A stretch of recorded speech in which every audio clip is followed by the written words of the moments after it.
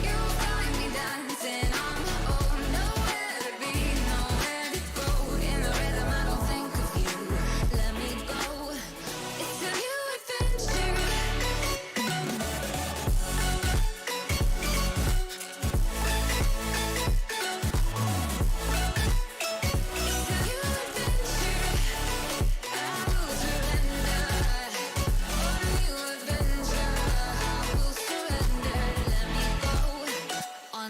Adventure.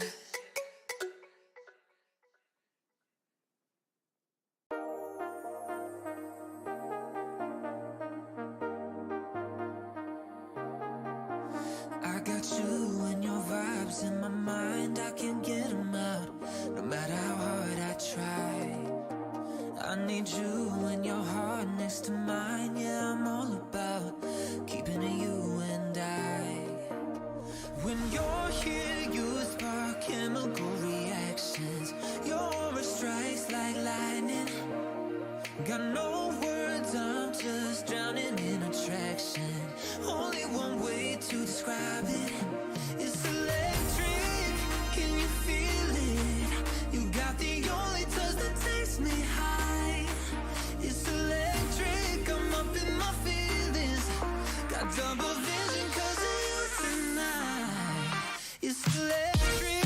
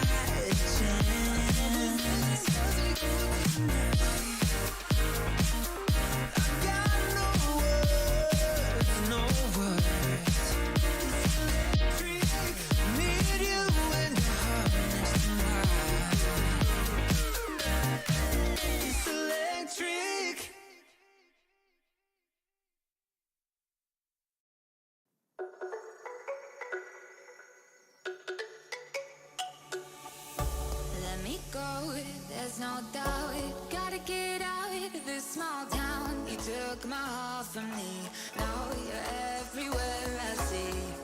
Set me free, let me fly, let me find new kinds of highs. We're just wasting here, waiting for another year.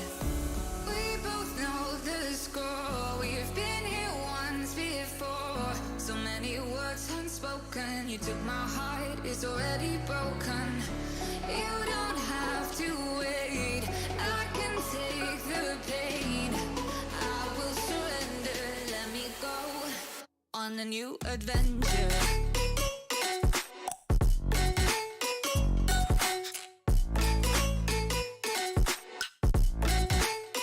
On a new adventure.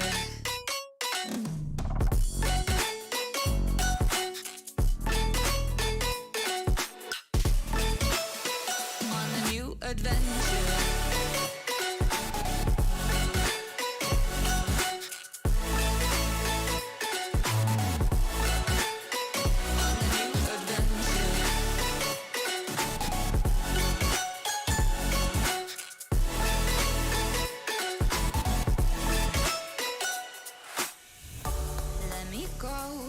My time, watch me build another life, find another space, explore the world and find my place.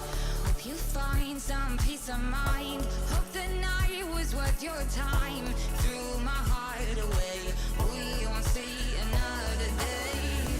We both know the score, we've been here once before. So many words unspoken, you took my heart, it's already broken. You don't have to wait, I can take the pain. I will surrender, let me go. It's a new adventure.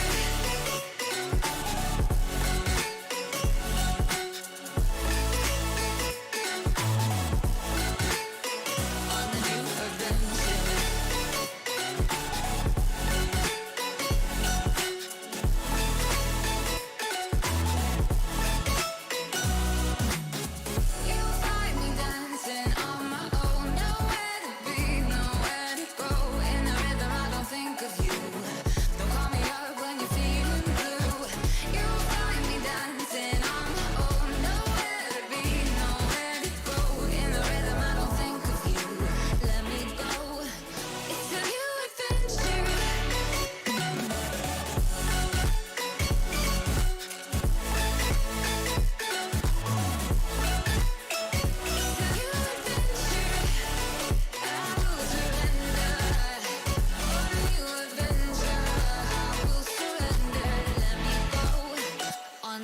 Adventure.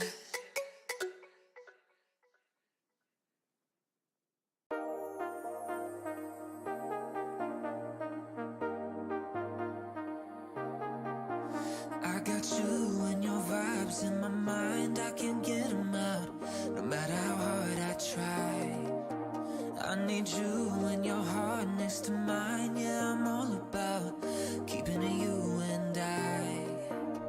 When you're here, you spark chemical reactions. Your aura strikes like lightning. Got no words, I'm just drowning in attraction. Only one way to describe it. It's electric, can you feel it? You got the only touch that takes me high. It's electric, I'm up in my feelings. Got double vision 'cause of you tonight. It's electric.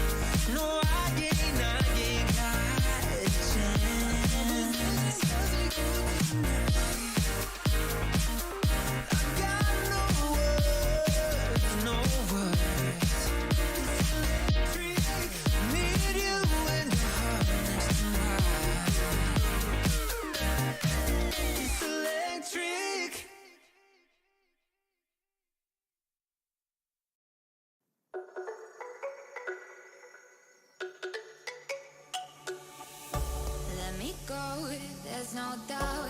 Gotta get out of this small town. You took my heart from me. Now you're everywhere I see. Set me free, let me fly. Let me find new kinds of highs. We're just wasting here, waiting for another year. We both know the score. We've been here once before. So many words unspoken. You took my heart, it's already broken. You don't have to wait. I can take the pain. I will surrender. Let me go on a new adventure.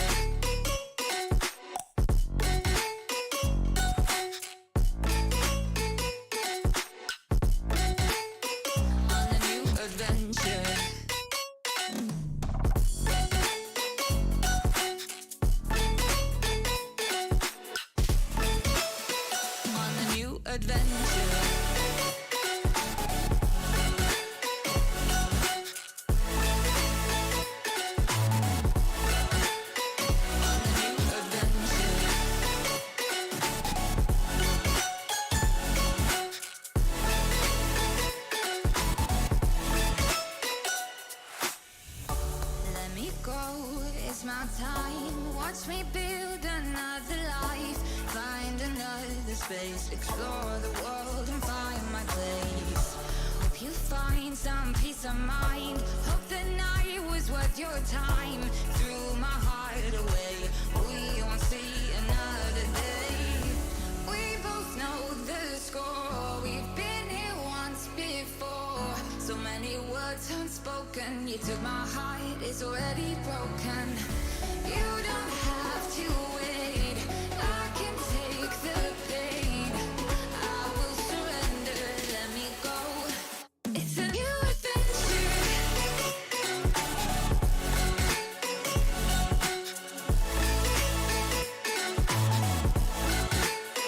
On a new adventure.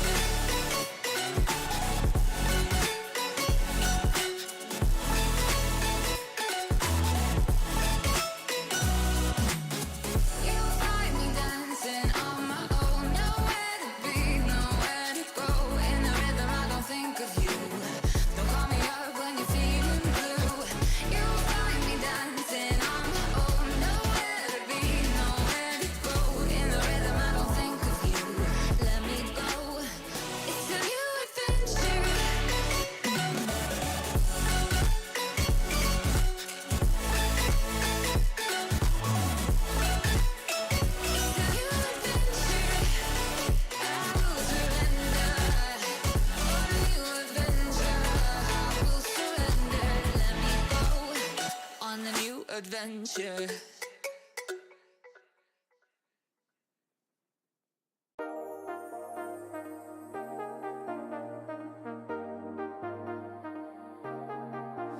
I got you and your vibes in my mind. I can't get them out, no matter how hard I try.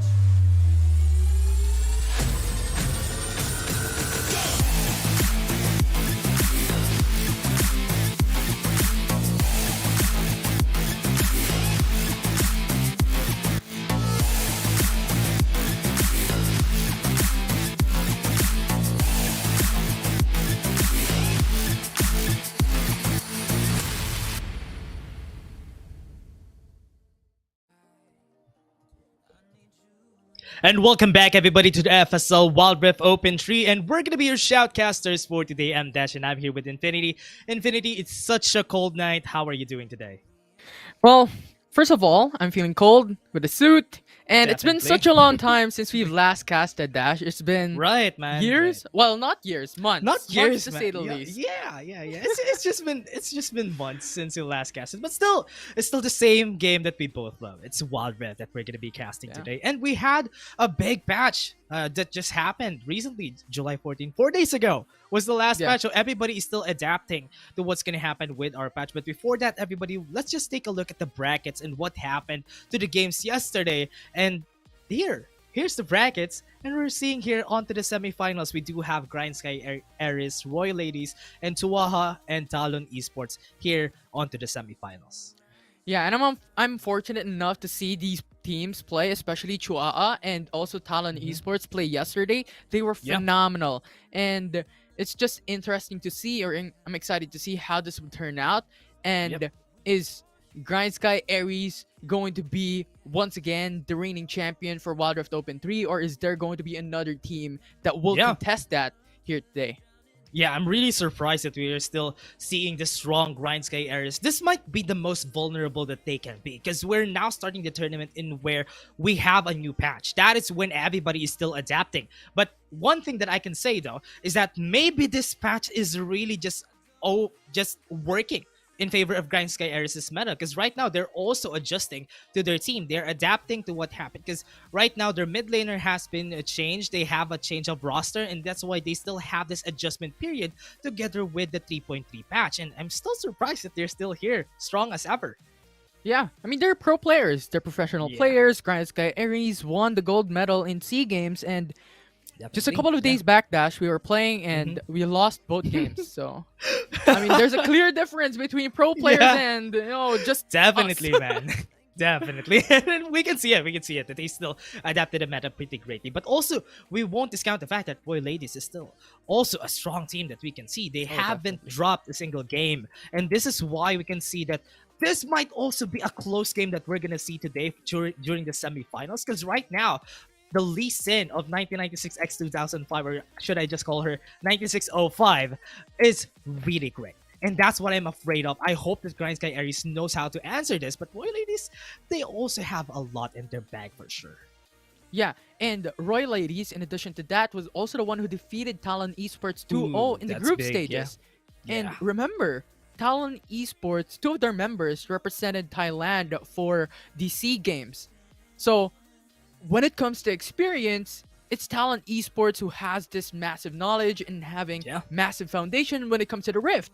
But it's Roy Ladies who beat them 2-0. So it's going to be exciting how this would turn out. Is GRINDSKY ERIS going to stand up on top?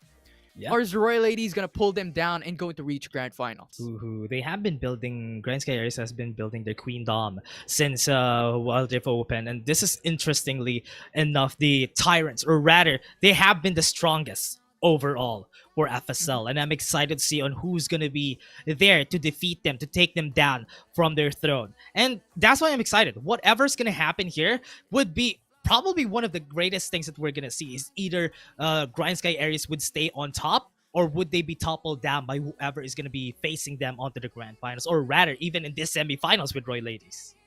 Yeah, this is everyone's awaited series. Everyone's waiting for this. They are the defending champion, GRINDSKY ERIS. And just a while ago, we were talking before the game, or even the broadcast has started.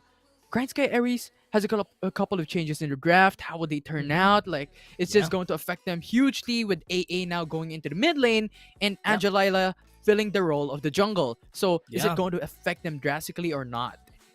And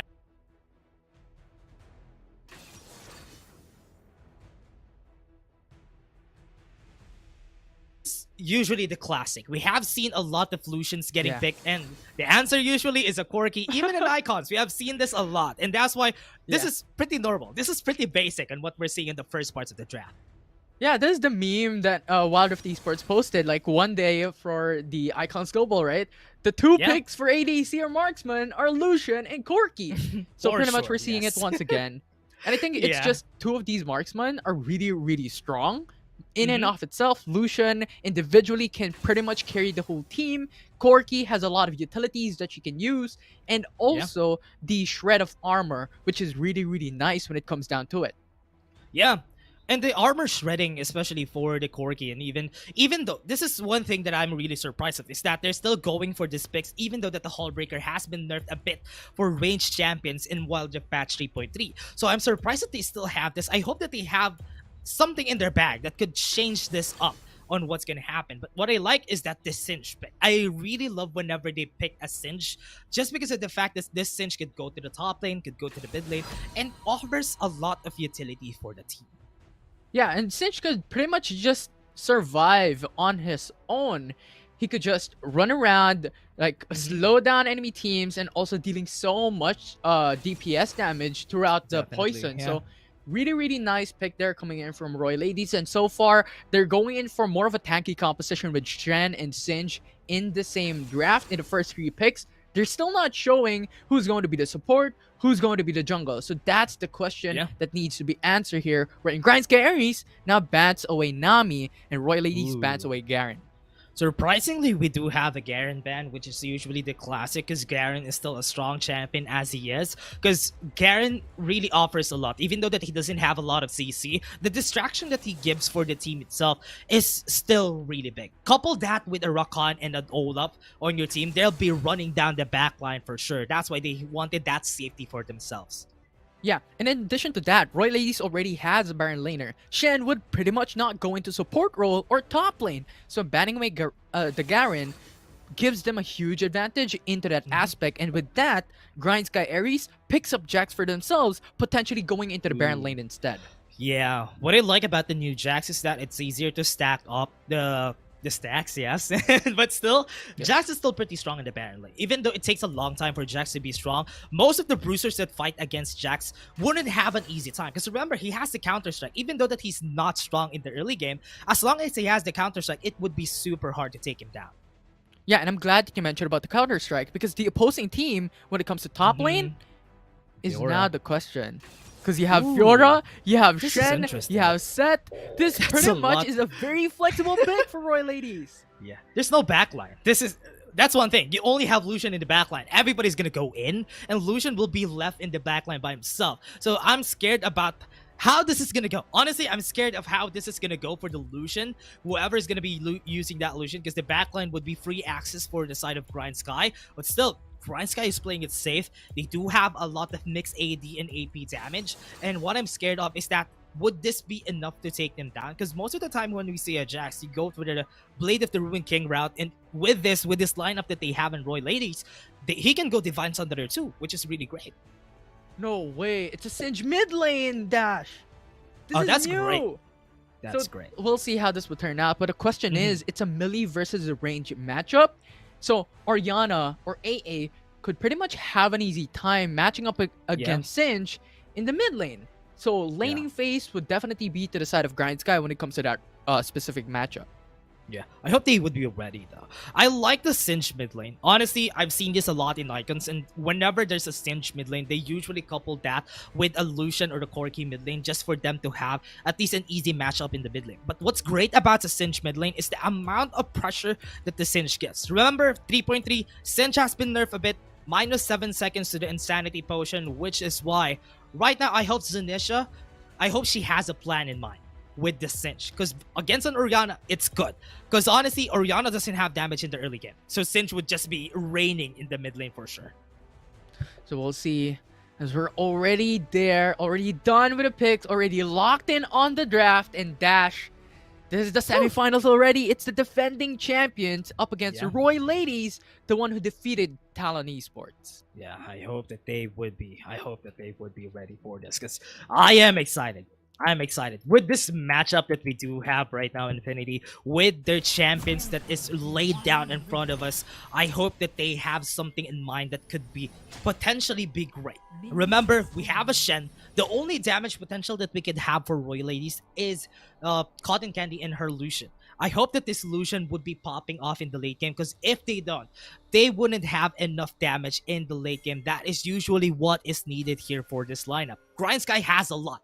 They have a lot of damage. They have only CC from Gia, so I hope this would be enough for them to make sure of. Early game, I'm really banking on the fact that the Olaf would be able to do a lot of things, but on the other side, the side of Roy Ladies, they have a lot of champions to make sure the early game is great. But okay, looking at this, Infinity, they are already on to the red buff of Angelila, so this would not be great for her, because she needs to back away from this. Olaf in the early game is being bullied, so this is not going to be a good start for her. Yeah, but here you go, Orianna, spin down.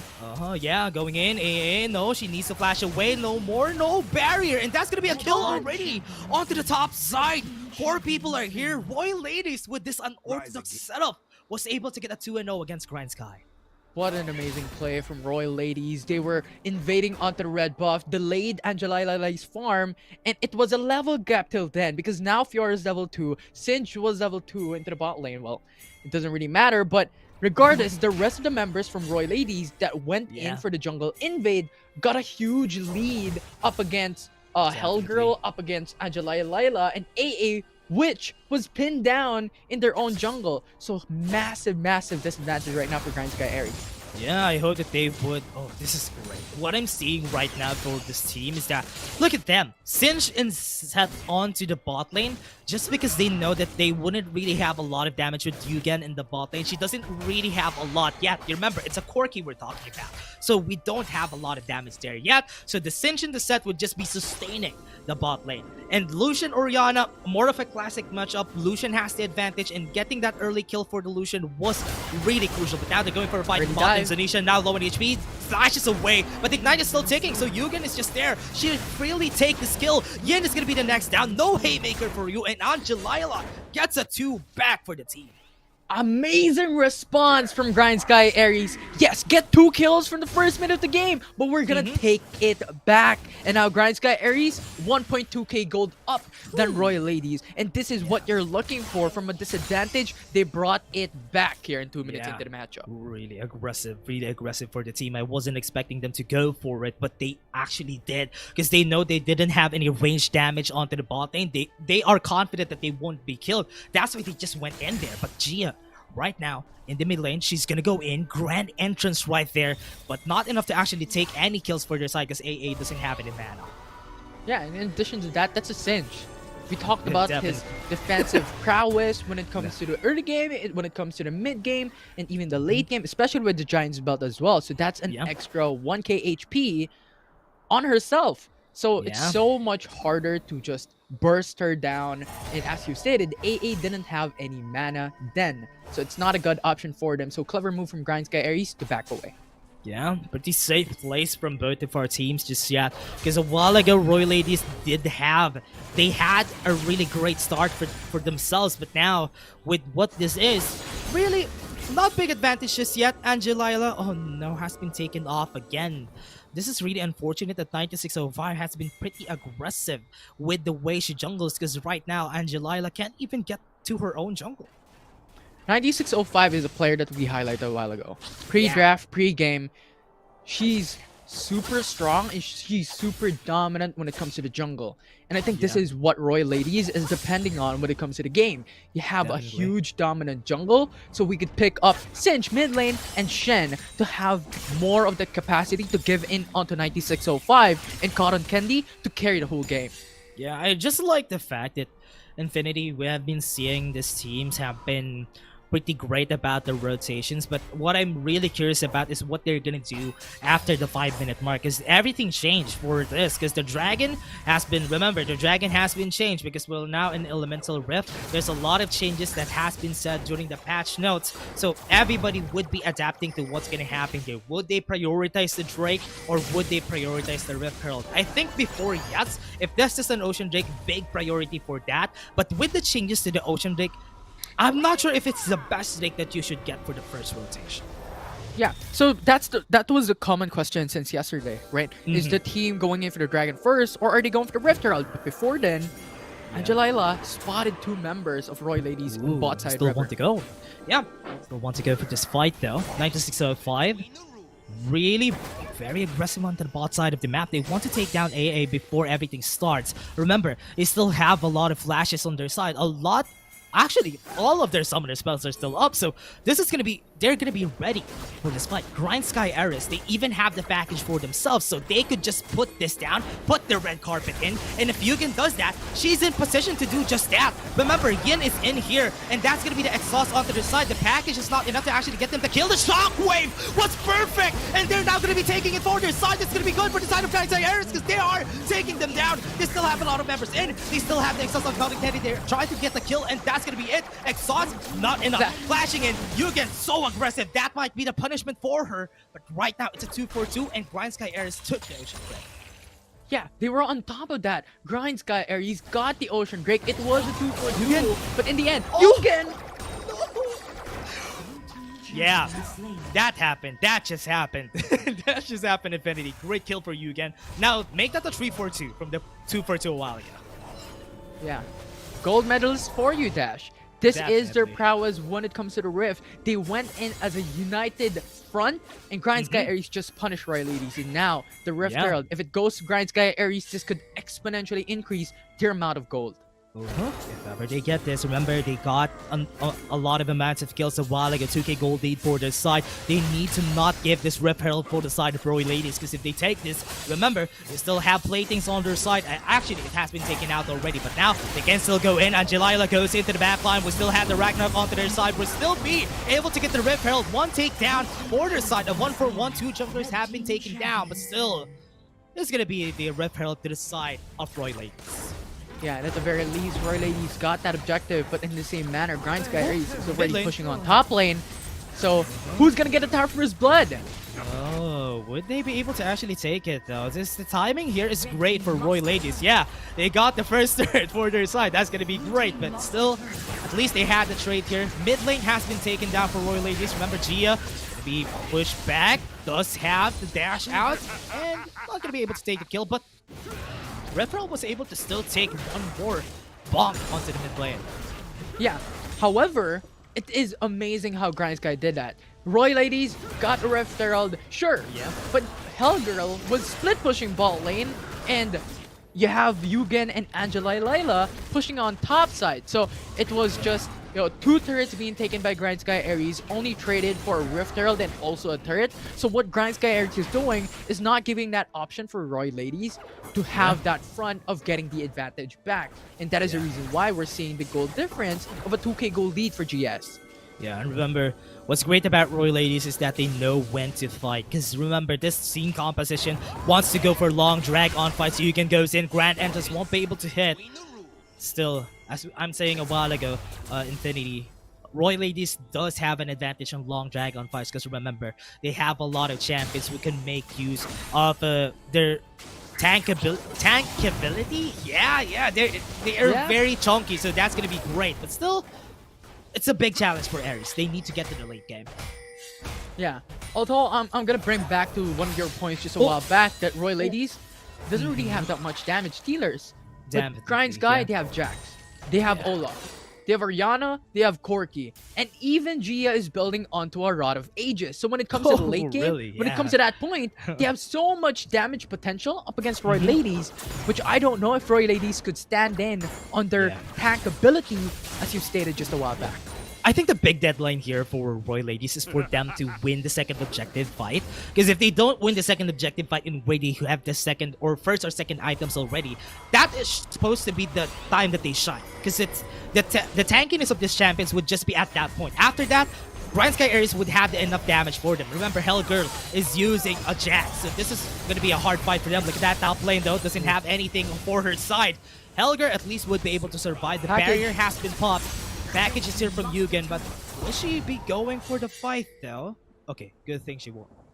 Clever move. I don't think she's going to survive that, especially up against a 3v1 setup coming from Roy Ladies.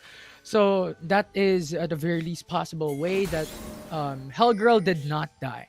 And I like how you brought up a while ago that tankability will not be tankability when you have so much Can we damage. take that off? I don't. ERIS. The tankability word. We're bringing in new words. Okay. But hey, Package we're gonna though. have a fight already in the mid lane. Quickness has been popped. Yin uses the ultimate to pull back Gia to safety. But look at this, the back line. AA has been taken down. The fight is not going to the favor of GRINDSKY ERIS. They've been losing this. 20 seconds at the clock for the Infernal Drake. If Gia falls, this is gonna be good for Roy Ladies. GRINDSKY, they're losing their composure. This is not a good fight that they should have taken because they're under the turret a while ago. And this is the Infernal Drake. If Roy Ladies takes this, is so Oh, much damage no. up. And now Angelila pinned. Oh yeah, she's dead. She's dead. So that's an easy Drake. Also an easy Rift Herald for the side of Roy Ladies. Absolutely. It's the jungler out and about for 20 seconds for That's GS. And Roy Ladies, they have Lucian to be able to clear out these objectives very easily. And now the Infernal Drake is down. Rift Herald will be that next target after they reset. Yeah. that is off timing for GRINDSKY ERIS to be diving onto the second turret. They were between the first and second turrets. That's why they weren't able to stay as long as they can. And they weren't able to take any kill anyway. Which is why it's really unfortunate for them to be taking those fights, to be taking those risks. Because they had the advantage anyway before even that fight happened. Yeah, I like how GRINDSKY ERIS did that. They know they had the time to be able to take the Rift Herald because Roy Ladies was from the base. Shen didn't have his ultimate up, so they have that option and they'd have that space. That was a ticking time bomb. They have to get that Rift Herald very, very quickly, because if they don't, it's going to be Roy Ladies having that potential to go for the contest and easily taking it, especially with GS not having that jungle. So really, really good stuff here for GRINDSKY, being able to take that 1-for-1 objective trade. Yeah, great win for Roy Ladies. With GRINDSKY goes in for the consolation prize of taking the Rift Herald, but they still haven't taken down the mid lane turret of Roy Ladies, which is pretty important, because as long as you don't take down the mid lane turret, you won't be able to open up a lot of opportunities for yourselves, because the mid lane does give a lot of vision, and it's the center point of everything. So that's why they need to take this down. That's a big challenge for them before the next objective comes in.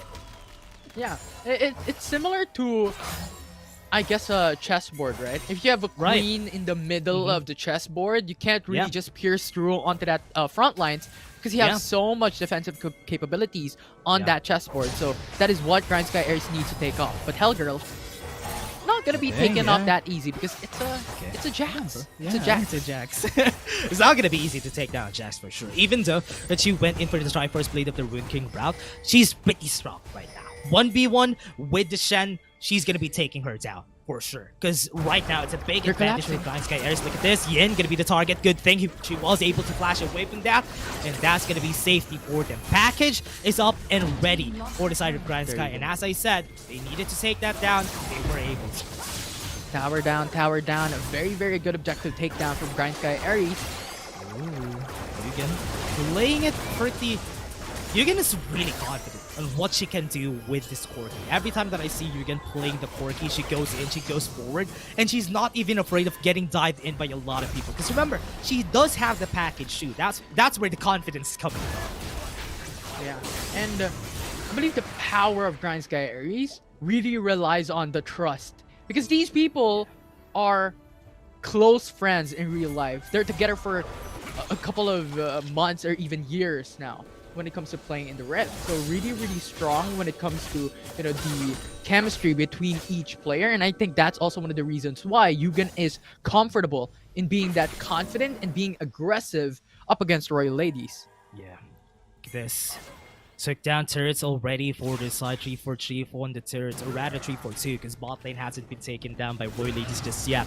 So what's great about this is that GRINDSKY ERIS just needs to make sure that this would not be taken by the side of Roy Ladies. Roy Ladies, they can go for the mission and try to take down the bot lane turret, but it's because that Helger is really strong right now.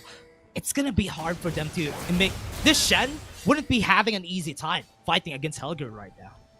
Yeah, especially with the BRK, because BRK, remember, each normal hit is an HP % damage.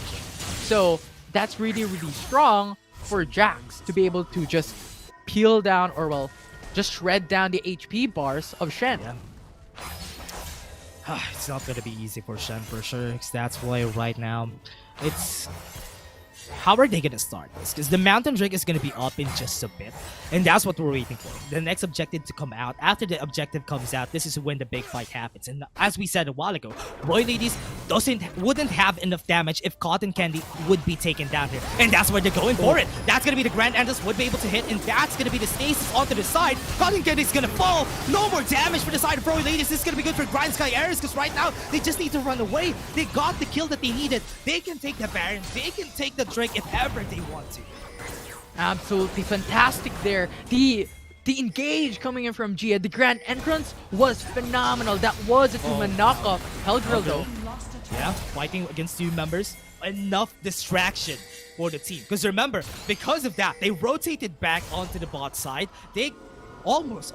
I thought they're gonna be taking the Baron there after that, but Gia playing with fire here. They're gonna go in. They have the shockwave. Was able to hit on the backline, but they still got the kill. Oh no, 9605 is pretty strong right now. That's not gonna be a good fight. TP comes in, but no, not enough. This is gonna be Helger, but the slow is enough for them to stop the fight from happening. They still have their pause until 9605, but Yugen pretty strong right now if she goes into the Valkyrie, but no, that was supposed to be a good fight for GRINDSKY ERIS, but Roy Ladies 9605 is just too strong.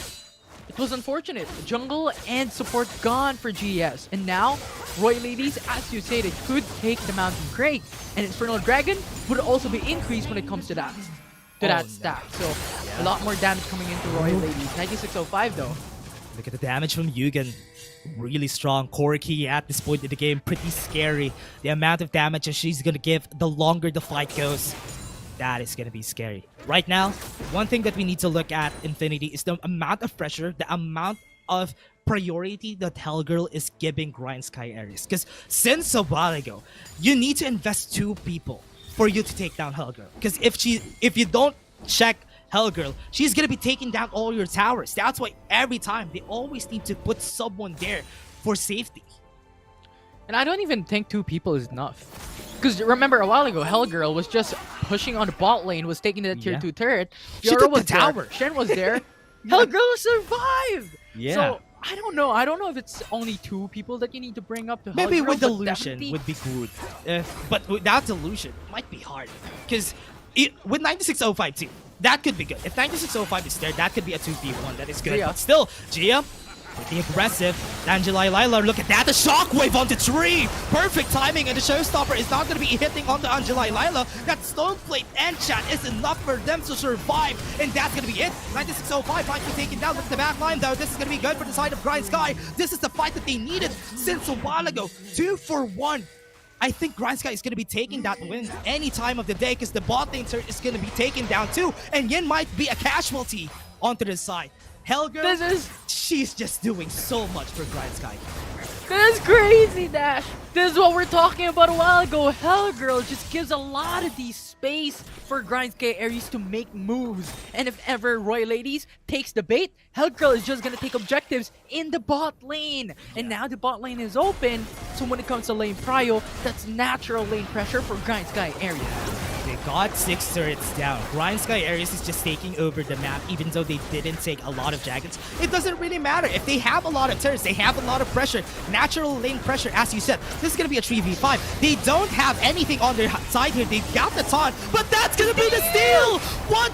Yen was able to take that. That is unfortunate because they take down Angela Lila. Kodogen is going to be here. They still have the fight in them. They have the shield. That is going to be enough for her to survive. Never mind. That's going to be the flash for Helga, but Yugen is going to be the target team for their side. They got the Baron. They bought time for themselves. Roy Ladies is going to be surviving another day right here. Zunisha going to go in for AA. She's going to be chasing her down, but not enough speed right there. The Baron is a huge advantage for Roy Ladies because now they can push the mid lane. Yeah. That's big, Infinity. Because they gave that, Roy Ladies gave themselves a chance to go for a fight against the Elder Drake. They have a chance to go for pushes. Yes, we said a while ago that GRINDSKY ERIS did have a lot of push, but because they took down Angela Lila during that fight, that was so unfortunate. That's why they didn't have the smite during that fight. They're clinging onto the last hope, and that Baron Nashor gave them a lot. Oh, man, Now, Hellgirl, though, 1v1. Hellgirl, pretty strong. The lamppost right there. Oh man, that is just too strong. 3 items, right? 4 items together with the Hull Breaker. She's gonna be taking down the top turret. Remember, we said a while ago she has a lot of pressure on her. They need 2 people to take her down, because if not, this Elder Dragon is gonna go to the side of GRINDSKY. I mean, just imagine, Dash. Like a whole lamppost, like hitting you. Like so much times with the imagine how of long a Jax. the lampposts are.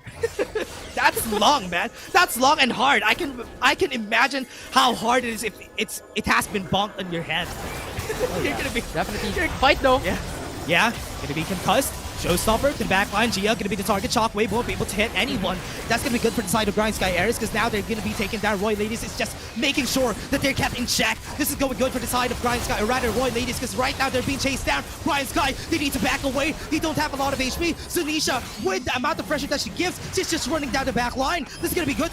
Oh no, rooted to the ground. And this is gonna be taken also down. Two people last standing. That Baron is gonna be the demise of GRINDSKY ERIS. That one play was the reason why their Nexus is being taken down. And Roy Ladies, they're trying their best. No. They're winning this game. Oh no, Angela Lila won't be the angel that will save the side of GRINDSKY ERIS because the Roy Ladies is gonna topple them down. What a play from Roy Ladies! They were consistent. From the early game, they were able to punish Angela Lila's buff and jungle camps. When it comes to the late game, they cling to their hopes, they cling onto their power, and they got to steal onto the Baron. That changed everything in their favor. Man. That Baron fight, that was the actual ace in the hole right there for the side of Roy Ladies. They were able to take the Baron. Yin was the superstar of that game. That haymaker was the reason why they took the Baron, and because of that, it snowballed in the favor of Roy Ladies. GRINDSKY ERIS, it was going in favor of them during the whole game, but because of that Baron take, Hellgirl put in a lot of pressure, yes, but because of that Baron, it was all for naught because Roy Ladies was just able to get enough power for them to get the push into the mid lane. It's a game changer. Yeah, Cha-ching! They were able Great. to take down like the That mid was lane. They were able to push. Right? Yeah. It's a game Yeah. changer. Definitely.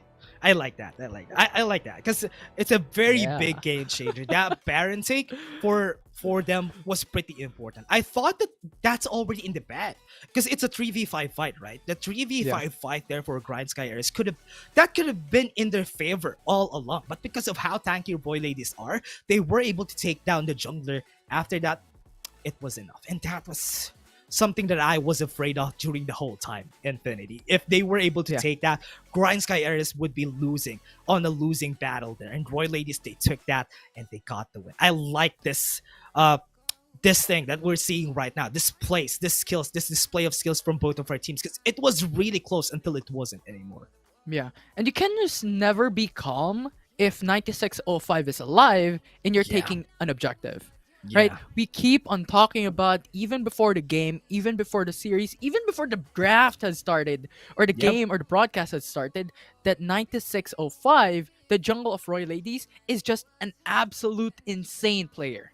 Yeah, definitely. She was the reason why during the start. The start was also important to point out. The start that they were able to disrupt the jungling of Angela Lila was the reason why Angela Lila didn't get the early game pressure that she was supposed to have as an Olaf. And we all know how Olaf is in the mid to late game.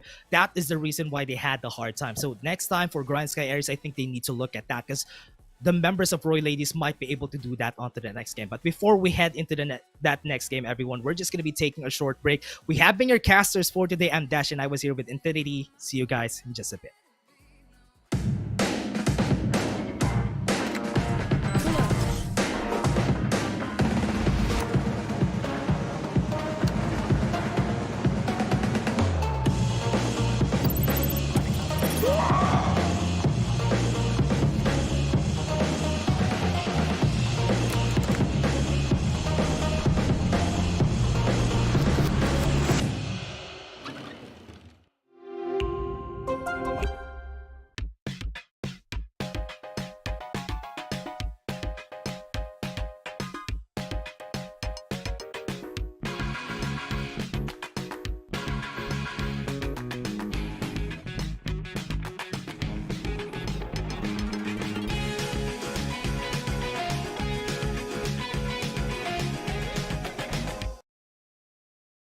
Let it go in the rhythm, I don't think of you. Don't call me up when you're feeling blue. You find me dancing on my own, nowhere to be, nowhere to go. In the rhythm, I don't think of you. Let me go. It's a new adventure.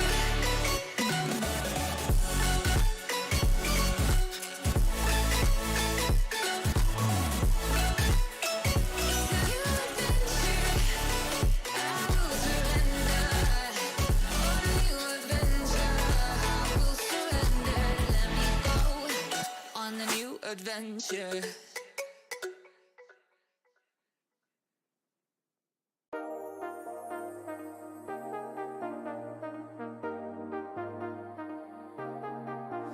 I got you and your vibes in my mind, I can't get them out, no matter how hard I try.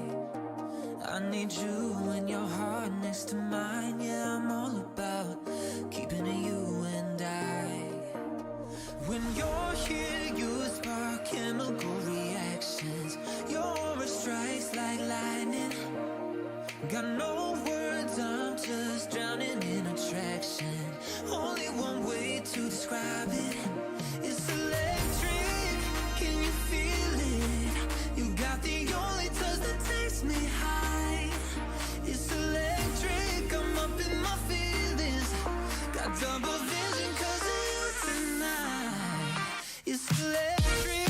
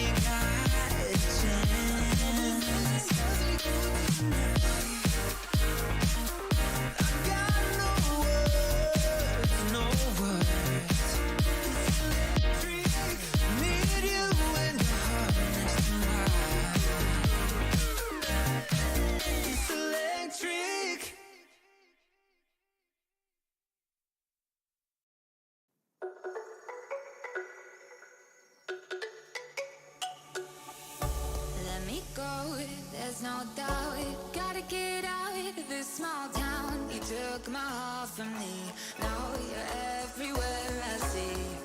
Set me free, let me fly, let me find new kinds of highs. We're just wasting here, waiting for another year. We both know the score, we've been here once before. So many words unspoken, you took my heart, it's already broken. You don't have to wait, I can take the pain. I will surrender, let me go on a new adventure.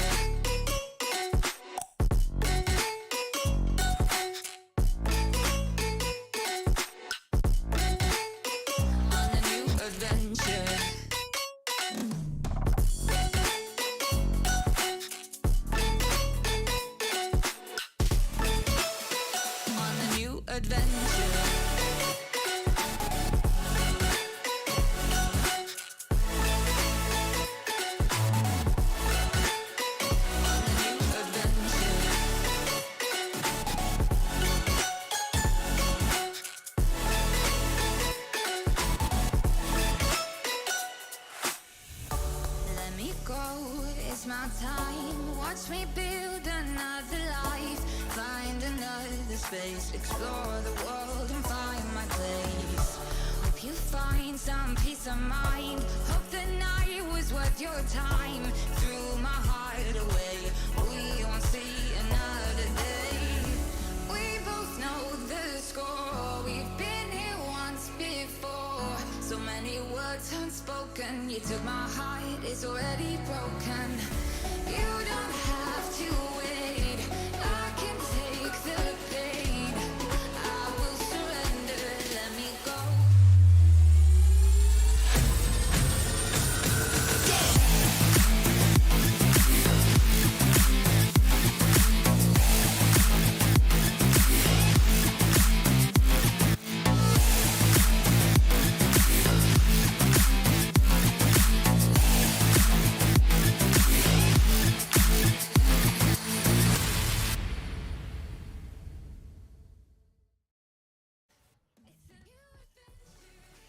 Welcome back, everybody, to the FSL Wild Rift Open Tree, and now we're gonna be going on to the game 2 of our games between GRINDSKY ERIS versus Roy Ladies. We're gonna be your shoutcasters for today. I'm Dash, and I'm here with Infinity.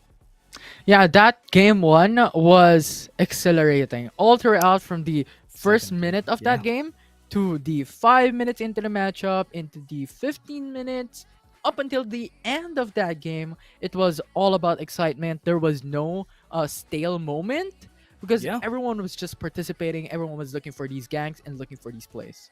Definitely. That game was so close until it wasn't anymore. That last Baron fight was the reason why it all tipped in favor of Roy Ladies. But still, they were both strong teams. Honestly, the strats that they have but during the whole time was really great. And I like the rotations from both of our teams, because they know if they won't be able to take the fights here, just take the fights anywhere, or at least take an objective somewhere along the map. And that's what Hellgirl was doing all the time during that game for GRINDSKY ERIS. But now they need to think about what they have to do next, because right now it's a best of 3. Remember, if they lose this, GRINDSKY ERIS would be taken off the competition. Yeah, and they're the defending champion, and Roy Ladies is here to contest them. So there's a huge stake on the line for both these teams here in the semifinals. And I've seen some of the comments from the live stream just a while ago, and some people were asking like which regions, which teams are fighting. So GRINDSKY ERIS is coming in from the Philippine region, and Vietnam region is for Roy Ladies. So that's the difference between these two teams. And just a quick trivia that GRINDSKY ERIS once again is the gold medalist of SEA Games this year.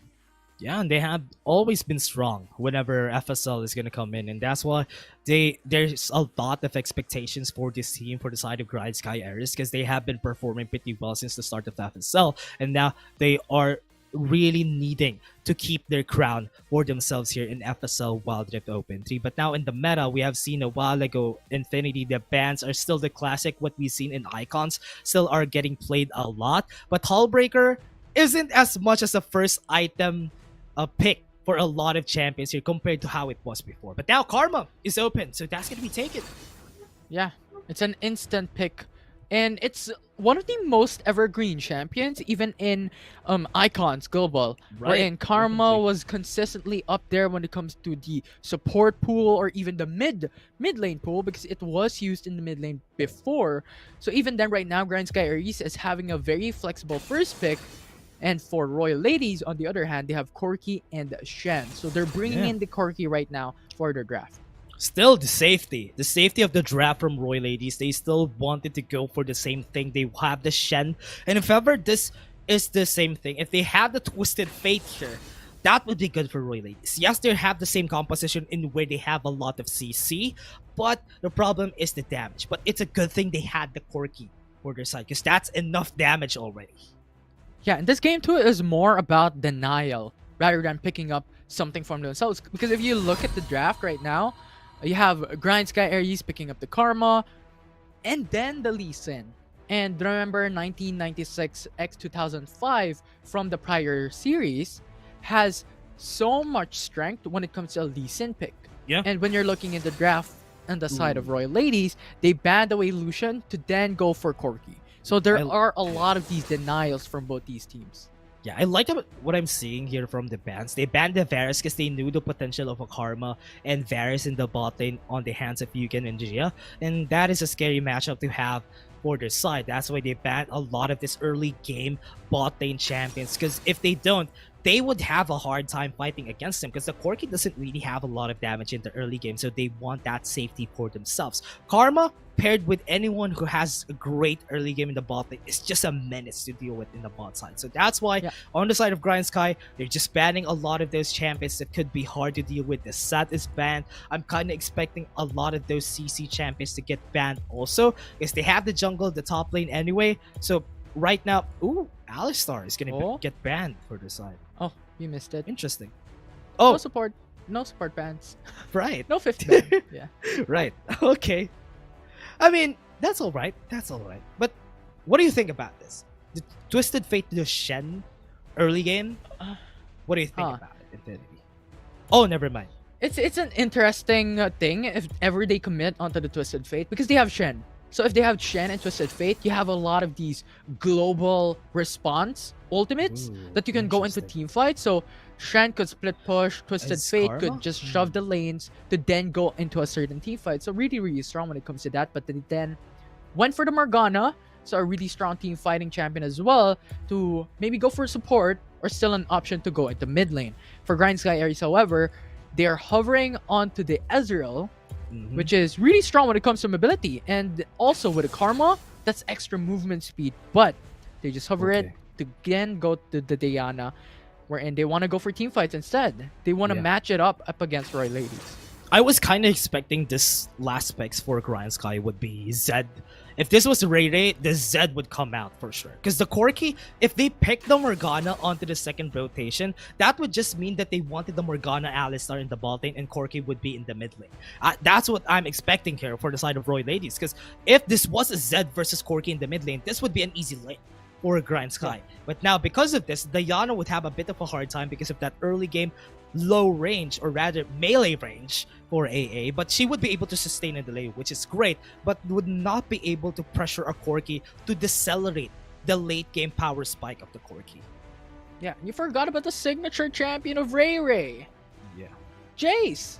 Forgot about Definitely right. Right. Yeah. But now we have a different sort of draft here compared into game number 1. Now I think GRINDSKY ERIS wants to go for more of a bit of the team fighting potential with the Camille, with the Karma. They still have a lot of these early aggression coming in from the Lee Sin. So really, really strong when it comes to the whole duration of the game. They have specific champions that excels on those phases. And for the side of Royal Ladies, they locked in onto the Alistar. They locked in onto Morgana, the Corki, the Shen. So expectedly, they are actually matching up the pacing that GRINDSKY ERIS wants. Okay, what they wanted to go for here is that I was expecting GRINDSKY to go for a more of a pick composition because they picked the Lee Sin and the Camille anyway on the first round. Then they went in for the Diana on the late game just for them to have a bit of disruption if ever Roy Ladies would go in. Because remember, they have a lot of champions that could go in. It's the same thing as what they did during the last game. They have damage in the jungle, they have damage on one lane, which is the Morgana, rather the Corki, and also the Kha'Zix. So they only have a backline. The backline that they have is only the Corki and the Morgana, which is almost the same formula as game 1. This game 2, GRINDSKY ERIS changed it up. They wanted the damage, they wanted the early game advantage just for them to snowball and not let the Roy Ladies take over the late game. The question is if they could. Because a while ago from game number 1, we're seeing like a lot of disadvantage from GRINDSKY ERIS. They opened up the bottom lane already, got the inhib turret, so they got the natural lane pressure in their favor. But in the end, just one mistake, just one thing that went for Roy Ladies, the Baron Nashor, that gave them the huge advantage to win the game. So really, it's the big question. Can they do it? I hope so. I hope that they would be able to do it because a while ago, it was pretty hard for them to translate that advantage in their favor for the late game. They had a hard time making use of that in their favor, and that's why right now they have been punished, but still looking pretty great in the early game because it's the same thing. Both of our junglers on the other side. I'm not going to be expecting a lot of ganks early on. Maybe at the 2-minute 30-second mark, that is when the first gank is going to happen, unless like what we're seeing in the top lane, Hellgirl might meet 9605 here. Yeah, although I don't think it's going to be a kill for any of the players as of yet, there isn't really a CC that could lock anyone. Maybe aside from Shen with a taunt, but it isn't really going to be enough, especially with the cables coming in from a Camille and also a flash available with a barrier. So it's not going to translate into any kills so far. And as of yet, what I've seen from the pattern of the past series that we have for FSL, especially with the new patch, is that there isn't really that huge ganks that's happening in the early game. There are a couple, but not really that frequent. So everyone's playing for the objective, building up their items, building up their damage power spikes to be able to match up the pacing when it comes to the first objective. Yeah, and what I like about this is that they didn't have vision on this side of the map. That's why GRINDSKY ERIS would also be taking this blue buff. But Roy Ladies, pretty easy for 9605, not even a contest from the side of GRINDSKY, that they're going to be taking the blue buff up the other side. And this is looking good for Roy Ladies. This start for a Kha'Zix and also a Lee Sin. They're not taking any kills. This is a very classic Lee Sin Kha'Zix matchup, right? But whoever gets the first kill gets the advantage for the whole team all over, because both of them are snowball champions. Yeah, definitely. I mean, if you get a kill, you get gold. If you get more gold, you get the advantage. So pretty much just a general formula to follow through. Getting the first blood is really, really important. And something interesting that we haven't tackled as of yet, discussing the series so far, is the lesser defense of the bottom turret. So it's much more easier to break down. And I think that's also one of the reasons why, like, we see like a lot of these players focusing just a while ago, like Lee Sin focusing on bottom side of the map. Yeah. Look at this bottom side. With the new patch though, I think bot lane is always going to be a priority. Dragon lane towers have been nerfed a bit when it comes to the resistances. That's why if ever you try to take one down, or at least take both of them down into the bottom lane, that it's a surefire first blood turret for your side. That's why right now most of our teams are prioritizing the bot lane, because if they get the kill there, if they are lucky enough to get a double kill in the bot lane, that would be enough for them to get the advantage, getting priority for the team. It will be an easy clear, especially with an Ezreal, because it's increased damage with the second skill, with the W, I believe, with your basic attack. So it really does help quite a bit. So we'll see how that would turn out, because as of yet, no one's getting that double kill in the bottom lane, so we're not seeing that aggression coming through in that tower first blood. But Kha'Zix, though, gonna meet up Helga, though. Okay, Calder went in for the vision, but the taunt flash coming for their side. They didn't even need to wait for anything. The flash wasn't enough for them to survive, and Helger falls, gets them a first blood for the side of Roy Ladies. That's a different story, because a while ago we were talking about champions that doesn't have ulti. Now they do. Okay, look at that, the ultimate come in, cotton candy. Oh, was kicked back, and Yin gonna be the next target for the team here. Still have the unstoppable, but not enough for them to get the kill anyway. It's still a trade for their side. And not to get the kill though. I thought that through shot barrage was enough. I thought so too, but I guess we're wrong. Not enough damage. That's an Alistar we're talking about. So maybe just a little bit more defensive when it comes to support pool, but that was really, really close. That was 1 HP. Regardless, looks like GRINDSKY ERIS wants to just clear down the turret in the bottom lane, especially with 200 HP remaining. Yeah. I was expecting something different here for their side. They got one kill already, but because Angelai Lila is already here, they might be able to take down this pretty fast, because remember, they have the package on their side. That's gonna be it. That knockback was enough for them to say that this is our drink. Yeah, Alistar is just, nope, no enter. Heated out.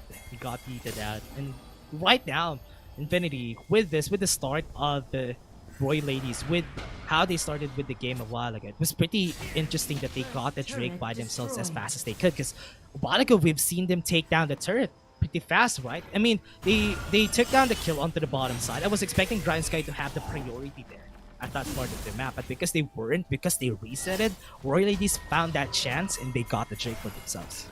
Yeah, similar to what we've seen a while ago. I think Roy Ladies just picked their poison and used the same poison that GRINDSKY ERIS did a while ago. Because remember, in game number 1, like GRINDSKY ERIS, after Roy Ladies took the Drake, they reset, and GRINDSKY ERIS took the Rift Herald.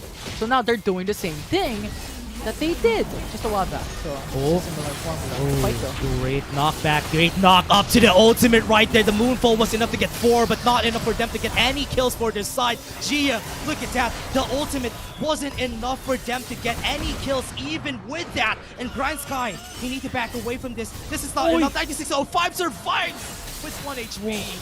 Got the kill, but at least GRINDSKY ERIS got that repel for this side. How does Royal Ladies keep on dodging that depth? Like they're immune to depth. Yeah, like the True Shot Barrage almost got Yin, and now it almost got 1996 x 2005. But it didn't. They were remaining with 1 HP. So right now, that's just so much miracles coming through for Royal Ladies. And so far, it is GRINDSKY who has the 1k gold lead. But remember, it is Royal Ladies who has the Infernal Drake.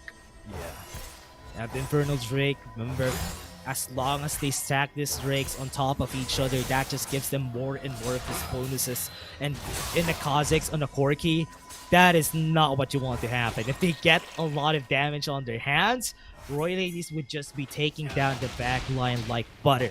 And GRINDSKY ERIS, you need to stop that from happening. They need to keep decelerating Royal Ladies to get into the late game. Yugen and Gia are pretty strong forces here. But look at the top side. Look at the fight in the bottom lane. The Transcendent Embrace in the mid lane was enough to shut them down, but not enough for them to get the kill. Yugen takes down 9605. No shutdowns whatsoever, but 2-4-1 in favor of GRINDSKY. Amazing stuff from GRINDSKY ERIS. And I like how you mentioned about the players split pushing from each and every single side of the map. It was Lee Sin and Hellgirl, well, rather AA pushing on top side, and it was Yugen and Gio was just pushing on mid lane. So that was just putting Royal Ladies on a position that they need to split up. And now, 2/3 more down to the side of Royal Ladies. That brings up GRINDSKY ERIS to a 3k gold lead.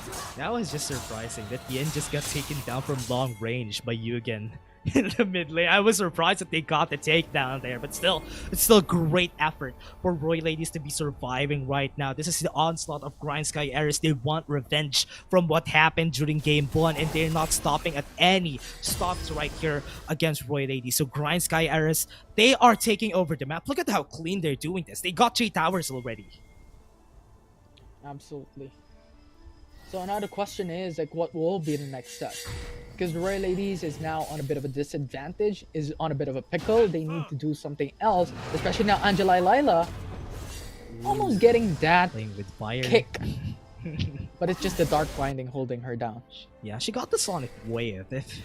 What's hard about this? For Angela Lila, even though we all know that Angela Lila is such a great recent player, what's hard is that they have a Morgana. It won't be easy to pull back one person onto the backside, but Hellgirl, is playing with fire. Here goes in Hextech Ultimatum. Gargoyle Enchant has been popped, but the Transcendent Embrace wasn't able to pull back the Shen. Still, Flash has been burnt, Ignite has been taken down. Hellgirl gets the advantage on the bot side. Yeah, and you know what? I'm looking at something brand new. Yeah? We're looking at a new item. Veil Enchant from Gia. Yeah. Right? Yeah, so, that's big, yeah. So they were like, you know what? You can have the Black Shield from Morgana. We're gonna have the Veil Shield. Won't be hitting those bindings as easy as you expect, but the knockout. I thought they were gonna follow up with something there, but no, they didn't. This Black Shield is just making it hard for Angela Lila to pull someone back, get the great Dragon's Rage to the safeguard, and until now they haven't been able to get that just because of the timings of Cotton Candy. Definitely, although the Ocean Drake is already alive. Hellgirl. Okay, goes in. Again, another Hextech Ultimatum onto the bottom side of the map. Resonating Strike is going to be able to take the kill. Angela Lila might fall down here. No more Smite for their side. But if they take down this Kha'Zix, Moonfall not going to be able to hit. But the Transcendent Embrace does. And this is going to be good for the side of GRINDSKY ERIS. Yes, they won't be able to take down anyone. But that's enough space for them to go and take this Ocean Drake. But no, they're going to be resetting and wait for Angela Lila to respawn. Yugen and Gia doesn't have any mana, so they couldn't go onto the Ocean Drake. They don't have the jungle. They don't have mana. So when it comes to the damage, it's not really going to be in effect. And now it's Royal Ladies taking the charge, taking the lead. They're now starting the Ocean Drake. like the first start position for right now. This is so fine. Taking this chance again. They know that they can take this pretty fast, and that's gonna be it. No steals whatsoever for GRINDSKY ERIS, but they're gonna go and try to take the kill against 9605. There's the shield coming in for the Shen, but the backline has been taken down already. 9605 runs around, but this is gonna be the Shen. It's not gonna be going anywhere because Hellgirl says, Hextech Ultimatum, you're in prison here with me. The Rift Herald though will be the next target coming from GRINDSKY. They're pinning that it. aggression. Oh my! The aggression from Yugen. Yugen! She got punished because of it. I thought she's gonna be able to take the kill, but that aggression was just too much to handle. Oh boy, ladies, they take her down with it. It was just too much. I mean, the dark binding along with the That's an overheat right shadow. It was just yeah. Yeah. Still get the Rift Herald anyway. Yeah. Yeah, but now, Envy, with the start right here, after taking the Rift Herald, they are gonna go for... I'm expecting that they're gonna go for a bit of more aggression, because right now they took down 2 turrets already, right? So with these 2 turrets, they're just holding their ground. They're not letting them go for a 5-man fight on the side of Roy Ladies, because that's what Roy Ladies want. So GRINDSKY ERIS is just putting every person on every lane and try to defend the turrets. Because look at this, 4 people are on the top side, and yes, they take a tower, but what's surprising though is that they only took down tower after the 12-minute mark, and that's a long time, and GRINDSKY ERIS had priority over the map since a while ago. Yeah, and once again, Yugen being aggressive, going on to Cotton Candy. Yugen is so aggressive. Cotton Candy, they burned the ultimate. The stand unit and is down. So this is going to be a good time for Helger again to go to the bot lane, try to push for herself, and she's just going to be giving the space again for her team.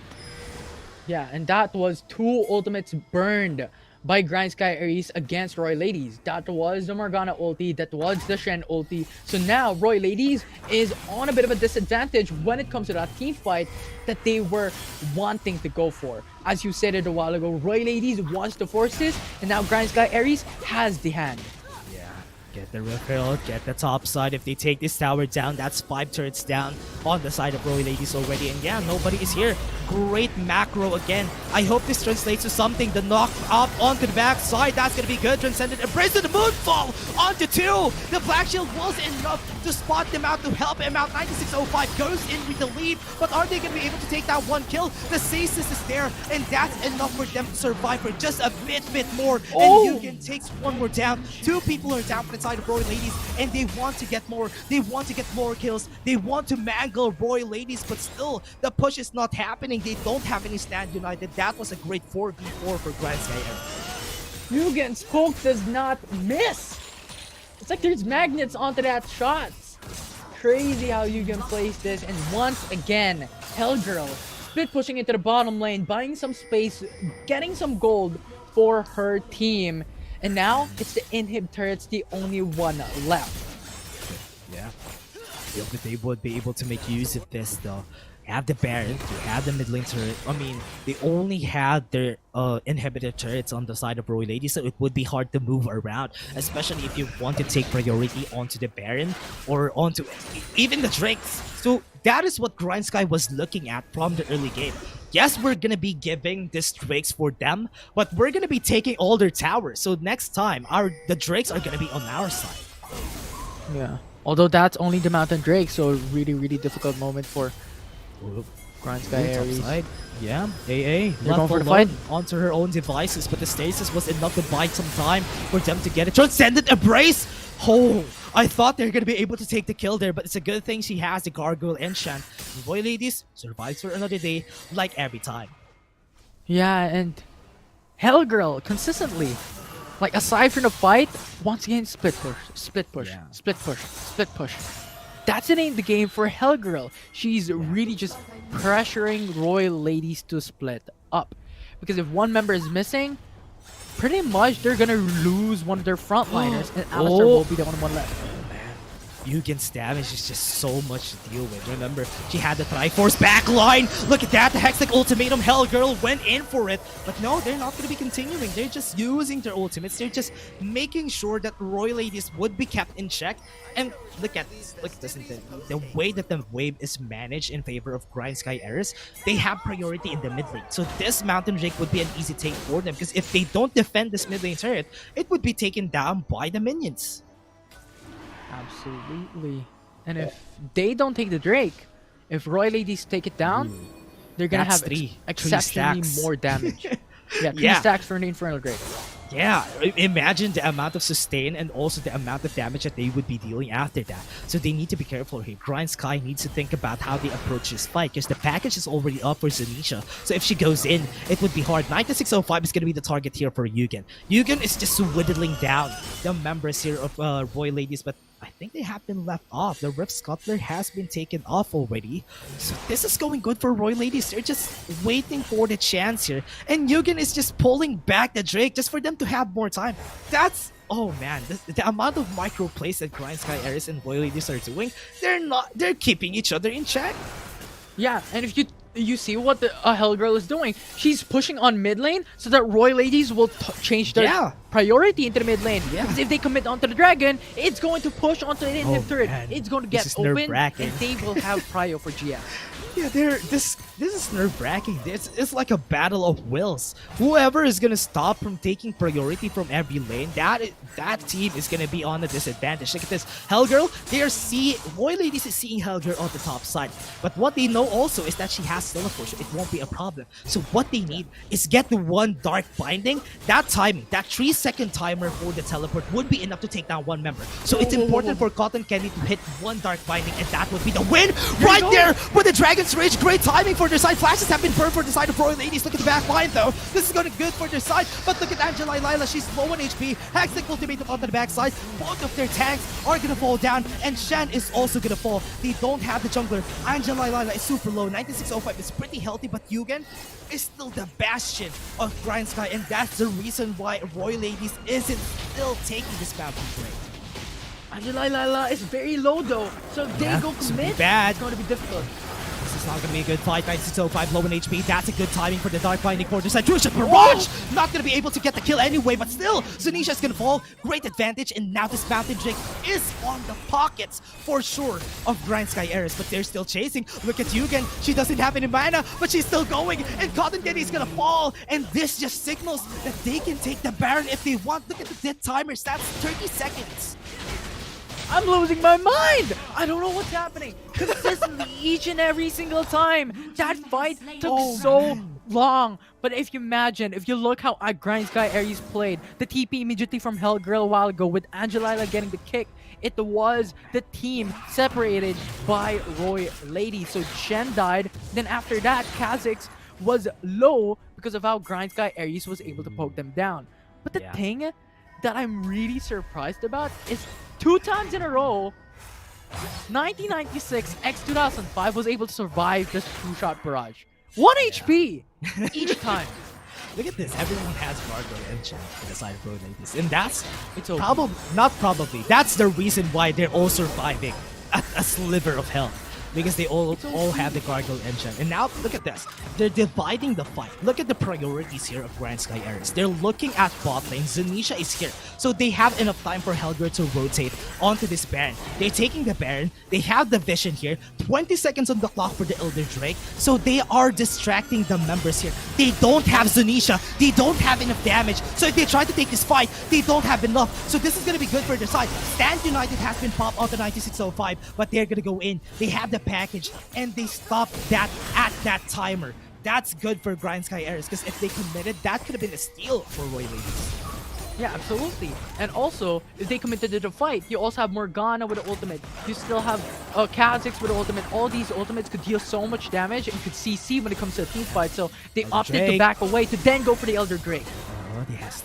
think they still have the package on Zunisha. They need to whittle that down, but Cotton Candy has been whittled down. Moonfall is gonna be cancelled. That's gonna be good for Roy Ladies. They don't have a big ultimate already. The package, they're having a hard time to get into the backline. Hellgirl isn't gonna be going in. She ate a lot of that package damage, and that's why she was just whittled down. Yugen has low HP, doesn't have a lot of mana, but enough for this fight, enough for this mission. They take down 9605 onto the Guardian Angel, and that's enough. Gargoyle enchant for them to survive, and that Elder Drake, they're looking at it eyes to eyes for the side of GRINDSKY ERIS.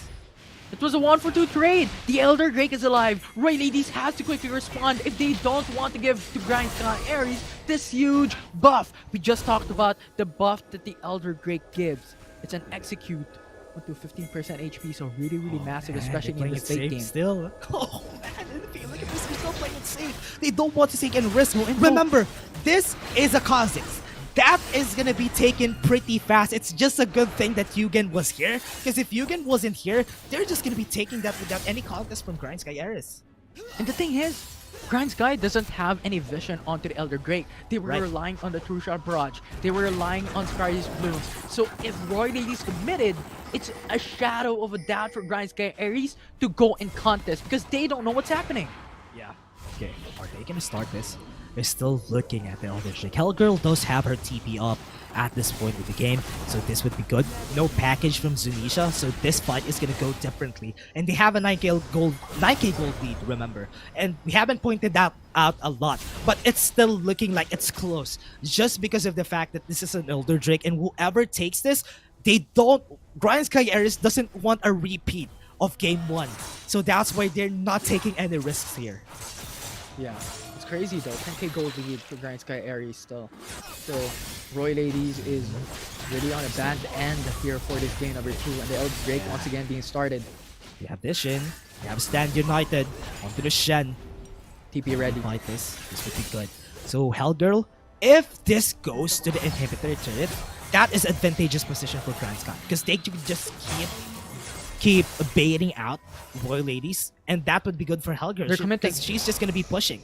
Look at Angela Lila. She's trying to get a kill onto here for Cotton Candy, but Yugen pretty aggressive. Going in, Dark Binding was able to hit, but she has stasis. The Transcendent Embrace would be able to make them down, and that's gonna be good. Moonfall! The Moonfall will be able to hit onto 4, but not enough damage for them to get the win there. Back line, they still haven't taken the kill onto Cotton Candy. The stasis! Oh no, the bait right there. 2 kills already on the side of Roy Ladies. This is not gonna go for the side of GRINDSKY ERIS, because Yugen is the last member with damage on their side, and no, this might be it. They're losing their ground again, like what happened during game 1, and this is why Roy Ladies was waiting for that perfect opportunity for them to take this Elder Drake.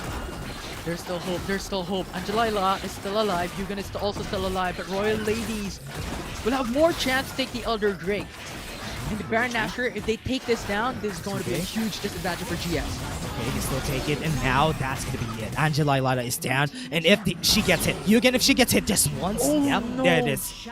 There she is taken down. And this is gonna be the Baron call. Remember, 40 seconds onto Yugen and Angela Lila, and Roy Ladies would just be winning and taking this Baron pretty easily.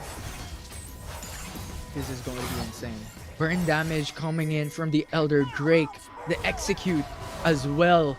It's going to be a huge lead for Roy Ladies to match up against a team fight up against GS, and with a Baron Nashor as well in their favor, this is going to be huge deficit for GS to fight against. Yeah, it's really great. It's really hard. GRINDSKY ERIS, oh man, they're just gonna be taking the Baron and Elder Drake together with it. This is just a big win for Roy Ladies. Now, even though they had the gold lead a while ago, almost a 10k gold lead on the side of GRINDSKY, now it's just 5k. They just reversed that big gold lead. They just shortened that gap just because of those 2 objectives and that one big fight. Yeah, and remember, on top of the Elder Drake, on top of the Baron Nashor, they have Infernal Drake and Ocean Drake. So that's extra 8% damage, and Ocean Drake having you a lot of sustainability for each and every single one. Oh man, this is hard, because honestly, they just need to wait it out. They need to wait the Baron and the Elder Drake out, because if they don't, Elder is just so strong. 15% HP, you're gonna get executed. That's big.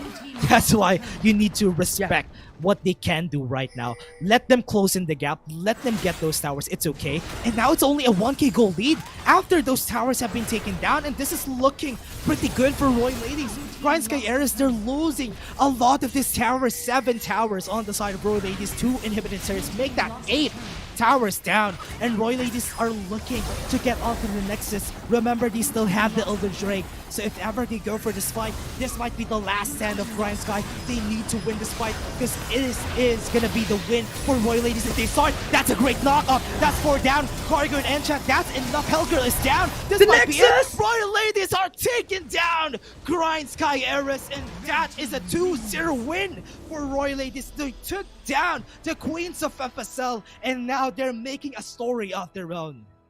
The comeback coming in for the semifinals. The Queens have been dethroned, and Roy Ladies is ready for the grand finals. Wow, great win for Roy Ladies. Again, that is just another big objective that GRINDSKY ERIS has lost, and Roy Ladies just sweep that out. After that, that just snowballed in their favor. And now, with this, Roy Ladies took down the Queens of FSL and even the gold medalist of SEA Games. And as I said a while ago, Infinity, this patch, this new patch, this 4 days that everyone is still adapting to the new patch would be the most vulnerable of GRINDSKY. And that's why Roy Ladies just made sure that this would be a hard series for the GRINDSKY ERIS.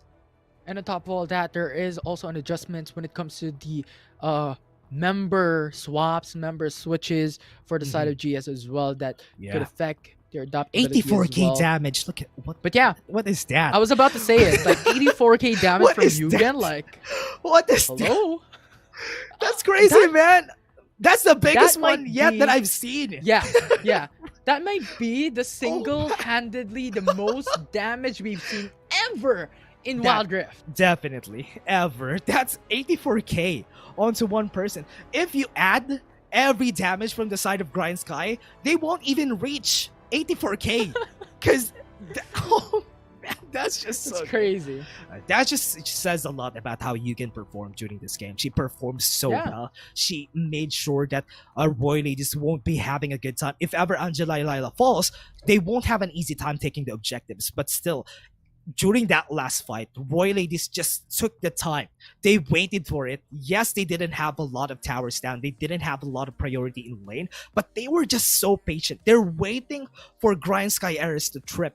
And when they saw it happen, that is when they capitalized on it. Yeah, it was just a waiting game coming in for the side of It's so patient. the They're so opposing patient. team, right? Yeah. Roy Ladies was just patiently waiting for an opening that they could just go in and just cleave throughout GRINDSKY ERIS. And one by one, GRINDSKY ERIS lost their members. Angela Lila and Yugen was alive then, but Elder Drake, if they give it, they know it's going to be a hard time. So they went in, they tried the contest, but it was too late. It was Roy Ladies who already got it, and they lost their 2 members that remained standing, which enabled Roy Ladies to then go for the Baron Nashor as well. Yeah, and that's why it was won by Roy Ladies. That was such a great series. Honestly, it was close again. GRINDSKY ERIS got the advantage in the early to mid game again to their side, but it's just that the waiting game for this late game objectives is just the patience from Roy Ladies was enough to shaken the will of the members of GRINDSKY ERIS. And when they saw them make a mistake, that is when they go in, that is when they win the fights. And after that, as we said a while ago also, Infinity, Elder Drake is such a big objective. If you get the Elder Drake, for sure, most of the time, you're gonna win. And they took it. That's why Roy Ladies got the win. I mean, execute, burn damage, like, hello, that's too much. Health, that's big. It's just amazing. And on top of that, just imagine this series, like 2 times of a comeback from a huge deficit into a win that was translated by Roy Ladies. Just amazing teams overall here in FSL.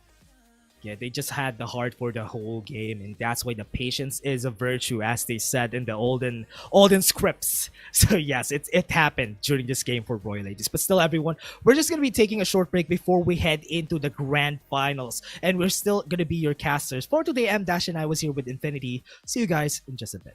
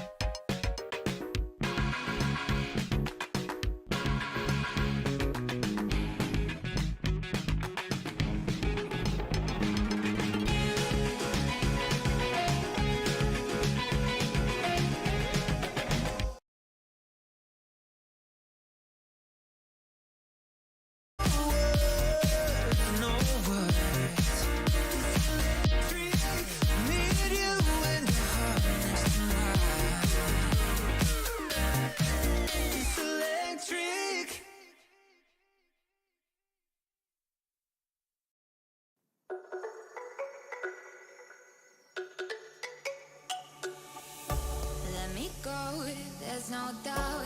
Gotta get out of this small town. You took my heart from me, now you're everywhere I see.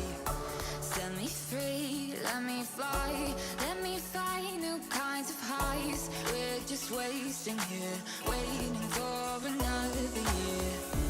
We both know the score, we've been here once before. So many words unspoken, you took my heart, it's already broken.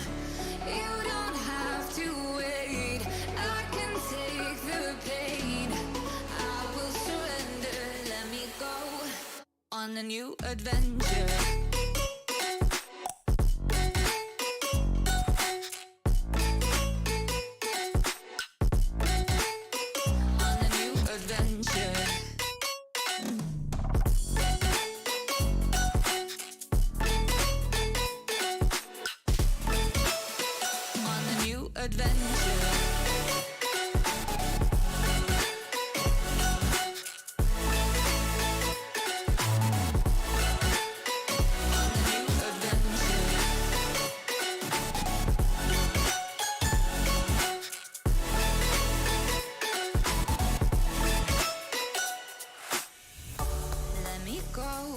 My time, watch me build another life, find another space, explore the world and find my place.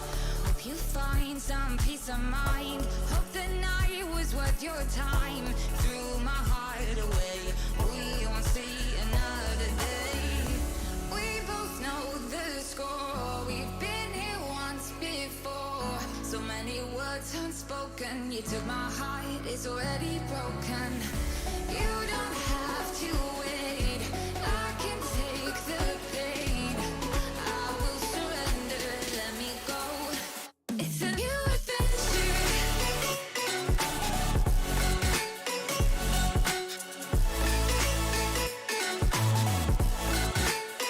On a new adventure.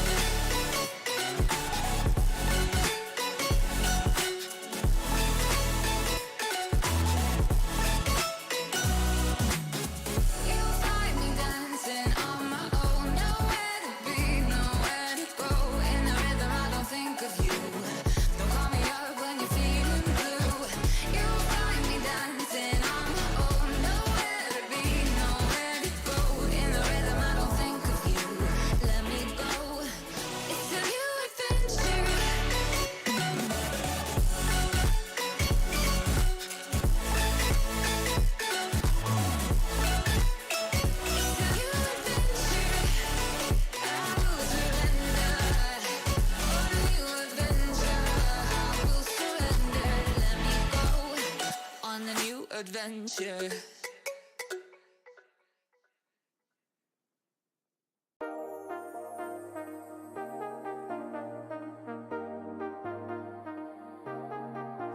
I got you and your vibes in my mind, I can't get them out, no matter how hard I try.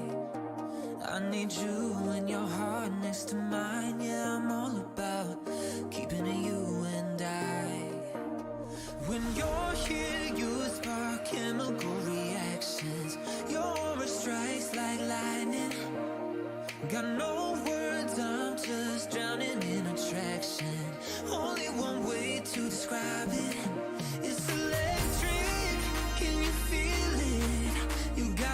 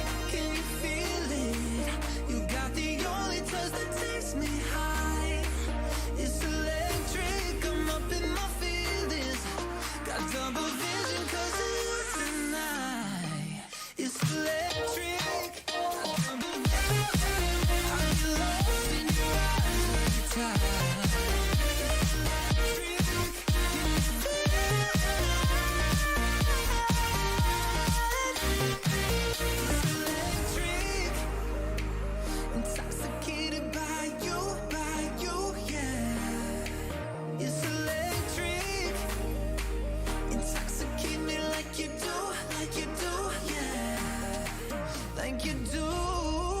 It's electric, can you feel it? You got the only touch that takes me high. It's electric, I'm up in my feelings. Got double vision 'cause of you tonight. It's electric, I'm up in my feelings. It's electric, you are the chemical reaction. It's electric, your aura strikes like lightning. It's electric, no, I ain't got a chance.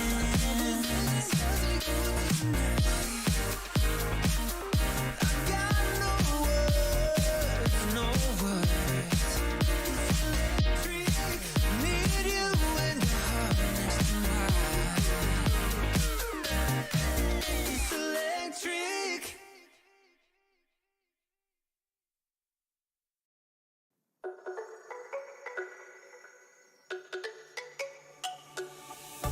Let me go, there's no doubt.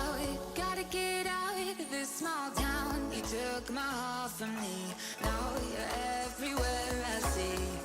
Set me free, let me fly.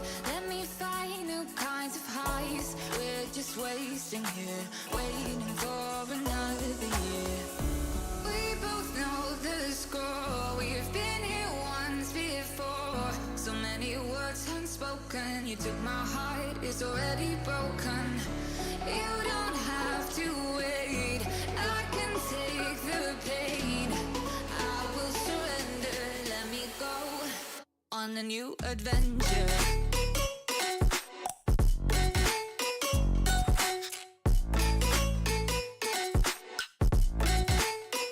On a new adventure.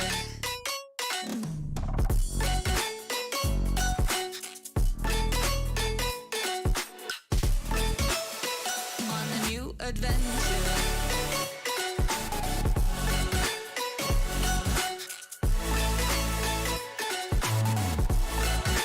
On a new adventure.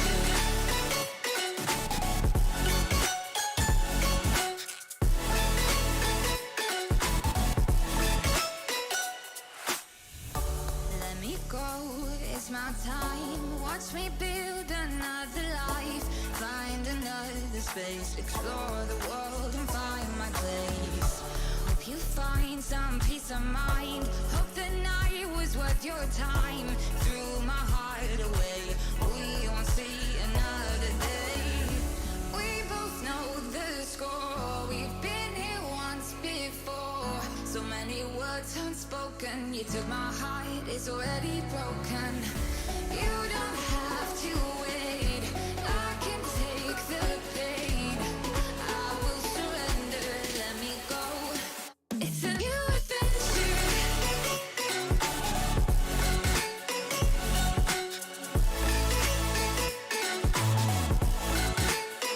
On a new adventure.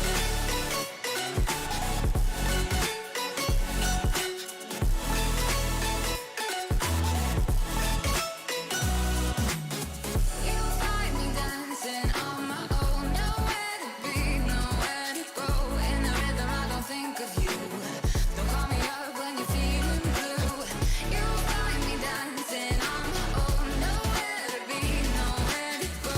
In the rhythm, I don't think of you. Let me go.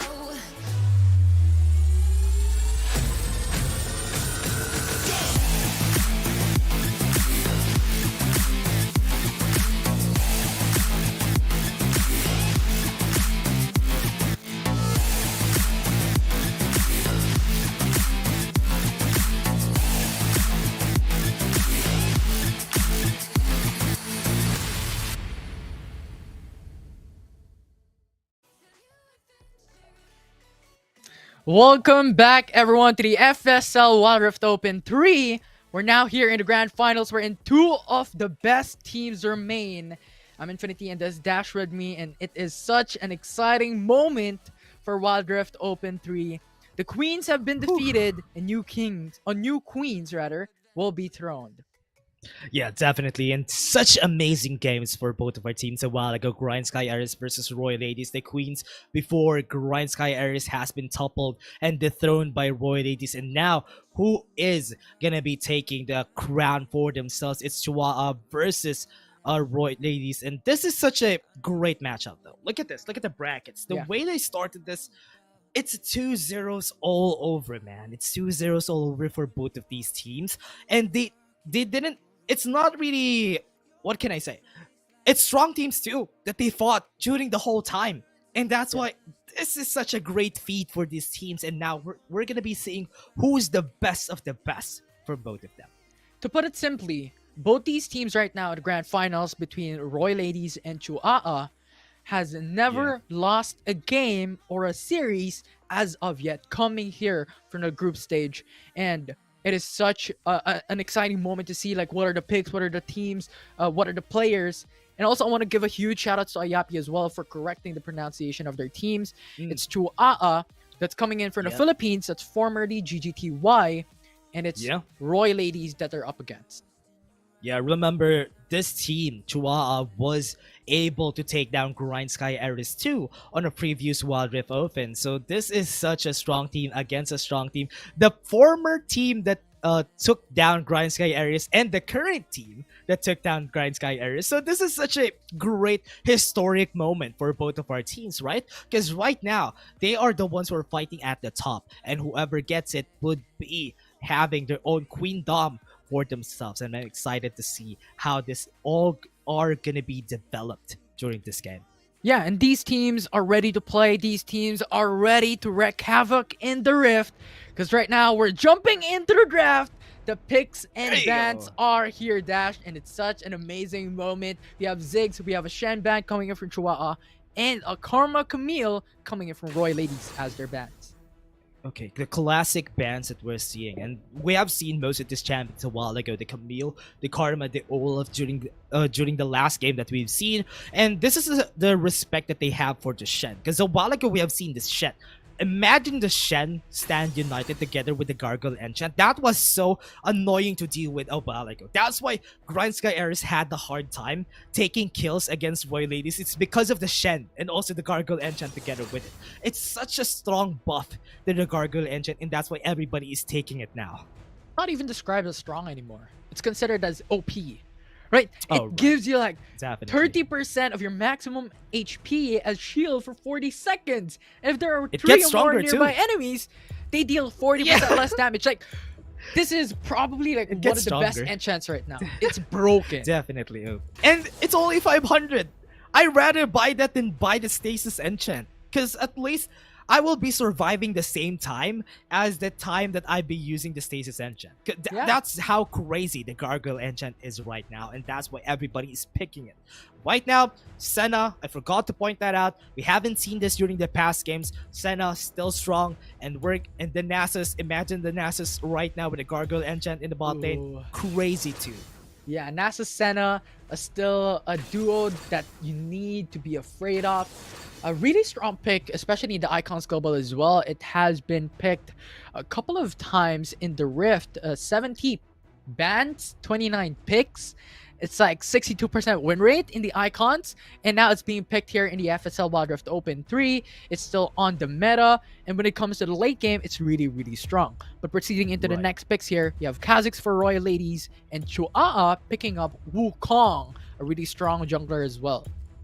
I haven't seen that since a while ago, but they picked the Zed instead. So Royal Ladies could ban the Wukong. They've shown their card a while ago now. So with this at least, what I like about the Zed is that Zed on the hands of a master is so strong.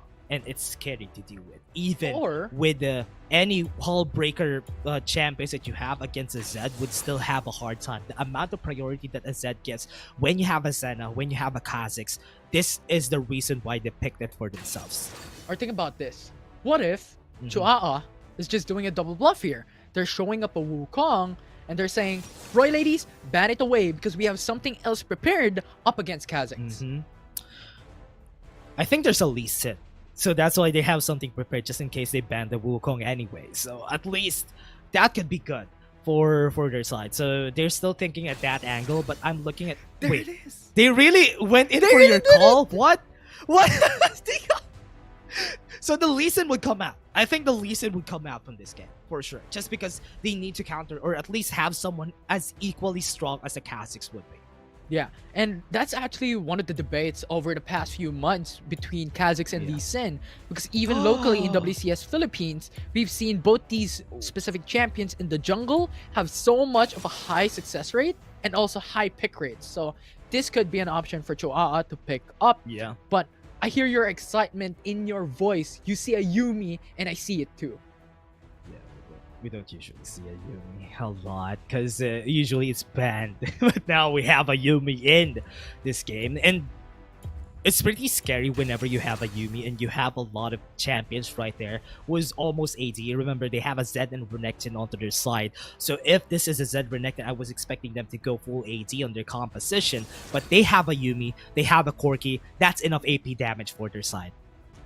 Oh, an Echo Jungle could be an option as well if they want to go for that damage instead.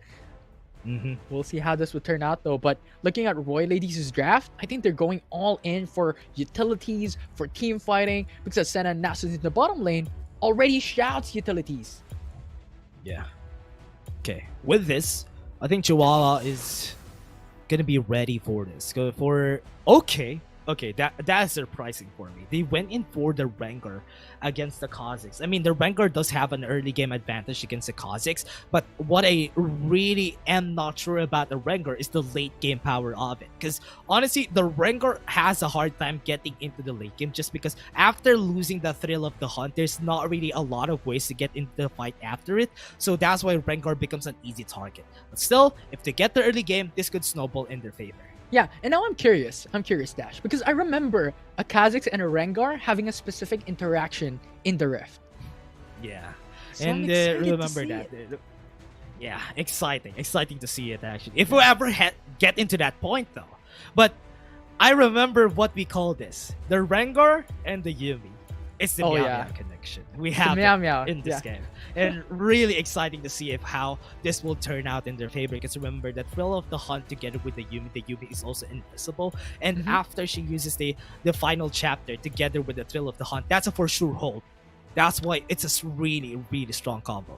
Yeah, it's a very linear strategy that you can do. Like Yuumi just sticks with Rengar. Rengar is going to be really strong with the added adaptive bonus with the Yuumi.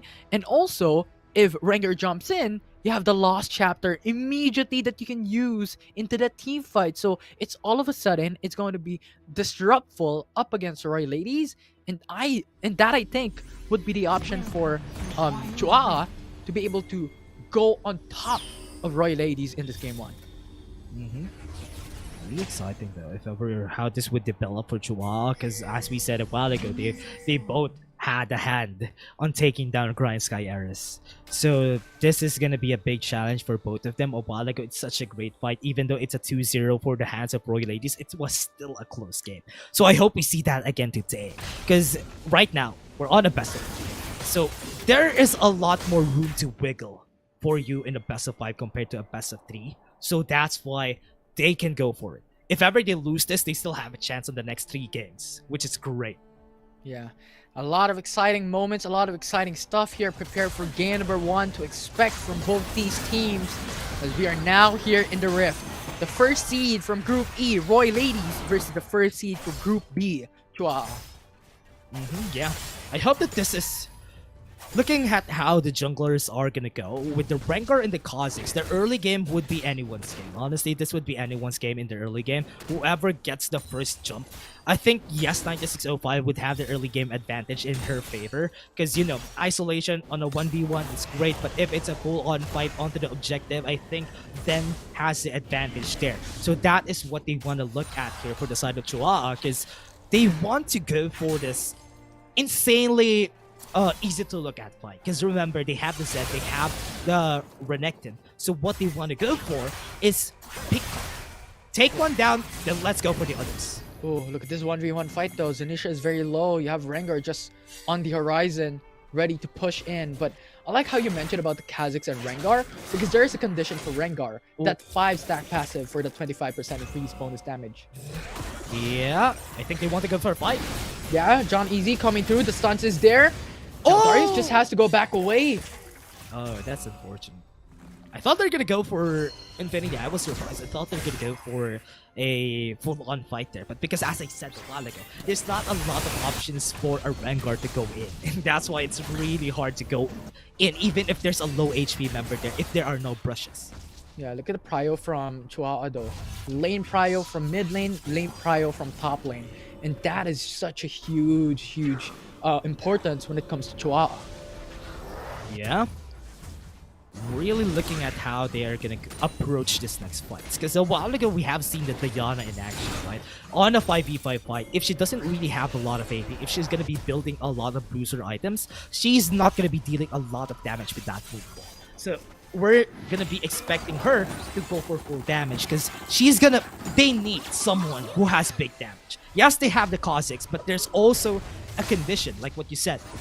The target needs to be isolated for it to be strong. But still, with the Senna Nasus bot lane, you need someone to take on the helm of damage. Yeah. So, expect it. So, for the viewers watching at home right now, Den, look at Den.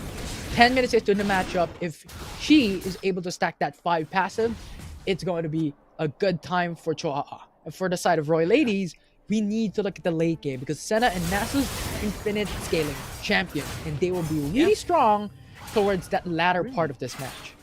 Okay, Ignite has been popping, the barrier also has been popping the mid lane. It's a good thing that the dragons are not going to come up just yet. And with this incoming fight, this could be a chance for the junglers to go for the mid lane because they don't have the secondary spells. But instead, Dan is looking for the top lane already with the Trail of the Hunt ready to come through, but an easy flash away from Darius. She doesn't want to fight against Dan and John Easy in the same lane. Okay, but the timing of that flash, she wouldn't have any flashes for that next fight, for the dragon fight. So this is at least a good win for Chihuahua for the long-term goals for Chihuahua is what they are gunning for here. Even if they don't translate into any kills, as long as they burn some spells for the big fights, that is enough. Long-term goals? Are we talking about New Year's resolution? Nah, relationships, nah. Relationships? I'm just joking, but let's take a look at the game, Infinity. I mean, it's an exciting game, right? Yeah, definitely. Now, Dan jumping through. It's Darius, but Kha'Zix is there as well. It's a 2v2. Dan is also half HP. 96. XO5 will live through that. The red buff is kicking. Her damage down. Not going to be enough, though. Yeah. I thought that could be enough for them to get the kill there, but the Ignite has been burned onto the side of John Easy.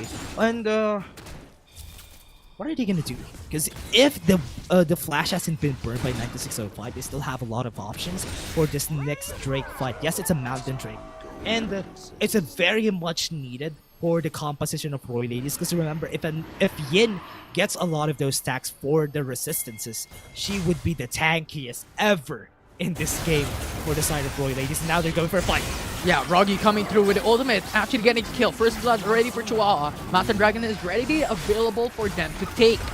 But there you go, you have Yin just jumping through, getting that vision down. Darius is on the sidelines as well. The Exhaust is there, start coming through, coming from John Easy. And now it's going to be Darius just dead on the horizon. And now it's Yin to follow up. He's pinned down. That's going to be the stun. That's going to be the root. But then is going to back away. They're happy with that 2 kills from that fight. Yeah, this is what we said a while ago, right, Infinity? On a 5v5 fight, that is when the Rengar shines compared to a Kha'Zix. The Kha'Zix, 9605 wasn't even able to touch anyone during that fight because she wouldn't be able to. If she goes in, she's gonna be taken down for sure. That's why she's playing it safe during that time, and then just went crazy during that fight. And now without the package, I think this is a chance for Roy Ladies to make sure that they could contest for this Mountain Drake. But we don't have any fish on the referral, so that's going to be a free take for Chihuahua. Not anymore though. Nasus is going to have that face check. Sees on Den. But Den has just to go back away, but Corki and Yumi is just on there, waiting for them to go through. Kanan Kendi is very, very low. but Senna's shadow missed. Survive. Able to go back away. The Mountain Dragon is gonna be taken down by Roy Ladies with a trade on a kill for Chua. Good timing for Roy Ladies. They took the Drake. Even though they like the Soulfly got lost in the fray after that, it's still okay. They're gonna be taking down the mid lane turret. They still have the Rift Herald on the rise, and they're gonna go for a fight. Yeah, 2 passives already for Dan, so that's 10% damage increase when it comes to the damage up against Roy Ladies. But Chua knows that they're already happy with an objective, so they're gonna go back away. 2 turrets already in favor of them. Ooh, Chua, even though they didn't take any objective in their hands, they're taking another objective, which are the towers. So Nisha going for a fight. Yeah, it's a 1v1. Ruggy catching up. It's a lot of damage coming through, but Zanisha forcing out a barrier and the flash is very, very sustainable and mobile to go back away. It's interesting that Chua is not getting any priority for this Rift Herald. I thought that they're the ones who are going to take this, but because of that point of Malaga that I said, without the thrill of the hunt, they can't really walk through or walk to this Rift Herald. So that's going to be taken by Royal Ladies. Yeah, but does it really matter? They got 2 turrets already. They got the mid lane, they got the top lane. So I think Chua is thinking, you can have the Rift Herald because we already got the Tower for his blood. We already got the gold that we need, and now we're up ahead. Yeah, super ahead. But the tower in the bot lane is ticking. And Roji still has the Living Shadow, but they are not going to be committing on that fight in the bottom lane. But Jones is going to be going for the top side. Definitely going for the stun. This is already popped off. Dan jumping over the wall. It's Yin pinned down under the turret. That's going to be the kill for Chua. Look at this, right? They're not taking any objectives, but they're taking kills. So it's okay. It doesn't really matter if they're not taking any objectives. If they're not losing any towers because of it, it's still okay because at least they have priority to take some kills for themselves, and that's what Chua is looking at here. Dash, hear me out. Yeah. Why do you farm jungles and lane when you can farm champions? Yeah, that's what they're doing. 5 head. That's what it is. Yeah, big brain. Oh, Roji. Not gonna be enough though. Even the ignite not gonna burn down Zanisha's HP. Definitely could be that pursuant to get that kill onto Zanisha, but now Zanisha is going to contest, going through. Zed's HP is very low in the bottom lane. Raji already used the ultimate, the Death Tempest. Not enough though. Yeah, that mark didn't really pop off because she wasn't able to deal any damage against Zanisha at that last part. But what? Cotton Candy just took that tower like a champ. And now with that tower down, gonna be good. Den does have the thrill of the hunt, so they can go to the bot lane. Senna's in danger. Meow, doesn't know there are 3 people looking to kill him. Now she's going through. Lost Chapter already there. The root's coming out. The ultimate's not even popped off for Cotton Candy. Another kill for Chua. Doesn't even need it, because honestly, Cotton Candy knew that she's gonna die, but because she used the flash, that could have been really great for them. But because there's a brush there, Den knew that she would be able to take the kill. And another town, another one bites the dust for the side of Chua. Amazing stuff here from Chua. Already 3 turrets in their favor with a 3k gold lead. A lot of trees here in this game number 1. Yeah, they've been taking a lot of this win. I like that they've been taking a lot of this wins on the side of Chihuahua. They've been taking a lot of the towers down. Even if they don't take any of those strikes, those Rift Heralds, it's still okay. They even are waiting for the package. They're not wasting it for any kills. Ken is just here and not picking up the package because they're waiting for the next objectives. Yes, you take the first objectives, but the next ones are going to be ours. And that's what Chihuahua is looking at here. Yeah, that's much more clever because if Ken uses the package now, it's going to expire on the Infernal Drake, on the Rift Herald. It's not going to be as worth if you wait for it. But now, it's Rogi coming on top lane, going for the Death Tempest onto Darius, just jumping all around. Dan coming in for the quick response. Ken coming through the with the hold! Valkyrie, getting that kill over the wall. Great hold, great use of the timings of the drill of the hunt too. And because of that, Rift Herald has been popped in the mid lane. They needed to react somewhere. But are they going to be able to take the tower here in the mid lane? Because there's still someone defending this. And the timing for Den is good. So they're not going to be taking that tower. That's just a Rift Herald wasted for them. They are really pretty soon, as we're seeing the reptile coming up in 26 seconds. So might just be a forced out for Royal Ladies that they need to use immediately onto the mid lane. He's getting a lot of these advantage to have that map control, but now it's Ken just jumping in, going for the Valkyrie with a flash in, kills on Darius. Now Yin gets a Tempest damage. Zed coming in, not gonna be enough though to take that kill. In 1 HP left. What? That could have been a kill, but now because of that, the timing's just right for Royal Ladies. They're taking the Infernal Drake. They have something in their eyes, and that is the Drakes in their favor. And because of this, yes, they're taking some kills, but in the long run, I think it's going to be good for Chua, or rather for Royal Ladies. Look at this. Then Janisha, then coming through with the root, but a follow-up with a response coming from center roots on Dan. John Easy is there. Package is already used by Corki with a lost chapter. Not gonna go in for the root. Cotton Candy is very low. She's dead. And now to follow-up, 9605 jumps over the wall onto the tier 2 turret. Gonna be a 2 kill though for Chua. They're always taking something out of nothing from the side of Chua. Even though they don't get anything, they get something in the form of a kill. And that's what's great about Chua. They have been farming a lot of gold just because of those kills, and not even taking any of those objectives. They don't even have a care for those objectives now. Top side though. Hello, Zed is coming in, but that Tempest, they know that Kha'Zix is just going around, especially with the ward there on the blue buff. So good back away from Rogi. Yeah, Gargoyle Enchant is just too strong. And honestly, against a Zed too. Because if you pop the Gargoyle Enchant with the shield, you're not going to be stacking up on that damage in a way that Mark makes it stronger. And yeah, it's just super hard for Rogi to be able to take the skills unless she gets the Cyril, the Scrooge later. Yeah. What's the skin though from Dan?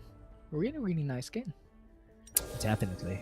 My favorite skin for Rengar, to be honest. Or rather, I think it's the kitty cat Rengar or the Meow Meow Rengar. I think that's better. Right now, Chua is starting off the Baron Nashor. Royal Ladies has hold the info as they face check. But it's too difficult. They don't have any information on the other members. Renekton shows up. Zed is just hiding over the hill. That Scuttle is actually huge for Royal Ladies. Huge info. Yeah. They've held their ground. I like what I'm seeing from Chua here, that they're just playing it safe, not playing anything aggressively. I think they're playing it so safe in the point that they didn't get any of those objectives, but it's still okay because they're translating it into kills, into tower takedowns. But 9605! Oh, really huge coming from Kha'Zix. Moonfall to follow up to get in on the middle of the fight. Kha'Zix has to go back because he's 1 so HP. tanky. And now Ken is in the back lines with Yumi on her shoulders. A lot of sustain. Triple kill for Chua. Now to follow up. Darius has to flash away. Yumi goes in with a poke, and that will be the 4 kill for Chua. Doesn't matter. It doesn't matter if we don't take any early objectives. We're just gonna be taking this Baron, and without any contest of doubt, because we won every fight. We know we're strong, but look at this. Darius. She has her ultimate, but it's not gonna be enough. No. They canceled it. The sustain is massive. Is that enough? That's going to be the ace for Chua. They can still take it. They can take it. Yes, they are. They should.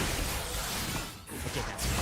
Okay, they're gonna be taking this Baron because they were able to get the ace. They have a lot of time to take this, but their time is ticking. Their healths are ticking, and this is gonna be bad if they take 5 seconds more. It's a good thing they were able to get it. I was scared from that Baron take. Everyone's 1 HP, but surprisingly enough, they have the Yumi for more sustain. They have Renekton, they have Rengar that can self-sustain, so regardless, it's really just Chua getting that Baron Nashor. But so far, as we're seeing right now, Royal Ladies have 2 Drakes, but on a 5k gold deficit. Great wins, great fights. I like what I'm seeing from Chua. Yes, they're not taking any objectives, but no, that's not a problem. We're going to be taking a lot of kills. That's 14 kills down in their favor. And with this, they can translate that into more towers because they have the Baron already. So this would just be side lanes per side lanes for their solo laners. Yeah, look at the patience of Ken. And look at the patience of the other members as well. She's not going in for a full-on fight because she knows that's 3 members. So everyone's just split pushing. It's a 1-3-1 composition that they're doing right now with the Baron Nashor utilization. Ooh, 10. Exhaust. Ken coming in though. That's a quick response coming through. Then jumping right back in with the Trail of the Hunt. That's already dead with Senna getting it for the ultimate. His TPs are now coming up. Roji's jumping into the backside. Conan Candy with a Death Tempest coming in from Zed. Roji! That's a kill. Wow! Rogi just gets it done. But Tanisha is very low as well. Rogi coming through with the shadows. Oh, no, but Rogi. Kha'Zix with a counter engage. She's gonna get the double kill. And now Ken is in danger. Yumi's not gonna be able to hold on. With Darius with the ultimate. That's an ace. 2 dunk. An ace for Roy. Great ace, and now the Ocean Drake is in their eyes. Roy Ladies with this patience game again. Just like our last series that we've seen from them, they're just waiting for the right time to bounce back. And a while ago, it was a 5k goal lead. They had the Baron 2 on the side of Chihuahua, but they weren't able to translate that into any towers. So Roy Ladies got 5 kills, and they got the Drake together with it. Now, 3 stacked Drakes. This is gonna be dangerous for Chihuahua. Yeah, and I think Royal Ladies is like having the advantage when they are at a disadvantage. It's crazy. It's ironic, and it's just They're not like matching up, berserkers. but they're making it happen. They're like berserkers, in where as long as their HP goes down, they get stronger, and that's where they like power up the Super Saiyan powers, and that's why, oh man, Roy Ladies have been a menace to deal with. They always sustain for the longest time, and when it comes down to those objectives that are pretty important, the last objectives, they're gonna be taking their chances there, and most of the time they win. And right now, it's looking like the same thing. Yeah, and look at the kill standing. 6-16. A while ago, it was a 5k goal deficit. Now it's pretty much even level playing field, with Royal Ladies having 3 dragon buffs. So there's...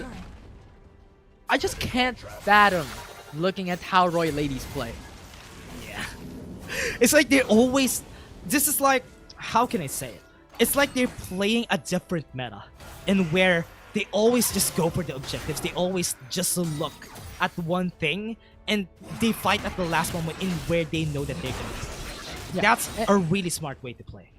And this could be also inferred coming in from the draft of Royal Ladies as well, right? Because they have like super late game composition, wherein they have Senna, they have Nasus that scales in the late game, which I think also helps them a lot. But now, Kha'Zix jumping through, Zed uses up the Death Tempest to just go back away, but it's not going to be enough. It's Royal Ladies taking down Rogi, melts her down. And now it's Ken. He has to use the Valkyrie, the package, to go back. Already there, catching up. Ken is very low. Stasis Enchant already burned. Zanisha is there in the front lines. Ken is down. It's now Den and Yumi, the ones left on top lane, with John Easy pushing in mid. They need to recall, and someone needs to take the Baron. Okay, that's great. Royal Ladies are now recalling with someone onto defend duty in the mid lane, but this is just so fast. Look at how fast they take this Drake. And Dan wants to go in with the thrill of the hunt. Might be able to steal? No way. She's not gonna be able to do that, but a good try from Chihuahua. Dan's gonna get killed though. The huge risk coming through with Royal Ladies taking the Baron Nashor and killing 2-3 members of Chihuahua. This is what we were saying a while ago. The Drakes are stacking in favor of Royal Ladies, and that's why right now it's looking pretty great in their favor, because look at that. The amount of sustain, amount of damage, and resistances that they have is just coupled on top of each other. And that's why Chihuahua is having a hard time finishing them off, because remember, almost every member also has Gargoyle Enchant. How are you gonna kill anyone from that team? Oh yeah, like it's like a Locket Enchant, but for an individual person. For one person. That's broken. That's stacked on the amount of shield on 5 people is the amount of shield on one person. That's the Gargoyle Engine. That's crazy. But right now, John Easy, the Yumi, going into the front lines, trying to defend against 3 members of Royal Ladies, pushing in tier 2.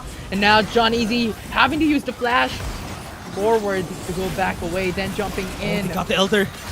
They got it down. TPs are coming up. But then John Easy's down. He's down. Ken is down. Then is coming through for the defense. But then it's Royal Ladies punishing Chihuahua. And this game 1 is in the bag as Royal Ladies strikes first in the finals. Oh man, it's like a deja vu moment again, Infinity. It's the same moment that we've seen since a while ago, since the last series from Royal Ladies. They find the timing, they find the right place at the right time. That is where they take the fight. After they take a fight, they take a big win. An ace, an objective, a tower, anything. They take something out of them on the moment that they least are gonna expect it. And that is what Roy Ladies did. They became patient again. They waited for the right time. Chuaa wasn't expecting that they're gonna get aced. And when they got aced, that is when Roy Ladies turned the tides around again for the third time today. Yeah, it's just Roy Ladies has so much miracles.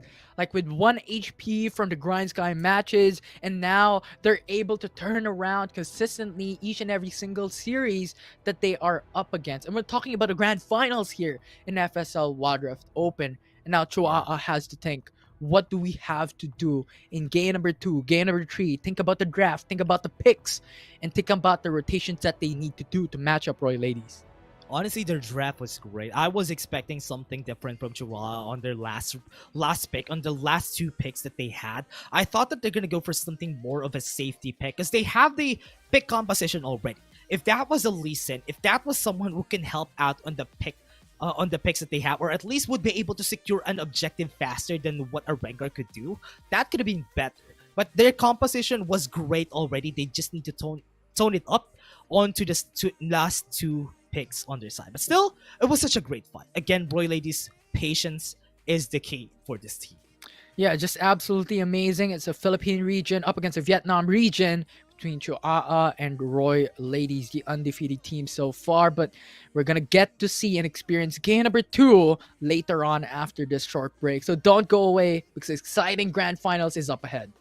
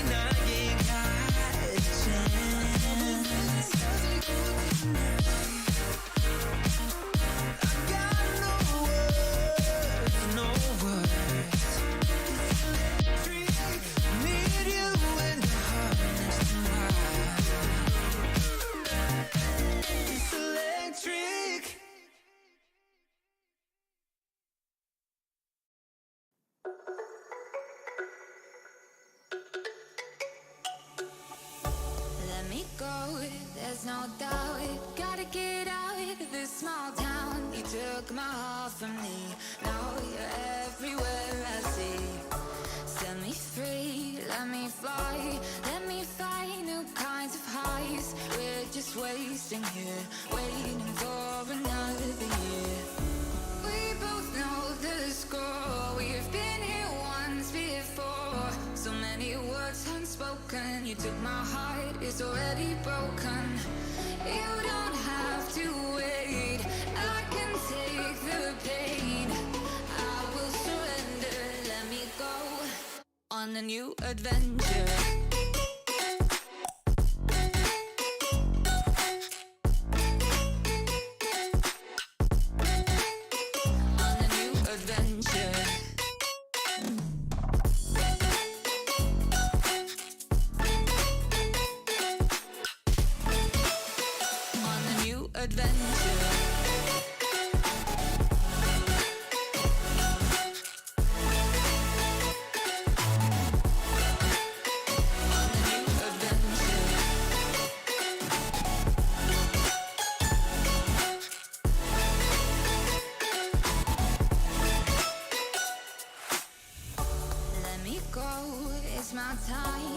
watch me build another life, find another space, explore the world and find my place.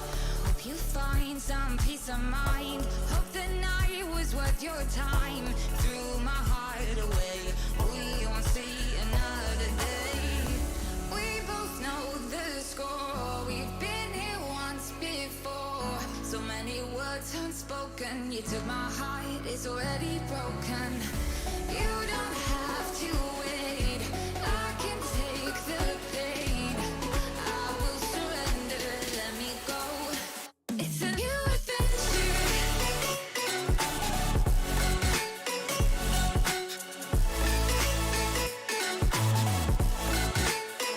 On a new adventure.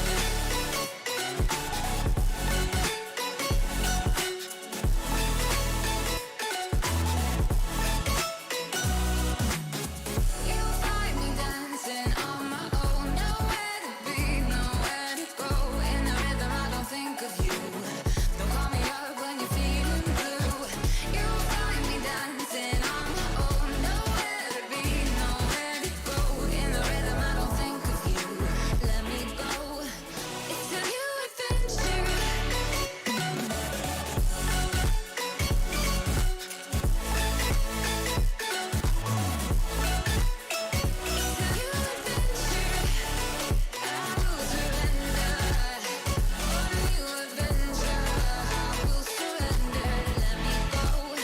On a new adventure.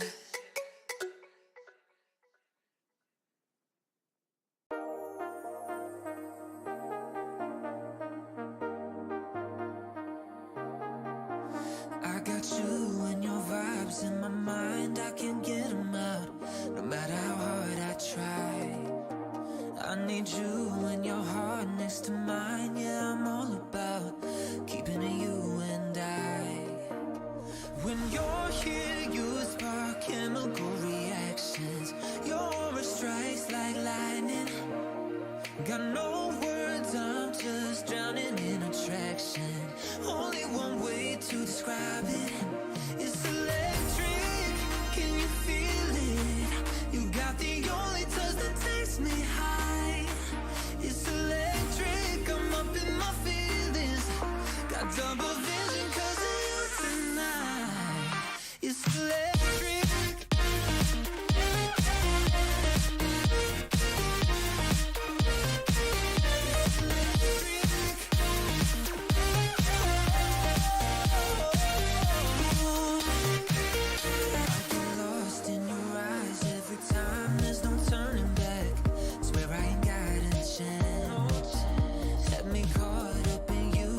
Night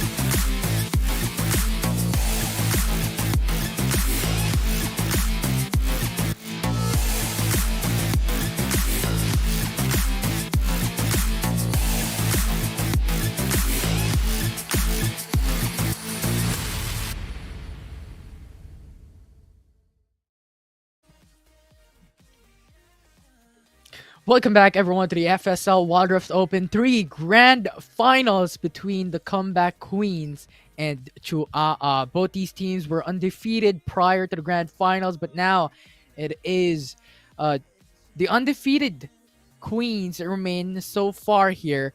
That was so much of an obnoxious team to fight against. 4 comebacks in a row, Dash. Yeah, it's still...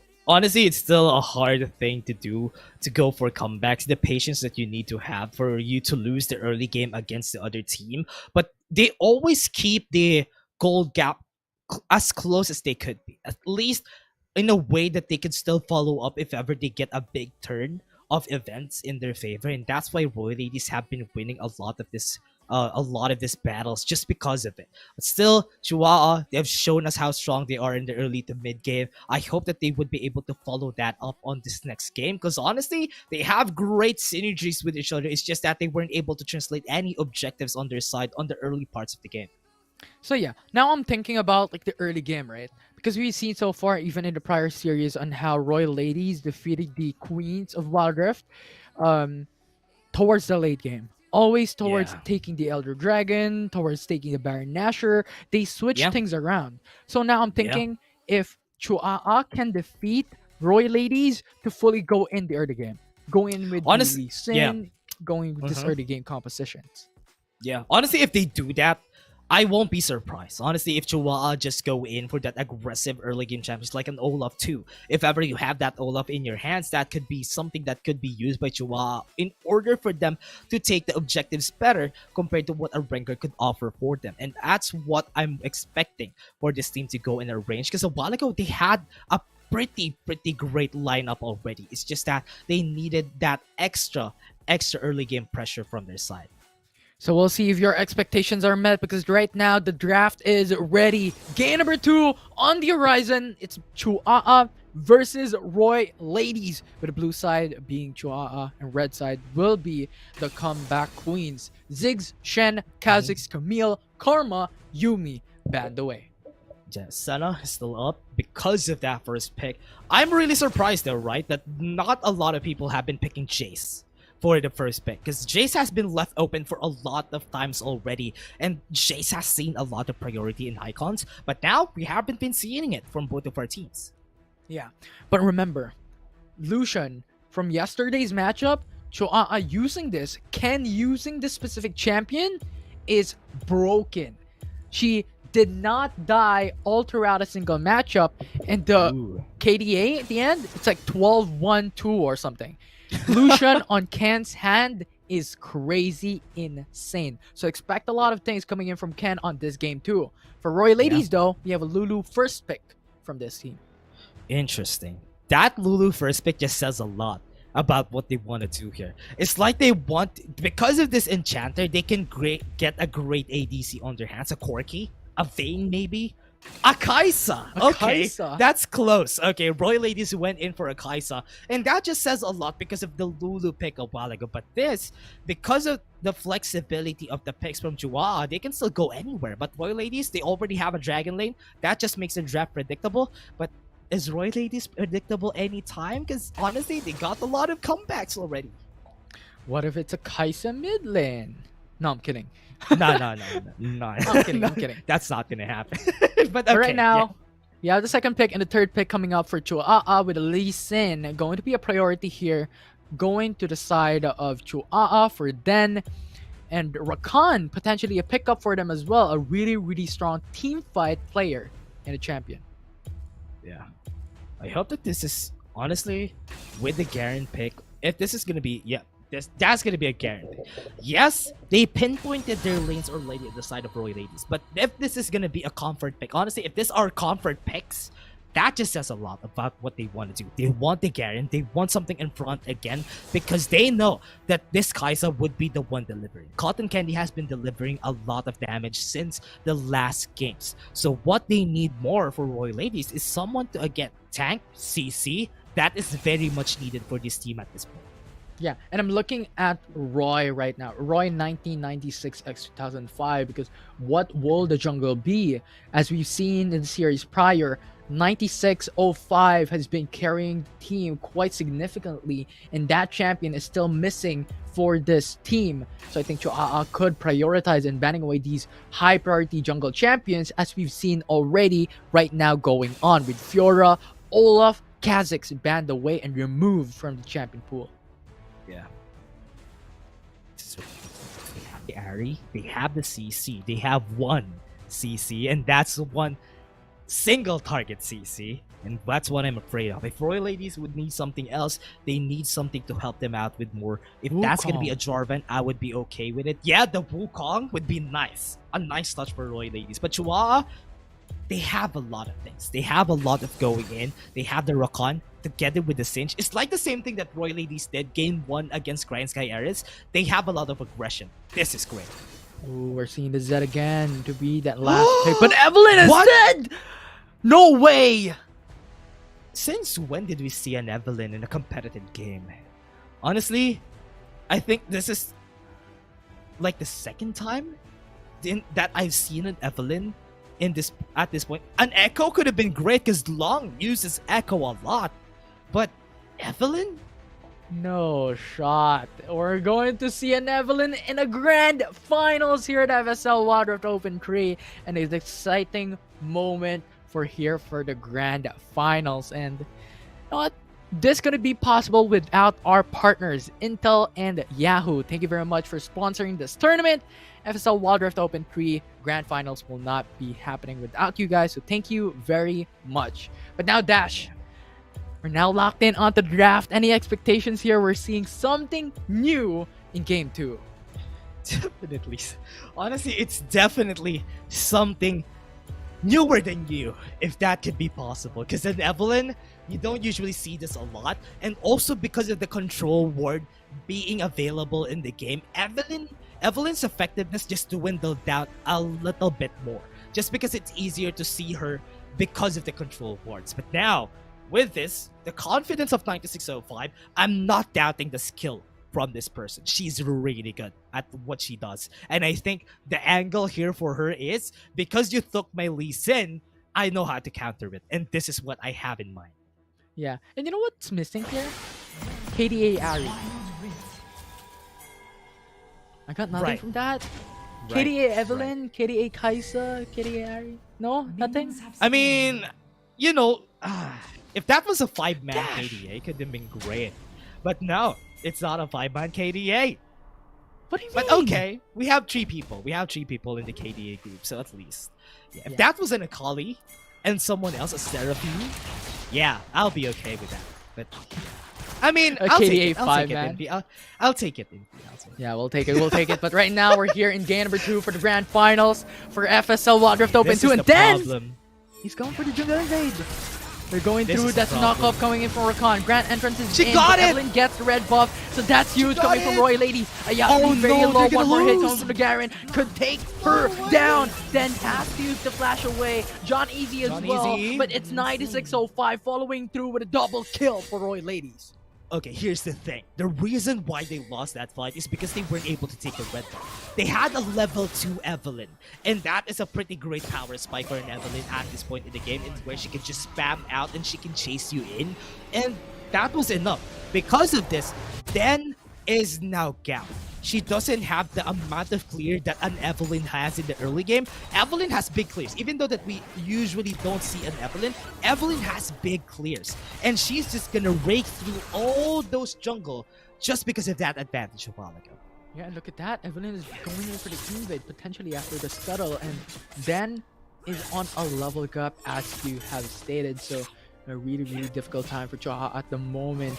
And I think they are thinking the same thing that we did pre-game, pre-draft. Like they were thinking of going for the early aggression to punish 9605, because a red buff is really significant. So if Cho'a got that, they were at an advantage up against Royal Ladies. But unfortunately, they weren't able to do that. Yeah, that was supposed to be a level 2 Lee Sin, but because the Lee Sin was just level 1, she wasn't able to do anything. And that's why, really unfortunate for Chihuahua. They had a great plan in mind because they know that Evelyn has a weak level 1, but because they failed at it, this is just gonna snowball in favor of 9605. So right now, Having that said, with a huge disadvantage right now for Chihuahua, paint me a picture here, Dash. What do you expect coming into 5 minutes and onward for this game?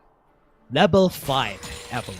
She's just gonna be ganking everywhere. Especially the bot lane is gonna be a big priority for Evelyn, and now they're gonna go for it. Grand entrance coming in for the Rakan. Pixie is there. Actually, polymorph. Ayati, she has to go back away. The Smite is there with the ultimate. Gets the kill. What a massive play from 9605. But Rogi comes through for the quick response. Cotton Kenny is down with Rogi just jumping over the wall. Now Yin will be next. However, Lulu just smashed her down. What's happening? That will be an equal 1-for-1.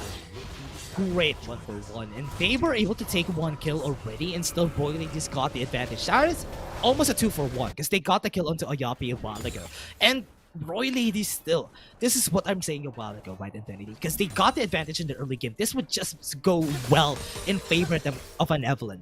Evelyn doesn't have the greatest of the early games, but after she gets to level 9, level 10, in where she has her second item, that is when she pops off. But right now, it's just accelerating her power spikes, and that's just going good for Royal Ladies. Yeah, I mean, Royal Ladies makes impossible possible. It's 4 series now that they do that, so Evelyn, not strong that early game? I don't think so. That's Roy Ladies we're talking about. I bet you they're gonna pull out a Teemo on game 3. if that's the most unexpected that you can see from from this team, Right. I can see it happening. I mean, that's an option for them if they want to, but right now, Evelyn and Garen prioritizing the top lane. The charm is ready. They're going in. Oh, they might just be the charm, but it's cancelled. Now, John Easy is very low. The flash is there for Evelyn, but two overextended with the Dragon's Rage from Dan. They turn it back around with a double. That's too aggressive. That could have been a signal to go away when John Easy used the flash and the ignite already. That could have been a signal to go and just use the ultimate, but she wasn't able to use it, and that's why they got punished and they got 2 kills out of that. That just cemented, or rather took off. That just crossed off the advantage a while ago. Yeah, amazing stuff coming in from Chihuahua. A while ago, they were at a huge deficit, and now those 2 kills, this might just be the response that they were looking for. Now Dan could evenly match up against Evelyn just from those kills. And now I don't think we could expect like a huge dominant snowball from Roy Ladies now that we're here. Yeah, Agnes and Grace is still up for 9605, but still have a lot of things to go for, but they don't have any flashes from the Garen and also the Evelyn, so this is gonna go good for Chihuahua. They can make use of their flashes in this next fight. Yeah, the Sonic Wave already there. He started for the Mountain Dragon for Lee Sin. Evelyn is just around the corner though. Royal Ladies could just jump in any time. Ari on the flank. Ayapi is ready to go. Evelyn just showed up. Ayapi's going for the Grand Entrance as a 4-man knockup. And now it's going to be Lee Sin very low. Cotton Kenny jumping in with a killer instant. Followed up with Ari coming into the front line. A lot of damage coming in. And now Rogi's just going to get slain. And Roy Ladies switched it up around, getting the Mountain Drake. Should have been a great start for Ayapi. She was able to get a grand entrance to the backline to the quickness, but because nobody followed up together with her, they weren't able to capitalize on that knock-up, and that's why it just went in favor of the side of Royal Ladies. They have a lot of AoE damage, remember? They have the Agonist Embrace, they had the Demolition Justice. They can and they will execute anyone that they see, and that they did. Absolutely fantastic. As you stated, it's an unfortunate scenario for Chihuahua, but right now the Rift Herald will be the next objective that they need to trade off. If they give it up to Royal Ladies, they're gonna lose a lot of gold, but in the process, it's Rogi just pushing bot lane because they know they couldn't contest it easy for the Rift Herald. Yeah, good, smart play. This is what they need to do. But the Ari, yeah, he's going for the 2v1s. Inisha is very low. Yapi going through with Lucia with the flash. That's a secure kill. But Roy Ladies on the opposite side of the map, they're pushing mid lane. Yeah, pushing the mid lane. Bot lane's gonna go down too. Roy Ladies really knows what to prioritize. They prioritize the mid lane because that opens up a lot of opportunities for them to take the jungle. And with this Rip Herald, top lane is gonna be next. It's gonna be scary right now. Those Royal Ladies, look at the positioning for 9605. Rift Herald already spawned in top lane. This is too aggressive. Are they gonna get punished? Quickness in the grand entrance is there to knock up. 9605 is very low. Uses up the Oh, ultimate to go flash back away. away. But Zed going for the ultimate. That's that Tempest. A kill secured. That's 2 for 1 as of yet. And Royal Ladies has to go back away. But the culling produces a lot of damage. And Cotton Candy has to body block to save Lily's life. Okay, even though that they lost that fight on the 2-for-1, they got the tower anyway. And that's what the important thing is for Royal Ladies. Royal Ladies, even if they give a lot of kills to the enemy team, they'll find a way if they just make it so that the advantage is close. They can still close in the gap, and that's what Royal Ladies is doing right now. They're just taking the objectives, take the tower slowly, and don't let Chihuahua get any big advantage. 700 gold lead is not that much though for Royal Ladies, so still Chuaa is doing a huge benefit for them, just keeping up with the pacing of Royal Ladies. We've seen how this played out a while ago, how Evelyn was at an advantage just a while back, but right now it's looking like Chuaa is catching up. Not for the jungle matchup though, because Lee Sin is so way behind still. Yeah. This is what we're saying about the Evelyn. And when she gets the items though, but top side. Then going for the Dragon Trade, this preview one, that Tempest is Death already mark. in, but the Grand Entrance coming through. It's already a secured kill for Chua. Okay, great. They force a rotation for Royal Ladies. They want to get a kill. Killer Instant coming through. It's Evelyn on the front lines. Might just be a charm, but the Lucian just exposed Evelyn. And now with the Sonic Wave as well to follow Is through. she? That's a CC No chain. way. It's flawless. It's magnificent. Evelyn going in for the What? ultimate to go back away though. That's a kill onto a Yappy. Oh, wow. Unfortunate for That's so Chua. much damage. I wasn't expecting 9605 to get the kill with the Agonist Embrace there, but because of just 2 skills, she just used 2 skills and that was enough to take down a Yappy. Oh man, this is just going pretty great for Royal Ladies, even though that rotation was not really ideal for Royal Ladies because they were forced to go to the top lane. Even though there's not any towers there, they still produced a kill out of nowhere. Yeah. I mean, this is what happened a while ago. Exactly the same thing. They get kills out of nowhere. They get something out of nowhere. They turn back out of nowhere. They're Like, alchemists. a lot of things. I tell you, Royal Ladies are Yeah. miracle players. Yeah. Oh, look at this fight. Hayapi Garen is able to see them on the brush with a face check. He got the fish. And with this, from what is happening right now, Infinity, what they need to do here for Royal Ladies to secure themselves here is that to use the Garen to just use their pressure here onto the bottom side of the map, get the tower. After taking 3 towers, they're at a safe place. If ever they misplay, it's okay because they can still and will make sure that they're going to be taking those streaks in their favor. We have seen Royal Ladies always find chances, even in the smallest time gap. They always take the objective. And look at that. Royal Ladies is pushing the mid lane already, but too risky to do so. So they're not going for it because the Infernal Drake is coming up soon. Yeah. Waiting for the Infernal Drake to come up. 20 seconds of the clock. 2 items already onto 9605. Her damage?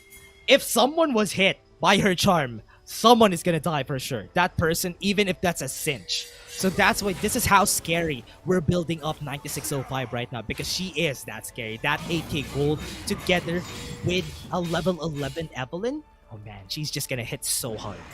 Yeah, and earlier today, we actually had a bit of doubt onto an Evelyn pick here on the Grand Finals, but still, 9605 is making it happen really strong. Yeah.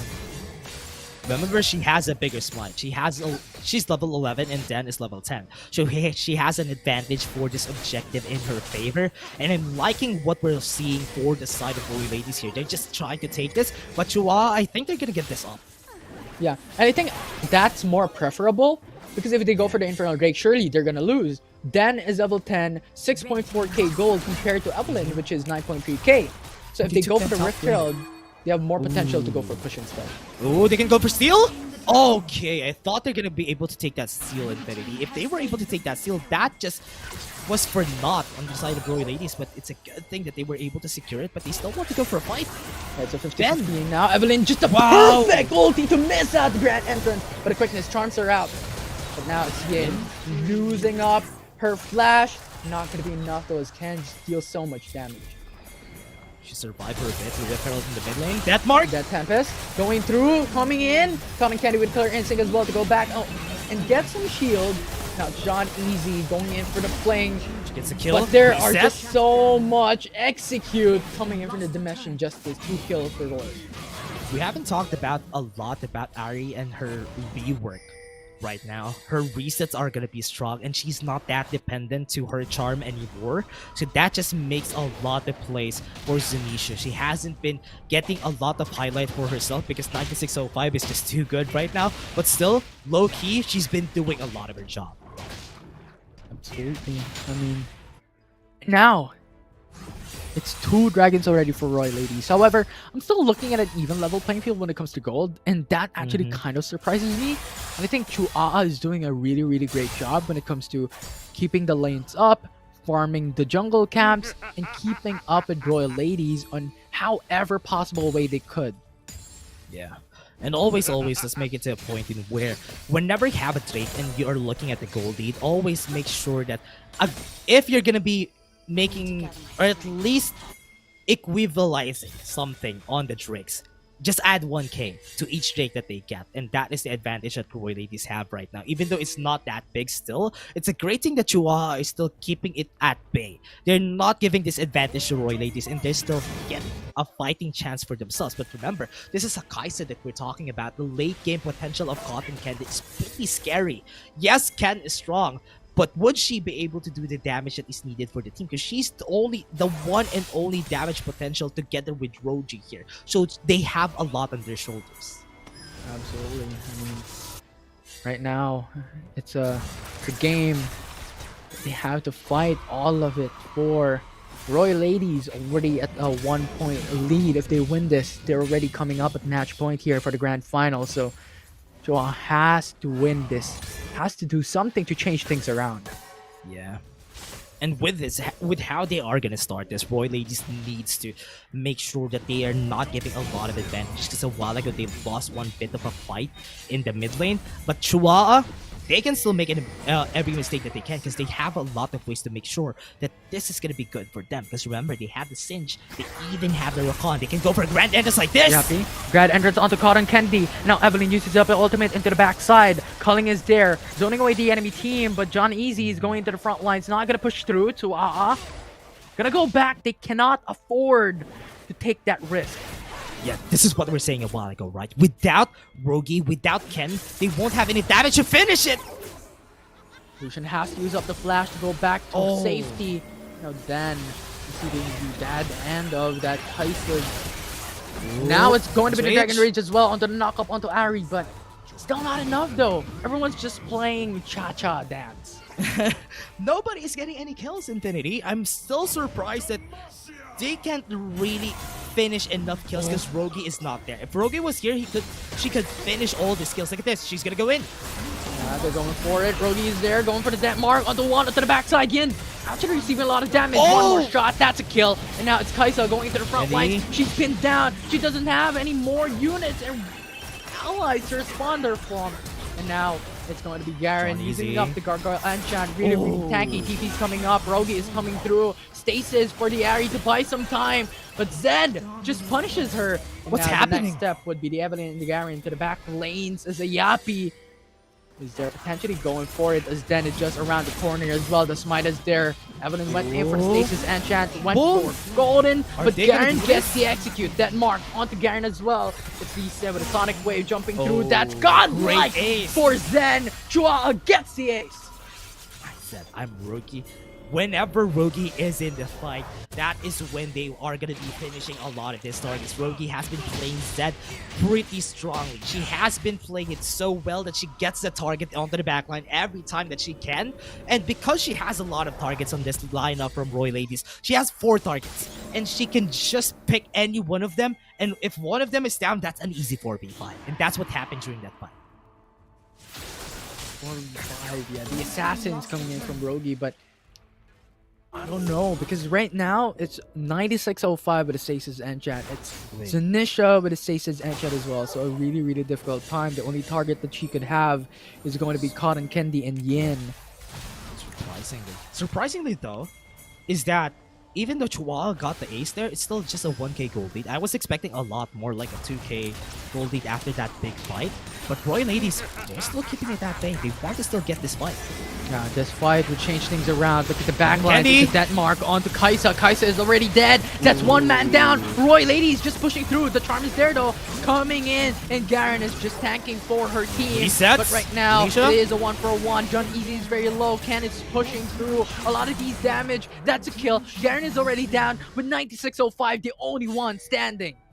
Yeah, 9605 wants to get one more kill, and I think Rogi is going to be her target. Ocean Drake, they still have time to reset. They want to go for it. That mark would be perfect. That's a lot of damage. That's going to be another ace for Chua. Oh, great ace, and that's exactly what they need. The 2k gold lead is enough, and the Ocean Drake can help them out with it. Just for them to not stack on the side of Bro Ladies, that's a good denial for the side of Tua. And with this is going to jumpstart their win. This is going to jumpstart their advantage on the side of Bro Ladies. And Rogi's just so strong. Whenever she's in the fight, Boy Ladies are just scrambling around. They don't know what to do whenever she hits one target. Cotton Candy fell down so early during that fight. Yeah, but imagine having another ace and a 4k gold lead. Like, that's a 3k gold up. So it's not that significant, but it's actually quite huge when it comes to the perspective of Chua. Because Roy Ladies right now is on the precipice of success, on the precipice of victory because of how much objectives that they've already gotten, how much gold they've already gotten. So Chua is now keeping up with the pace. Keeping it up. Boy Ladies, now they're scrambling around. They haven't vibe checked Rogi enough. And that's why Rogi is just running around whenever it comes to the fight. The death marks are just hitting so hard. Because as we said, this is how strong a Zed is on a lineup like this, because she has a lot of targets to look at. Even if they have the stasis, doesn't really matter because the Yin is just going to be the target every time. And that just helped her pick a target. And that is why Rogi is just going to have a good time taking down Cotton Candy and even Yin. Yeah, it doesn't need zero target, Yin and Cotton Candy, no Stasis and Shan, nothing to really just protect them overall. So really, really good target with a Z dead mark. For now, Elder Drake coming up real soon. Baron Nashor is alive. And everyone is playing for that because if someone loses a team fight right now, immediately someone could take the Baron. Yeah, and this with Ken pretty strong right now. She has a lot of things to look out for. There's a lot of squishy targets with the amount of crits that she has. 3 items already. 15k gold. That's also something that they need to look at. They have Rogi. They also have Ken. So they need to look at 2 targets. They need to be careful about 2 of them. Like, it's still 5 going in. Charm is already ready. Ayapi going for the grand entrance with the quickness to just delay the fight, to just hinder Roy Ladies. But the charm is going to be perfect for Zanisha. But then it's just going back in. Once again, going to the sidelines. It's going to be John Easy. And now once again, the death mark coming through. That's a lot of damage. But Garen once again, with the execute, with the Damash and Justice, just plays a huge role in those team fights. And now Ken is dead. Den is dead. The 2 ones that could carry the team to success when objectives are up are dead. And Royal Ladies are here for the victory. Again, they got a win on a fight that is very crucial at the moment in which the Baron or the Elder Drake is up. And because of this, they get the Elder Drake. They can take the Baron if they want to because they still have 15 seconds after they reset today because they still only are going to fight against 3 people. If they take this Baron, they have the Elder Drake. They have the safety of it. So if ever they go for it, that is also going to be a good call for Royal Ladies. Yeah, and it's 15 seconds left for Dan to even come up, so a lot of time being bought there for Roy Ladies to do something. Clear the waves, shove the waves, and get the Baron Nashor, control the Baron pit, and get the objective. It's pretty important for them to start this up pretty effectively because Roy Ladies, oh no, 9605 goes in. Why do you face track?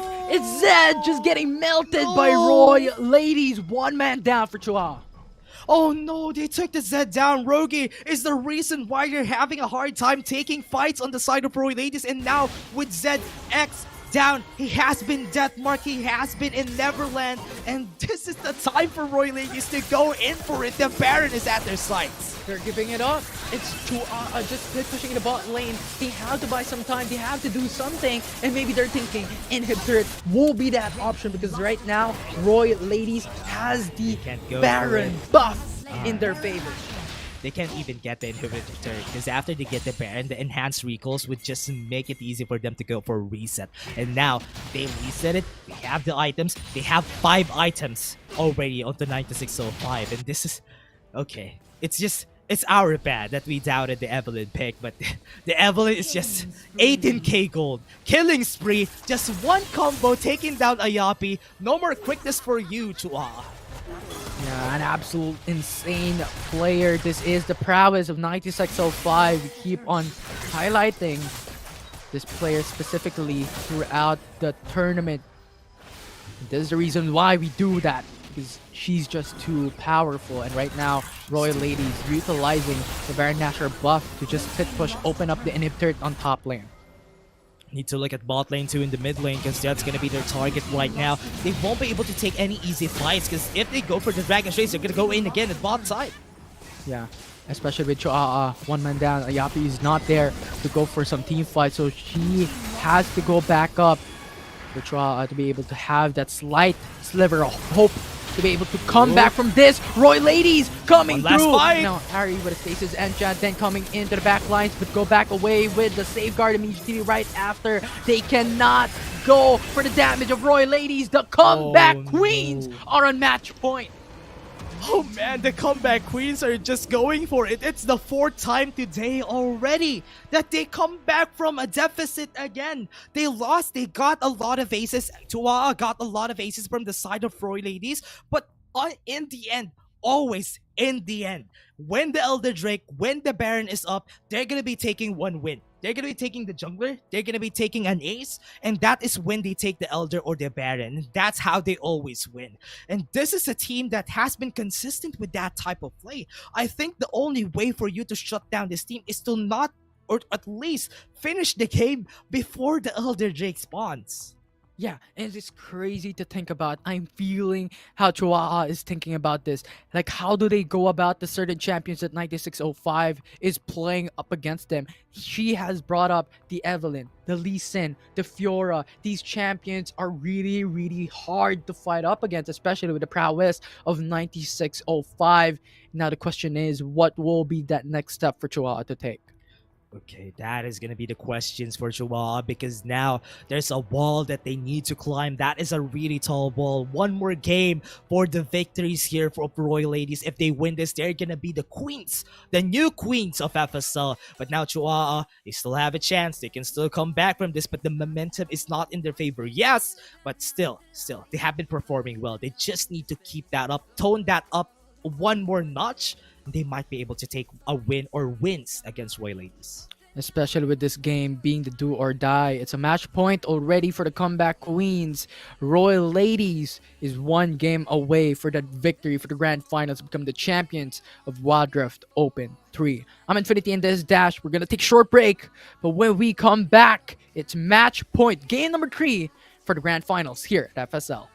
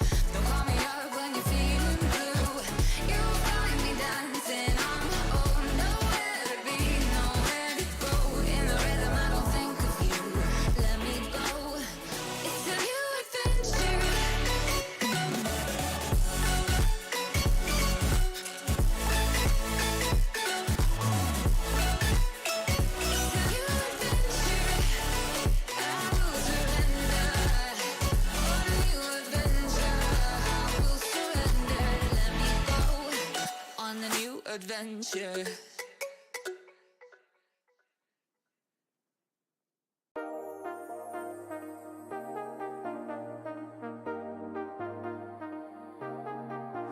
I got you and your vibes in my mind, I can't get them out, no matter how hard I try.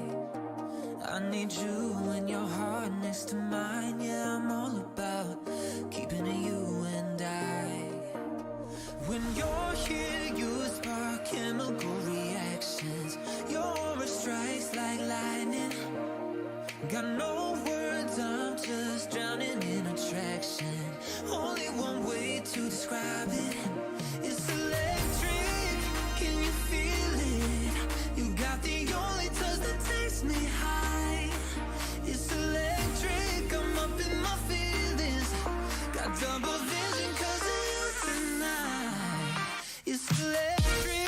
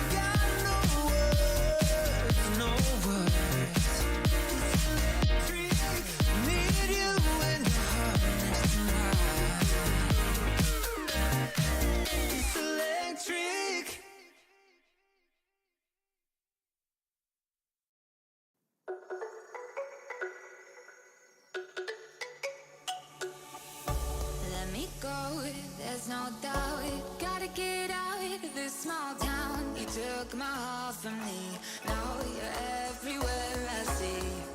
Set me free, let me fly, let me find new kinds of highs. We're just wasting here, waiting for another year. We both know the score, we've been here once before. So many words unspoken, you took my heart, it's already broken. You don't have to wait, I can take the pain. I will surrender, let me go on a new adventure.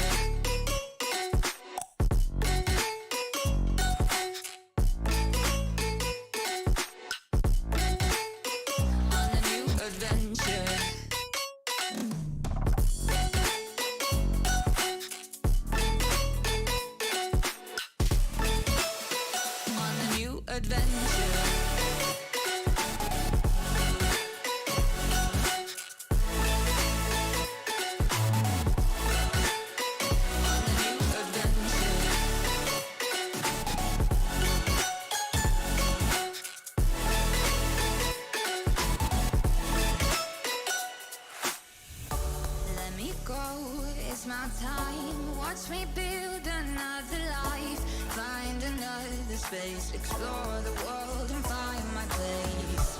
Hope you find some peace of mind. Hope the night was worth your time. Threw my heart away. We won't see another day. We both know the score. We've been here once before. So many words unspoken. You took my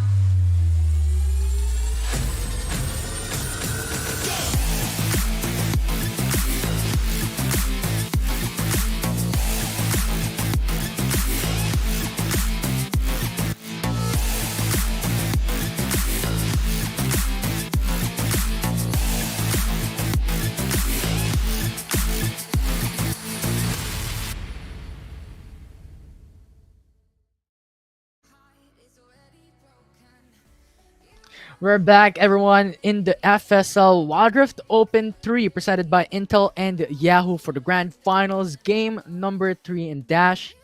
We're already on match point, one more game away for a successful victory for Royal Ladies.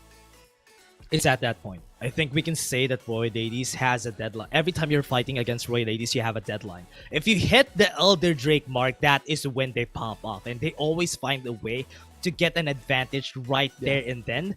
And that's what I'm scared of. I hope it doesn't happen for the 5th time today. Because honestly, it's happened for 4 times already. And I hope Chihuahua would know how to counter it at this point. Yeah. Because personally, I think they tried already the full-on early game power, right? From their composition, having the Lee Sin, visiting their jungle, going for the jungle invade, but it was not successful. In the game 1, they tried a little bit more of a mid-game, late-game power spike, but still, it was Royal Ladies who took it down for the count. So right now, I don't know what Chuaa needs to do to be able to match up against Royal Ladies, but I'm really curious on how this would work out. Really gonna be a question, honestly, of how they draft onto this next game, because they tried a bit a while ago, like what you said. They wanted to get the early game just for them to not lead onto the point in where there's gonna be an Elder Drake on the side of Royal Ladies. And now with this, what are they gonna do? Are they gonna fight fire with fire onto the next game to at least have that same power, at least for the Elder Drake fight? And that is what's important here on this one. What kind of fire though? Brand type Late of fire? Vayne. Or late game fire? Okay, late game it is. We'll see how this will turn out for both Royal Ladies and Chuaa, because we're already in game 3. Match point already for Royal Ladies, and right now it's Chuaa going for the blue side and Royal Ladies going for the red. Okay. With the matchup, Evelyn, imagine you had, because of how strong 9605 a while ago, they had to ban Evelyn.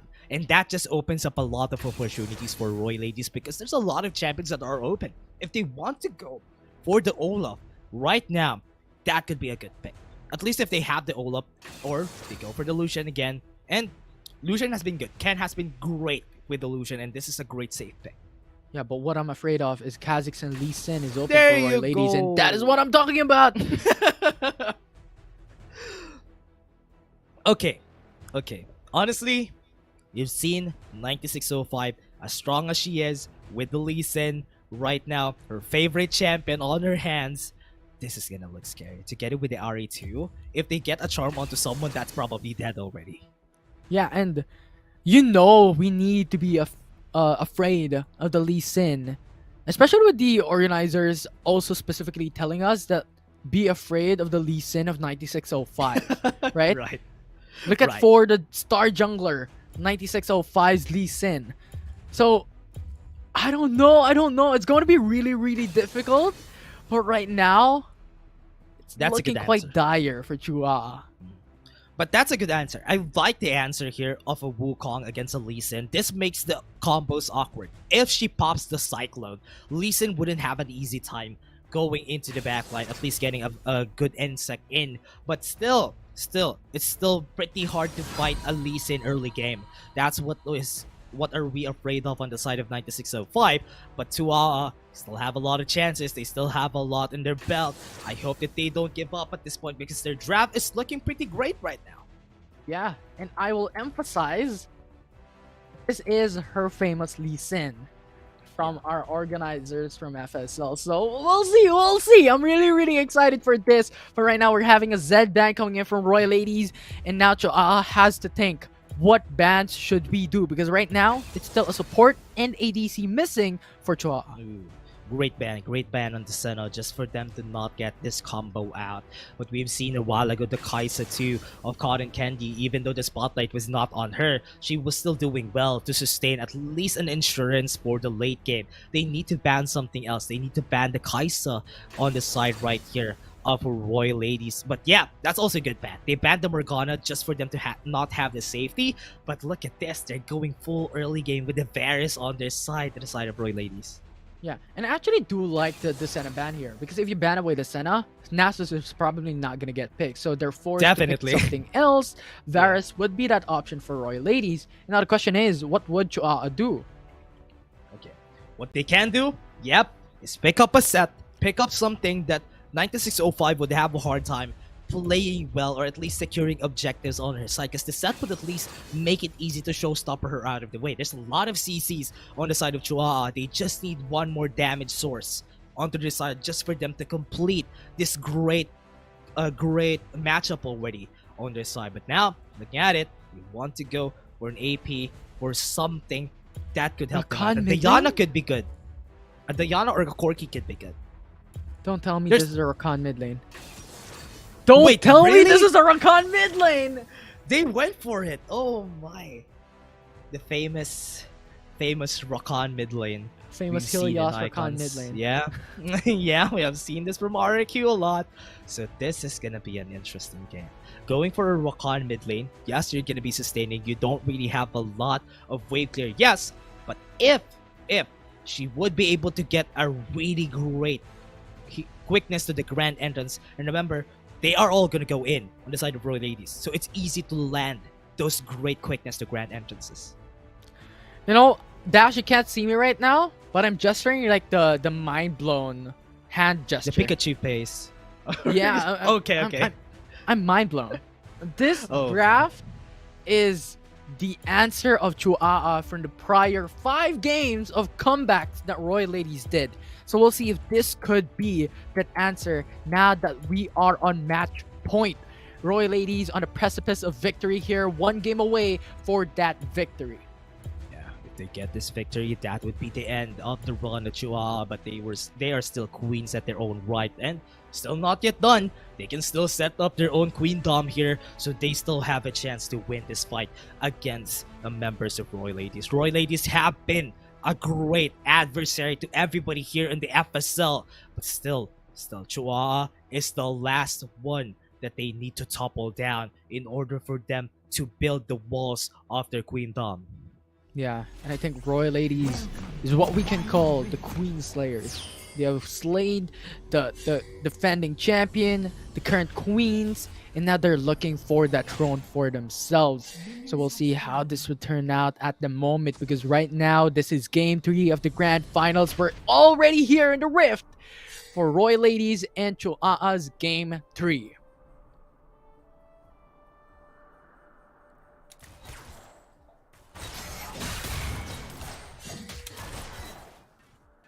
All right, Dash. This is it. This is it. The last hurrah, potentially. I'm not gonna jinx it, but here we go. Nah. I hope it's not the C word. The curse. The caster curse. The caster's curse? Or, yeah, maybe not. I hope it is. I hope it is not. So I'm kind of expecting a lot from this game. I hope that it would be as explosive as this was for both of our teams since a while ago. Royal Ladies have been getting a lot of these wins, but I hope that they would be able to topple it down in order for them to set up their own right here in the FSL. But Chua, yes, they can still go for a comeback here. Yeah, and you know what? I kind of want to happen for a caster's curse, so we have game 4 or maybe game 5. Yeah. Right? Grand finals, FSL Wild Rift Open 3. Let's go. I hope that we do have that, because this is a surprising thing. We have seen the Evelyn, we have seen a lot of the drafts here that is super out of the blue. That is out from left field. But now, we also have a Rakan that Chihuahua is picking for their side. So I hope this would help them garner their win for their side. Yeah, and you can see how Chihuahua is doing, right? They're going after Rakan mid lane, so now Ken and Ayapi is just roaming around, helping up the jungle, because this will be their centerpiece. This will be their strategy, all about that team fighting, because Rakan mid lane will never carry late. It's all about Ken that will be that huge dependent, and then as well. So let's look forward to how Chihuahua plays with this lineup and with these channels. Yeah, they went in for Dan. They got the damage. They stole this. They stole it already, though. And that is interesting, Infinity, that they got this, but they still want to go for a fight. Yeah, they're going in. John Easy going in. Almost kills on 9605, but nope. That's it's just crazy. a bait. Safeguard That's away. Crazy. She went in with low HP, and she's ignited. That's surprising to see. I thought that she's going to bite the dust there, but she was still able to survive. Yeah, I mean, it's 9605. Definitely. The queen of the jungle. There's nothing else that we can say from there because she's just that good. But still, Chihuahua could still come back from this. As we always say, this is a race against time. They need to win before the Elder Drake hits, because that could be their only chance here. Because whenever it comes down to it, just based on statistics, it's the 4th time already. Every time that the Elder Drake comes out, that is when Royal Ladies pop off. And stats don't lie, so we'll see if this could be another game that Royal Ladies will pop off when it comes to that late game objectives. But I don't know if they could win that early for Chihuahua, especially with the Rakan mid lane. They're not going to have enough damage when it comes to this early phase. And you're matching up against a Lee Sin from 9605. So that begs the question, is Chihuahua is going to reach that far with the Elder Drake, with the Baron Nashor going up, if they can win that phase of the game, or are they going to focus mainly on the mid game and just punish Royal Ladies?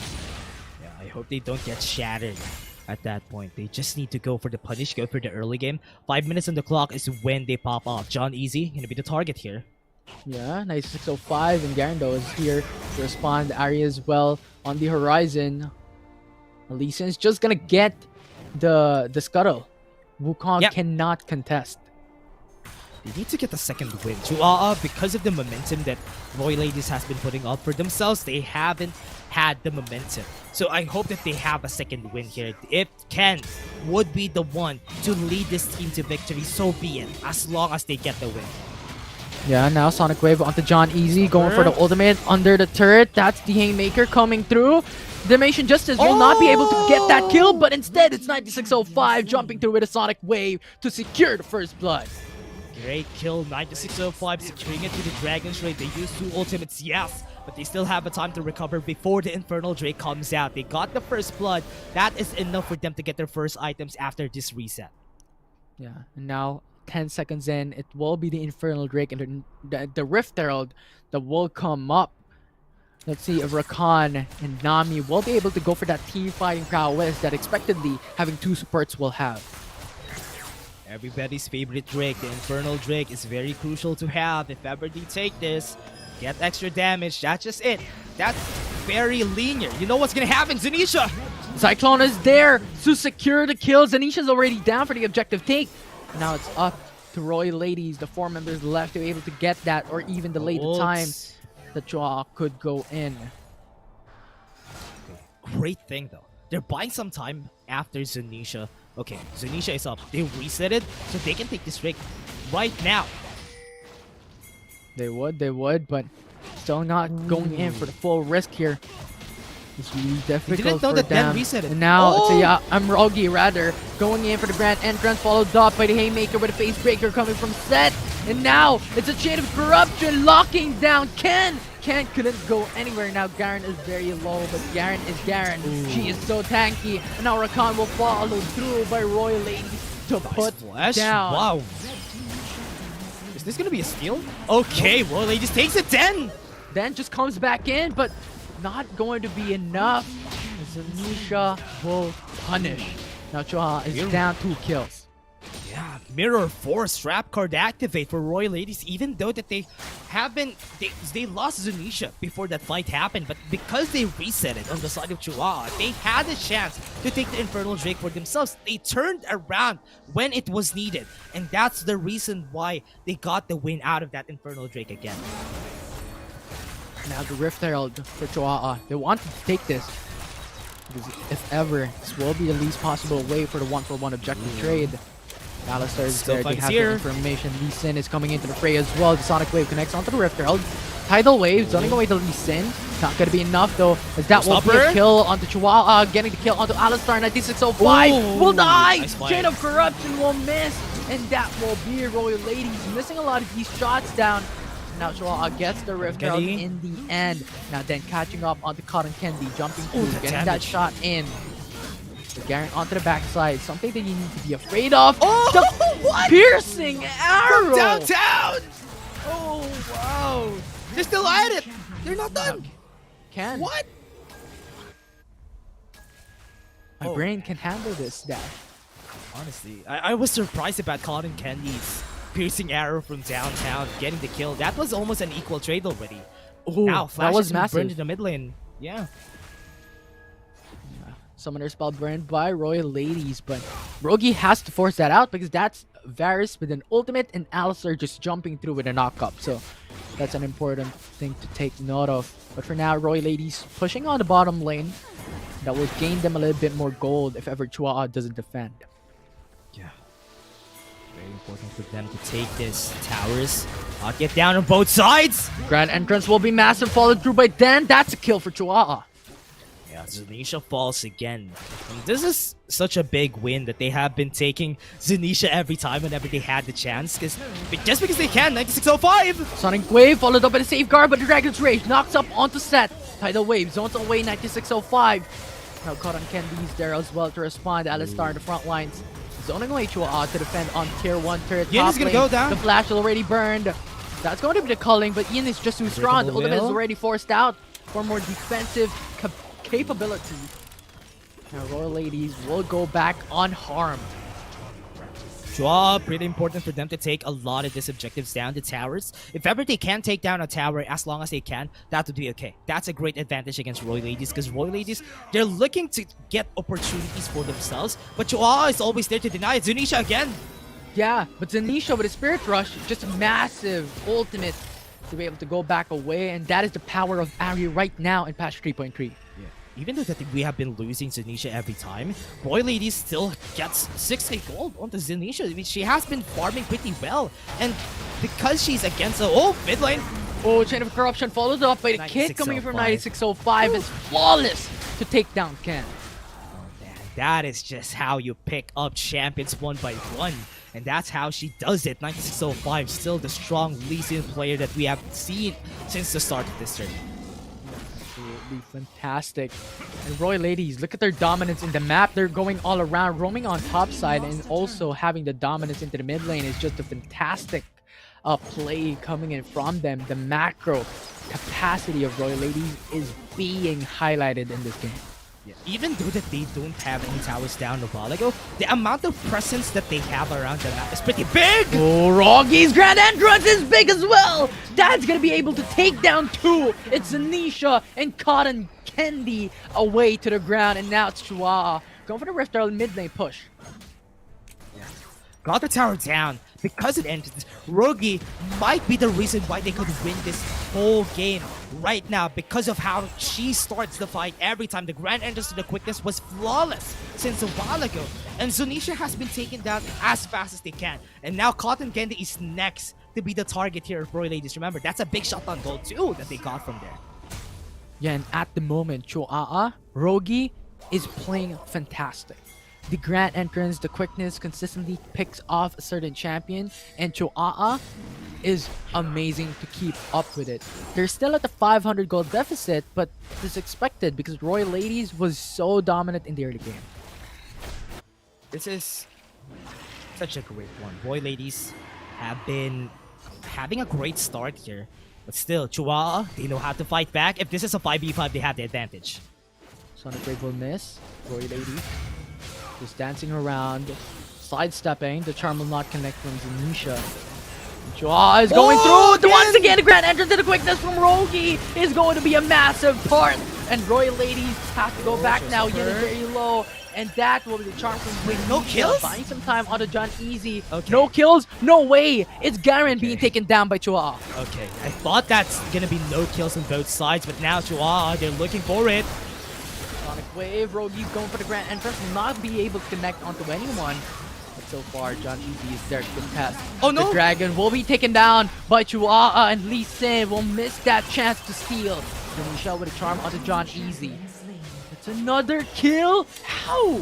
Ooh, it's looking great. It's looking great for Chua. They have been winning these fights on the early game. I hope that it also translates onto the late game, because right now it's looking pretty great. The way that they start these fights, they are just going for the back line. Whenever they get a chance to get Cotton Candy in Zanisha, they'll take it. They'll take it every time. Absolutely. I mean, right now, from a deficit, already having a 1k gold lead for Chua, and so far Royal Ladies is falling down behind. But what I'm afraid of is that when the late game comes, because that is the power spike, hypothetically, of Royal Ladies. Royal Ladies, they want to get Zanisha and Cotton Candy up to that point in where they have more damage, but because they don't have any DPS champions, that is where they're gonna be losing. After one short burst of damage from the Ari and also the Varus, it's done already. They don't have any DPS, and that's why Chua, the longer the fight goes, that is where they win, because they have Ken, they have Den, and Ayapi too, because of the healing. Yeah. Rogi will be the engager for Chua. So far, really strong champion and strong player for Chua. But a Baron Nashor alive, we're nearing that point of defeat. Well, not defeat really, but Royal Ladies having that spike of power with the Baron Nashor and Elemental Gray being taken down. But so far, Cotton Candy going for the Chain of Corruption onto Ken. That's a knock-up with Wukong coming in with a Cyclone. It's now Alistar getting melted with the raw damage of Chua. Great startups again. They have been taking one fight for another, but Royal Ladies, they have been backing away from all these fights. They don't want to go for it. Garen gonna be the target. Grand entrance will miss, but Garen is just too tanky. It's a gargoyle enchant, buying a lot of time for the Garen to be able to survive. The Machine Justice Dragon's Rage! not secure the kill onto John Easy, but 9605. This is the Lee Sin that we are talking about. She got a kill out of... There's 5 people there, and she pinpointed one person, and it was Ken. Oh man, Royal Ladies, 9605 at that. It's just too good at doing her job, but oh, look at this. Oh, Spirit Rush over the wall onto Rogi. The Ignite is there. Tick, tick, tick. Oh, no. But Tidal Wave will be able to knock back onto Zanisha. 9605 will be there to zone away to and in the end, it's a 1 for none. Got the lot. I thought that is gonna be great. I think Chua, they just need to take down this towers. They just need to be patient, Royal Ladies. Even though that they've been losing the fights. Cotton Candy, that's the showstopper coming through from the set. And that's really big, but set is very low. Lee Sin coming back in with a Sonic Wave. The Grand knockup from a entrance Yappy. Rogi, rather, will be able to knock up onto 9605, taking a kill onto 2. Oh man, great starts. Again, another one. Again, going for the grand entrance onto Garen, and that will be the culling once again, but a triple from Chua. Now they got the Baron on their side because of the way they start the fights. I like that Rogi is always the one who's been starting this fight. Grand entrance onto 2 or 3 is enough to disrupt the members of Royal Ladies. They don't have any way to steal this. This is gonna be hard. 4-man knockup comes from the Alistar. We'll be able to go for the contest here, but again, it's just gonna get melted once again. Not gonna get and this. Tanisha with a grand entrance coming from Rogi. That prediction is amazing. And now the HP. Ignite forces Wait, out the Raptors? stasis. The mob! Raptors! The mob will be able to kill him! Raptors, why? Oh, that's unfortunate, Infinity. Oh no. I don't know what to say, honestly.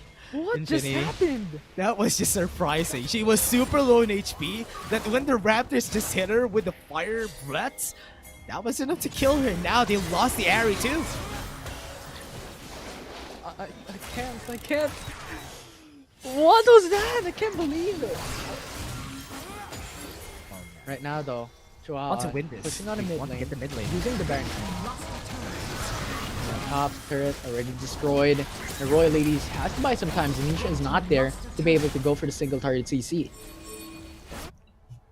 Now with the Baron, they're just gonna use this for them to take down a lot of these towers. Mountain Drake is gonna be up in just a bit. Chihuahua needs to take this for their hands just for them to be a lot more tanky in this fight. We have seen them sustaining a lot of these battles, and they have been winning because of it. The longer the game goes, as we said, the longer the fight goes, the stronger they become.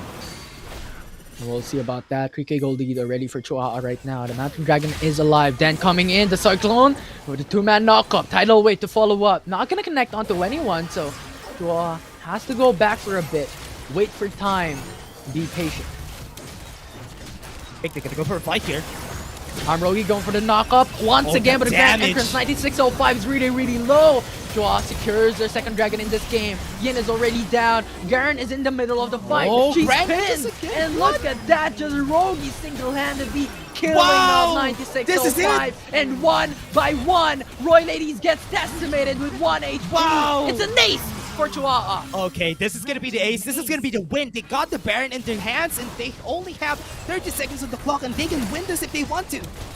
They're going for the game-ending push. One turret already down. The Nexus is already open, and they're gonna pursue. It's Chihuahua going back from a 2-game deficit. It's now 1-2. Roy Ladies still has to fight this up. Momentum shift to the side of Chihuahua. They got the win. Royal Ladies wasn't able to flip the card on the right time. And as we said, if there's no Elder Drake, if there's no biggest objective that could potentially win the fight in favor of Royal Ladies, that is when you win. And that is what Chihuahua used in their favor. They used the Rakan, they used Ken, they used Den.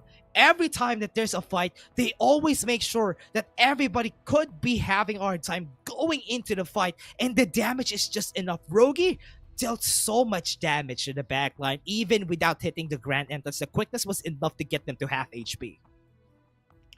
I guess Rakan mid lane is the answer.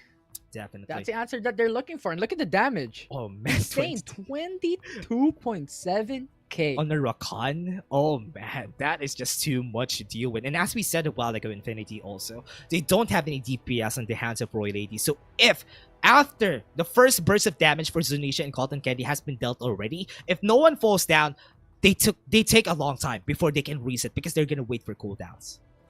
Yeah, and this is the first game that Royal Ladies lost in the playoffs. So Chihuahua making miracles happen here. And it looks like Royal Ladies' miracles have halted for now for game number 3. And so far, from what I know, we're jumping into game 4 real soon, Dash. The game's not over.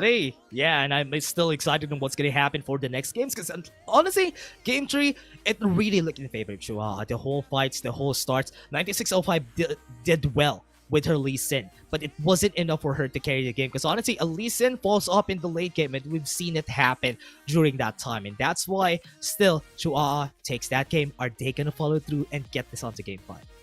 Yeah, and I'm looking at Rogi right now. Rogi was phenomenal from that game 3, so can she do the same thing for game 4? We'll find out soon enough, but that's game 3 for you guys, and stay tuned because after this short break, it's going to be game 4 of this grand finals.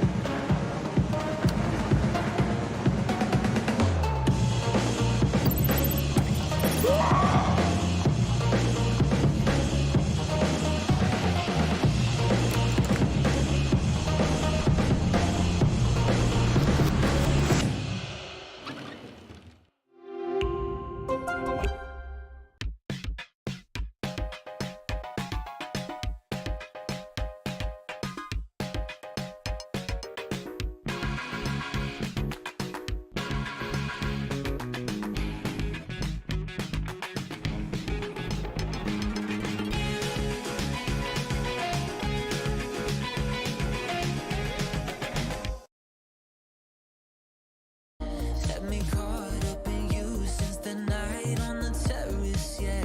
You had me falling fast. When you're here, you spark chemical reactions. Your aura strikes like lightning. Got no words, I'm just drowning in attraction. Only one way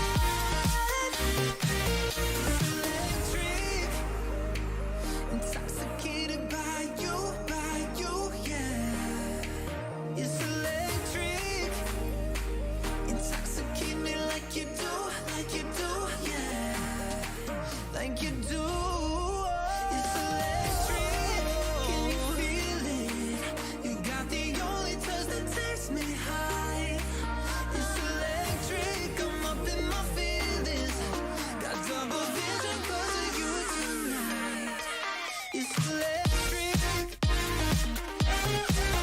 No feelings. It's electric. You spark those chemical reactions. It's electric. Your aura strikes like lightning. It's electric.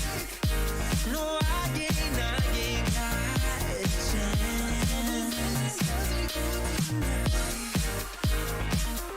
I got no words, no words.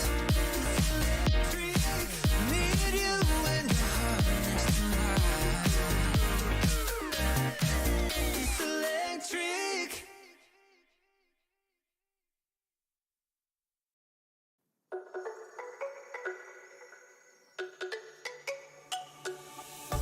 Let me go, there's no doubt.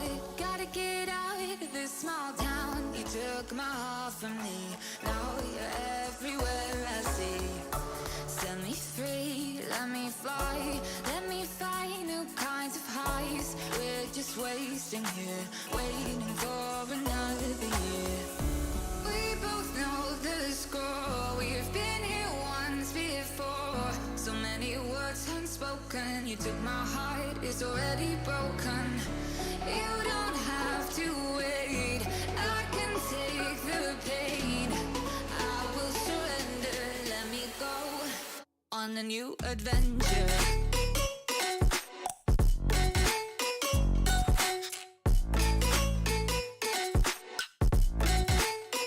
On a new adventure.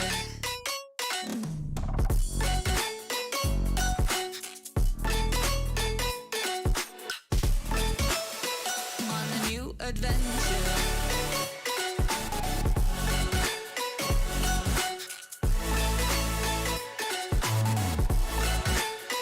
On a new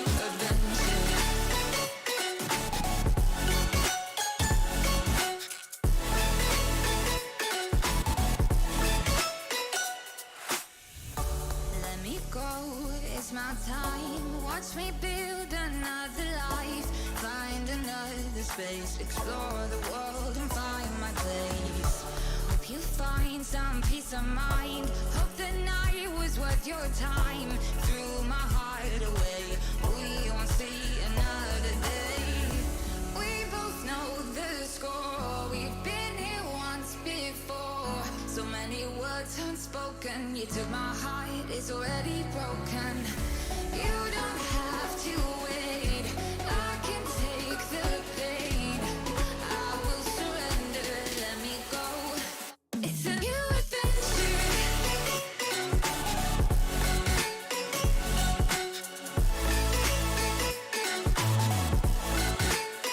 On a new adventure.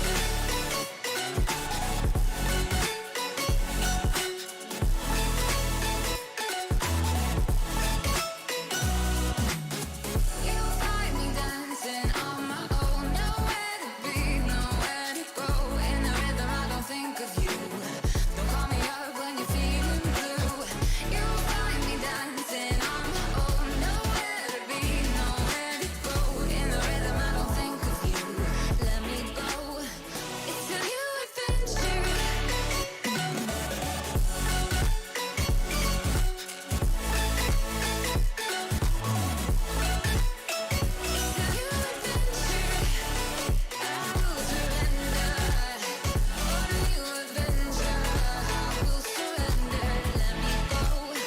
On a new adventure.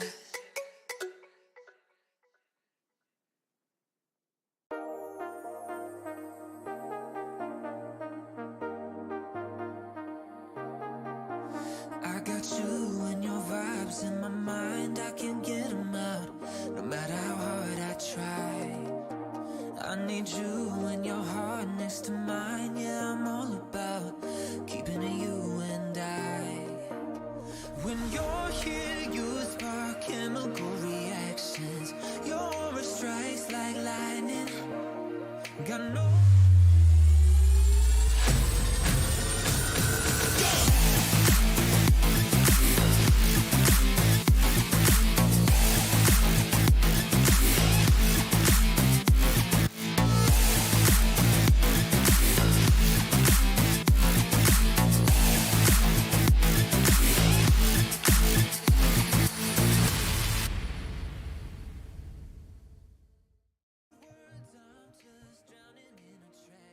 Welcome back, everyone, to the FSL Wild Rift Open 3 Grand Finals. We're now here on game number 4, Dash, with an unexpected win coming in from Chihuahua. Just absolutely insane. Rakan was a dominant role when it comes to having that victory. Honestly, Rogi played so well during that game, Infinity. It was because of how she starts fights, the grand entrance to the quickness, even if it doesn't hit a lot of people, but most of the time it does. Still, she was able to make sure that the backline is kept in check. Even if not the backline, 9605 won't be able to have it easy on taking the objectives against them. And that's why right now, I think that is really a bannable pick. A bannable champion, rather, on the side of Chihuahua. Definitely. Although, quick question, Dash. Did you expect this? 2-1. Honestly, I thought that Chihuahua, because of the momentum of what they had already for their side, I wasn't expecting them to turn it around. Because honestly, on a best of 5, it's hard to turn the momentum back in your favor. Because that's already 2 wins. And you need to win 3 more games. Or at least need to sit down for 3 more games. And that's very tiring for most players. But still, they powered through. They got the win. Chihuahua got a 2-1. This could potentially jumpstart their comeback from here. Yeah, and I echo your thoughts there, Dash. I mean, there are 2 unexpected things that I've seen. Unexpected Rakan and unexpected Raptor taking down a kill. Yeah, definitely. A lot of unexpected things happened from that game 3, and maybe something unexpected once again for game 4. Yeah, I hope we see something unexpected, an unexpected pick again.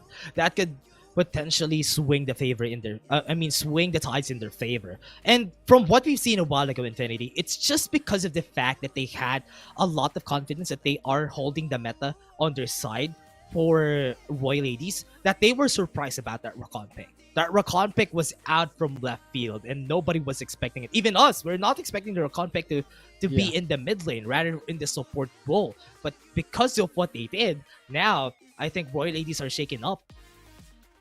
Yeah, definitely, because we've only ever seen it with RRQ playing it, and now with Chihuahua playing it here in the Grand Finals as well is just an eye-opener. Like, what happens now? Is Rakan going to be amazing? Is Rakan going to be a carry? And both of those things was filled in the role by Rogi. It's just such an amazing player. She was consistently roaming around the map along with Den to be able to secure kills. And remember how Zunisha was keep on getting picked off by these 2 players from Chihuahua. Every time Zanisha is gonna get caught off by Rogi, and Rogi just times her grand entrances pretty well, and also at the max range. Whenever she gets someone up in the air, it's always in max range, and that's what's scary about this for the Rakan that they had, and that's why we said a while ago, Infinity, they need to ban that Rakan, because that Rakan, even, or at least if they do have an answer, at least get that answer now. They need that solution for that problem.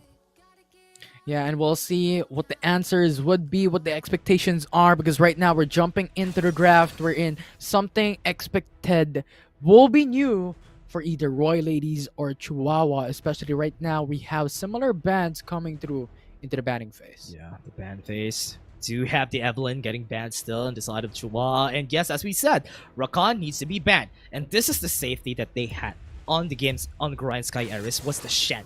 If ever they get the pick on Shen, it would be good, because together with it, they're going to be building a lot of gargle enchants to surprise them whenever they try to take a fight. Yeah, now the question is Royal Ladies onto the blue side selection would change things up? Because we typically saw Chihuahua going for the blue side, and right now that Royal Ladies was defeated, they opted to go for the blue side right now. So a lot of questions in mind at the moment, but Camille will be that priority by Chihuahua as their first pick. Yeah.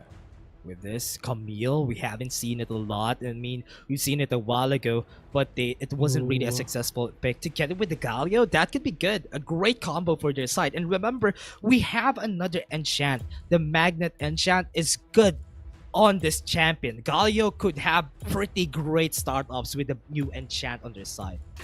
Yeah, the Repulsor? Is that a Repulsor you're talking about? I think I'm talking about the Magnet enchant. The one that pulls you back. The Magnetron enchant. Yeah, that's gonna be good for the Galio. Interesting stuff here in Wild Rift patch 3.3. But as you said it a while ago, Camille and Galio is a really strong duo and team fighting champions to play with, especially with the follow-ups from the ultimates. Yeah. That's going to be something that you need to be fearful of. But right now, with Senna being open, it's going to be locked in by Royal Ladies. Yeah. You that they do have. Oh, if they get this is gonna be good. They have great setups already. Oh, I thought they're gonna get the Vagar. If they got the Vagar a while ago, could have been good for their composition. Because if they have the Senna, they have the Nasus, the Vagar has the damage. At least they have a way to get DPS. But at least they get the Senna Nasus, which is a pretty safe pick on the side of Royal Ladies. Yeah, and I think the thought process here by Royal Ladies, if they pick up the Vagar first, Chuaa could just ban away the Nasus, Gragas, and Nasus. Yeah. Both these champions are really strong with Senna, so now Royal Ladies will be forced to go into the traditional type of setup wherein Senna will be that support instead. So I think going for the Nasus first will be that option for them. That's going to be better. But for now, Chuaa picks up the Lulu as their third pick. I'm pretty sure they're not going to ban the Vagar, right? On the side of Chuaa. Because if they do ban the Vagar, that just opens up a lot of opportunities for Royal Ladies. Wukong could still be a potential good pick This for is clever. 9605 here. But they still have the Lee Sin. And they didn't ban it because they didn't want to, or at least because they won against the Lee Sin. That just gave them the confidence to take on the Lee Sin if they can. Yeah, and the thing about that is Chuaa is going to be the first pick after the second phase bans. So they could ban away Kha'Zix or either Lee Sin, and they could pick up one off it for themselves. But considering that they banned away Diana and Ari, I'm thinking that they're gonna pick up Kha'Zix and force Roy Ladies to go into Lee Sin. Yeah. Possible. They got this. They got the Kai'Sa Vayne ban so that Ken would be forced to pick. Okay, their solution too. So the Corki is up.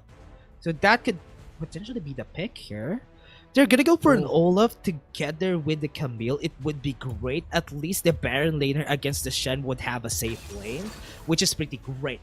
Great mindset for Chuaa, but Royal Ladies has the answer already. If they want to get the Vagar onto their side here for Zunisha because the Ari has been banned, because they don't have any options also.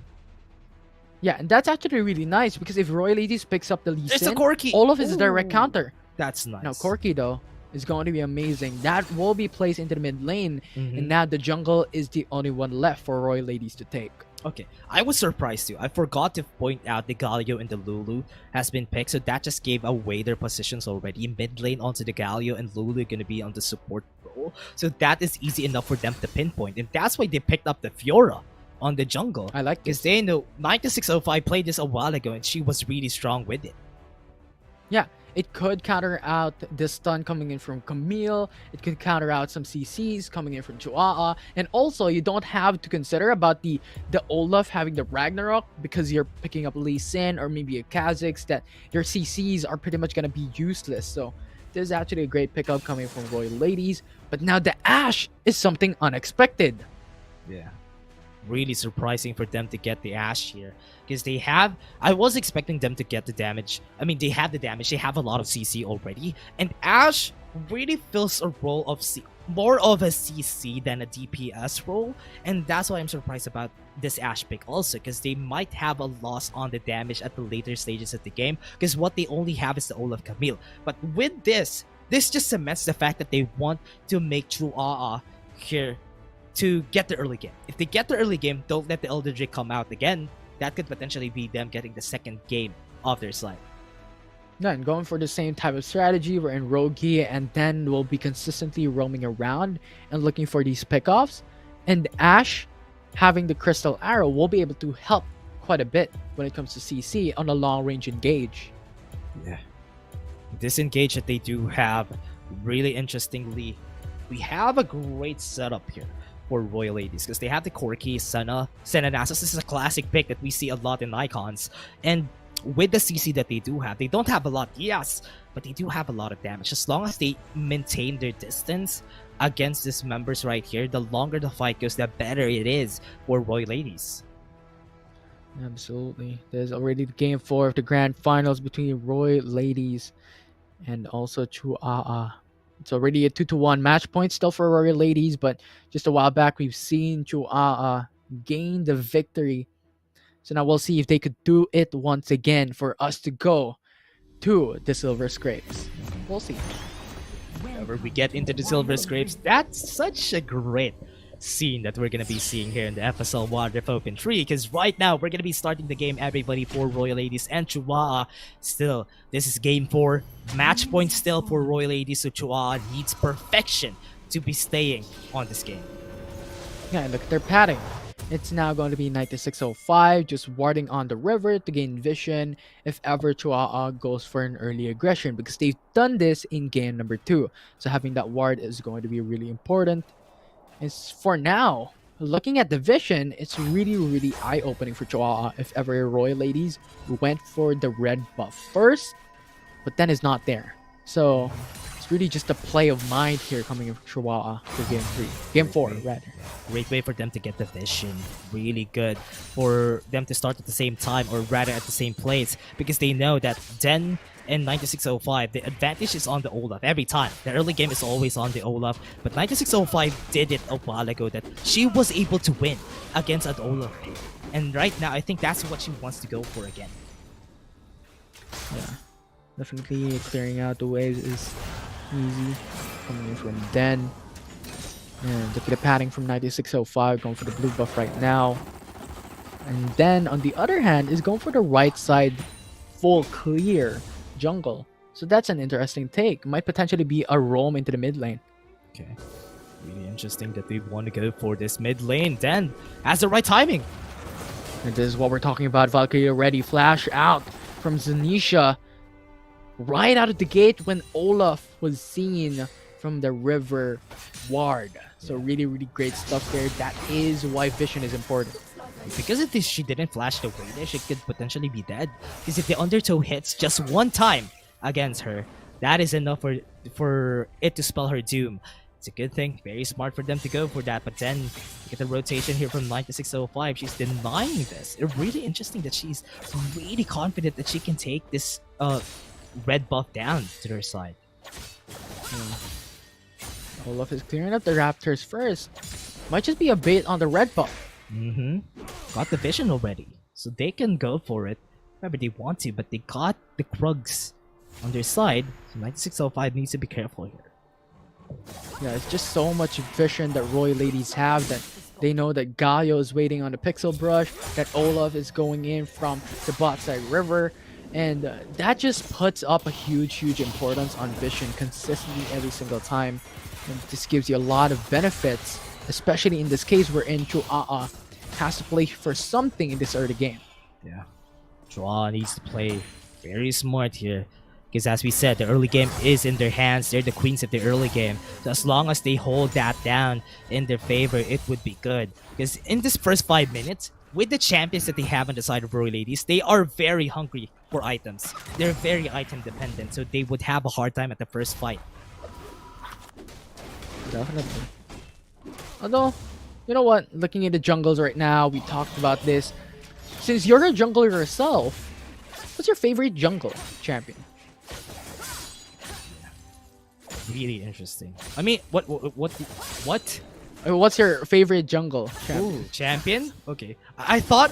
Okay, never mind what I'm about to say. But, what were you talking? Okay. What My are you thinking favorite about? jungle champion was right now, I think it's Echo. Every time. They always use Echo. Because... Yeah. Because of how interesting the Echo gameplay is. That's why I like it. It's not as linear as the other ones, like how Elysian is. That's what I love about the Echo, but we don't see a lot of Echoes, right? Don't see a lot of Echoes. Yeah, we haven't seen it so far. Yeah, but it's okay. Alright, but it's alright. But you, what about you? Going back, What jungler do you like to see? Not play, see in games. See? Or at least on your team whenever you're playing ranked games. Braum jungle. Braum Wait, jungle. Nah. No, I'm kidding. I'm kidding, of course. Capping. Yeah. Yeah, of course. But going back into the game now, we're having Chihuahua and Royal Ladies even level playing field so far, not having any first bloods as of yet for 4 minutes into the matchup. And when it comes to the gold, it's also quite even. So pretty much the first contact that we will be seeing will be the first objectives, Ocean Drake or Rifter potentially. Okay, yeah. Objectives, pretty important for them to get this. But top lane though. Yeah, going for the 2v1, but then going for the Flash visit. burned. John Easy going in for the cables as well. The Ragnarok is already... Oh, they flash already. Used up Fiora. Oh. Going Want to to get go that for more? kill. John Easy is there, but Ayapi is there to respond. So 2v1, 9605 just has to go back away. She can take this on their time. They have the right timing if they want to get this referral. The Yappy! Oh! Oh no! That was friendly fire. Yeah, that could have been a death right. Fire. That could have been a casualty at that point. Yeah. But it's a good thing that they didn't die there. It could have. Yeah, I mean been. that was like a perfect route coming from Senna. right. That she has to use the flash immediately. Oh, but the right flash! now, the flash coming in from Galio over the hills. That's going to be a perfect taunt. Gets the kill onto Cotton Candy. Now here's entrance. Zoning away Royal Ladies. It's good kill coming from Chua. Great timing. They have 5 members strong right here on their side if they want to go for a fight here. So this is just Royal Ladies just gonna give this up. They can take this Rip Herald, just take this L, take the Rip Herald, but they still want to go for it. Yeah, they want to contest this. Especially also Drake will be very That's it. useful for them. Now it's going to be the lockdown coming in from Camille. Hextech ultimatum locks. NASA's down. It's Yin already dead. It's Running It Shadow. is going to Wow. be Shen, going to be stuck in the middle of the fight. Fiora getting smited, but she went back in with the lunge to take that Candy. kill. Now Ken Ayapi going for the 2v1. Oh. Senna in the Whoa, back the line, taunt. getting to go for the support. The ace in 6 minutes into the matchup. Wow, they got the ace out of that fight. They really just went in for it. They waited for the time for them to reset. They took a long time to take the Ocean Drake right here in the side of Chua, and that's why Royal Ladies was able to follow up. Cotton Candy fell, but it was enough time for her to come back from that fight. And now, because of this, big advantage for Royal Ladies, and they can still take their Rip Herald if they want to. They can still reset on the side of Royal Ladies. Yeah, definitely. But look at the fight on the Dragon Pit.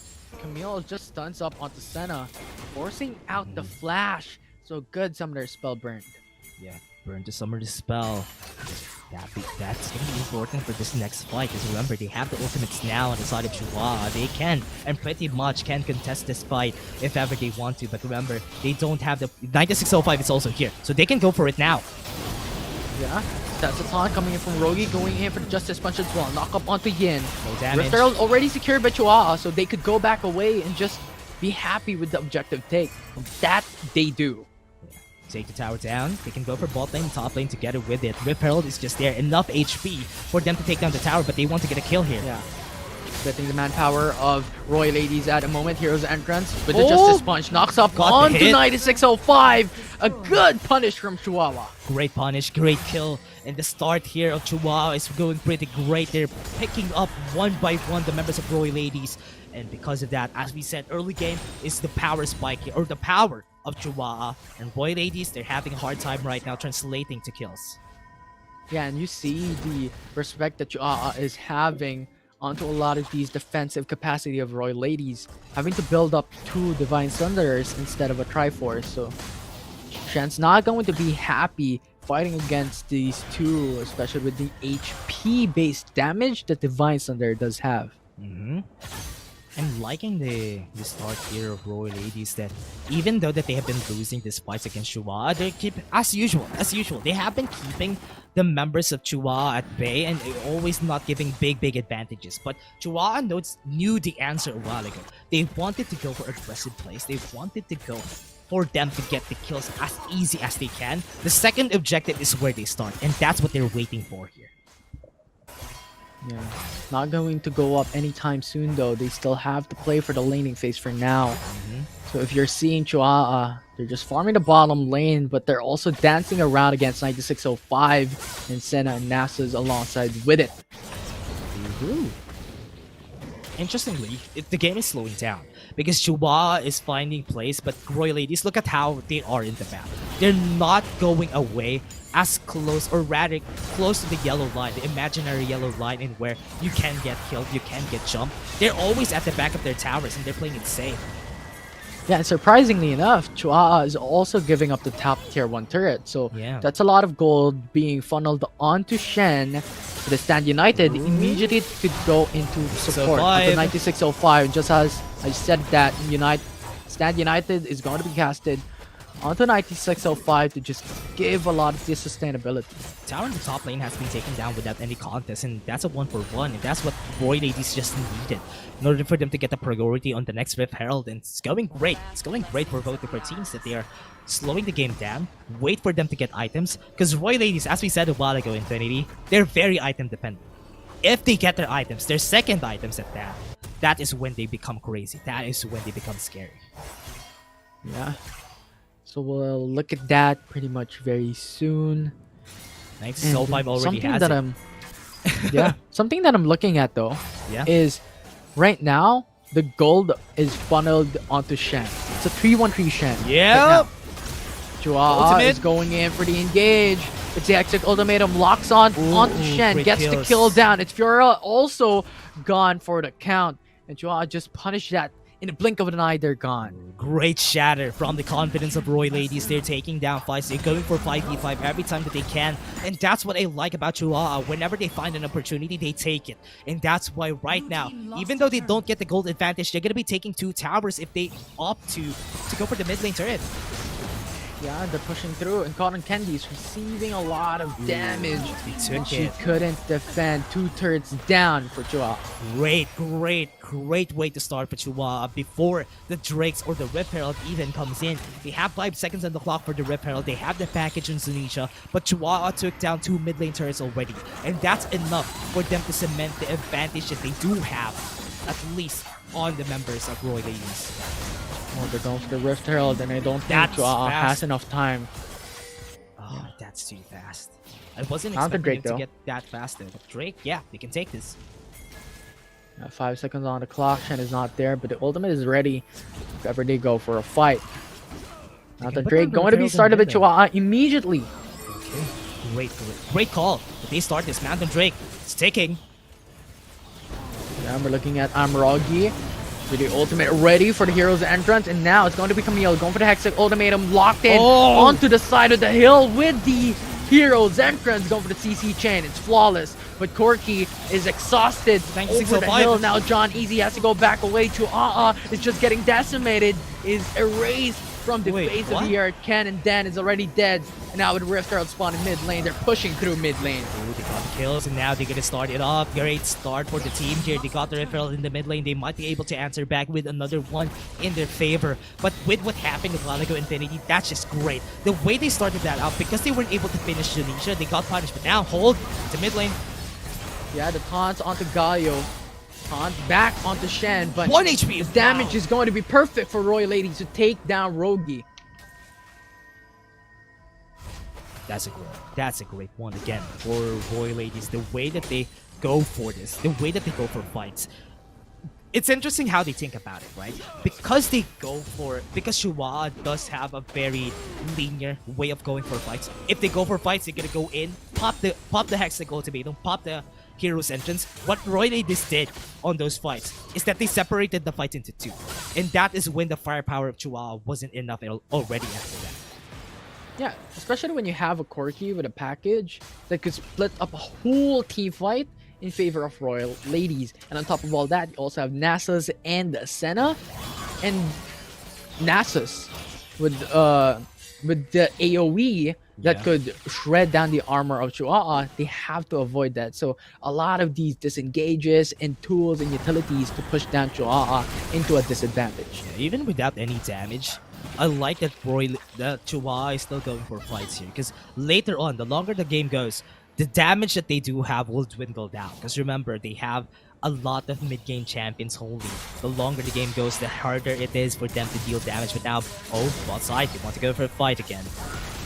There's entrance as well, but not going to be enough. Too much of a distance. John Easy. The counter engage from Roy Ladies is going to be phenomenal. Now with Wild Growth going to be forced away. And this is a really difficult time because 9605 receiving a lot of damage coming from Ashe. Then you have Shen in danger. John Easy is there to survive for long. No way. It could have been 9605's stat, but because Shen went in for the Sand United in the taunt, she was the one who was sacrificed after that. But still, Still a good win. Chihuahua finding kills, finding wins all over the map. I like that they're looking at this way. They want to get the objectives, they want to go for fights, but they know that they have a deadline, and that's why they're always finding a 5v5 whenever a chance, or at least a pick-off whenever they can take that chance. Especially with two Infinite Skating champions. It's Senna, it's Nasus. As the game goes longer and longer, those two champions will scale out of proportion. So Yeah. just Orc has is to do really something scary, too. in this state. Orc is pretty scary. She has the Black Cleaver, she has the Storm Razor already, she's gonna be hitting like a truck. And also Armor Shred, couple that with a Spirit Fire too. That's just a lot of damage. If Senna hits anyone, she's gonna hit like a truck because of the Armor Shred that they do have on the team. And now, oh no, the Enchanted Crystal Arrow wasn't able to hit. Yeah, it's really difficult for the Angel Arrow. So benefit of the doubt onto Ash, onto Ken. For now, we're seeing just a very, very stale matchup at the moment. Everyone's just playing for the farm, not going for this huge risks so far. This is interesting though. I'm really surprised that Shen could take a priority against a Camille on the bottom side of the map. Because yes, Hullbreaker is really hard to build right now. You need to get it on the third or fourth item right nowadays, and that's why Roy Ladies and even Chihuahua with the Camille, that's why they're still equal at this point in the game. Yeah, I like how Chihuahua is now a little bit of an aggression there. Forces out Zanisha to use the Valkyrie to go back. Not gonna be that huge because the cooldown onto the Valkyrie is just really, really minute. So we'll see how this would turn out, because right now Chihuahua is playing for the Baron. Ooh. Yeah, but Death Brush would be good if they get it. Senna's ulti will gain that information though for Royal Ladies, so that brush will not be that Look at that great. damage. What? Oh my, look at this fight. Yeah, it's just Shen just slapping her wallet onto the face of John Easy. Right now, man. Rogi going in He's though. gonna get killed. It's a Oh, great no. response from her. Because of that kill, that is now 4v5. Great start. Yeah, it's now going in. A huge Gargoyle Enchant is going to play a massive role for Royal Ladies.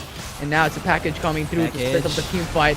Really, really huge. Disables Chua to go into the remaining members of Royal Ladies. And so far, it's only one kill. Yeah, we have said this for a long time now, Infinity. The longer, or rather, take down the Shen and they won't have the stand united. This is pretty big. They're going in for it. Oh, not it's a steal. Chua getting the Infernal Drake though. So 9605 jumping into the pit the will just get damage. decimated. So now it's Royal Ladies on a disadvantage. We might just go into game 5. Oh, Chihuahua. I like what I'm seeing from this team. They have been taking over the map like... They have been taking it over, and the amount of priority that they do have is really great, especially that they took down Shen a while ago. That was pretty important point to get, because when the Shen is down, when you go to the Shen lane, take the Shen down, they won't have enough pressure at the side lanes, and that's what they did. Now, the Baron is up, and they don't have any teleports on their side, so Chihuahua could just go and risk taking this Baron, because even with the Stand United, if it's a 4v5, if they take down one, that is enough for them to get the win here. Yeah. Right now, Cotton Candy. Ooh. Ooh! She flashed. Uses up the misses. Uses up the flash. Yeah. Interesting. They don't have any vision in the top side of the map anymore. So this is just going to be an easy take for Chihuahua if ever Roy Ladies won't be able to get the priority here. This is going to be bad. They're taking it. It's going to be pretty fast. You have the Senna ulti though to gain vision. Now Nasus goes for the face check, has this information. Okay. Chua go for the turn, and now Yin is in front of this fight. Oh, it's going to she's be Ash dead. taking down 9605, so no junglers available for Royal Ladies. Hero's entrance to zone away the Oh, remaining no, they're members dead. of the opposing team. And now Zanisha is getting caught up by Den, going for the axe, getting that kill. And now Shen, the only one left standing for Royal Ladies to be alive to defend. This is going to be the end again. This is Chihuahua taking down Roy Ladies. They won't be able to come back from these 30 seconds of the clock, and they can take this down. They can take the Nexus down right now. Yeah, absolutely would. But Shen is here to respond, already on the base. 5v1. Will the damage be enough though, as Chua is just going to focus on Nexus. Wow. We're going to game 5! Wow. Silver Scrapes is ready for the grand finals here for FSL Waterstone. Oh man, we're on game 5, and that was such a great way to play for Chihuahua. They weren't 9605 went in for that fight on the Baron there, and because that Shen ult wasn't able to come through, Shen wasn't able to go through during that fight, that was enough for them to garner a 4v3, a 5v3 at that, and that was enough for them to win the whole fight. They baited the Baron, they turned around after they saw the fight, and even though, as we said a while ago, they won't have any damage in the late game, as long as the Elder Drake is not up, Roy Ladies won't be able to come back from the game. Now the big question, is this going to be a reverse sweep right now for Chihuahua? Because so far these 2 prior games has been phenomenal from this team. Great games from our teams. They have been winning all around the reverse sweep. This is where Chihuahua has the momentum in their favor now because of those 2 games a while ago that they have won. This is gonna be snowballing on their side, so they have a big advantage here. They just need to use the same thing. If something works, they can just make use of it onto the next games, and that's what excites me for this game 5 that we have against both of these teams. 5 games! A while ago, we were expecting match point already. There's a potential for this to be the last game, but now we're here for game number 5. Yeah. Just right for the grand finals here for Wild Rift Open. It's just a very, very exciting moment here for Dash. Vietnam region versus Philippine region. Yeah, it's like we're back in the best of 1 though. Like what happened during the group stages for them, and that's exciting because they were able. This is like the sudden death already for them. Whoever makes a mistake, everything needs to be flawless, and the longer the game goes, as we said, Roy Ladies have the advantage there, and Chihuahua knew the answer. They just need to get the early to mid game. Don't let this get to the late game, and that would be enough for them to get the win, and that's what I like. Chihuahua, they have the second win. Like what I'm saying a while ago, they needed to get that, and they have it right now. So we'll see if Chihuahua can make a comeback from the comeback queens and make a reverse sweep. Later, we will find that out. But before then, we will take a short break. I'm Infinity and this is Dash. Don't go away. It's game 5 after this.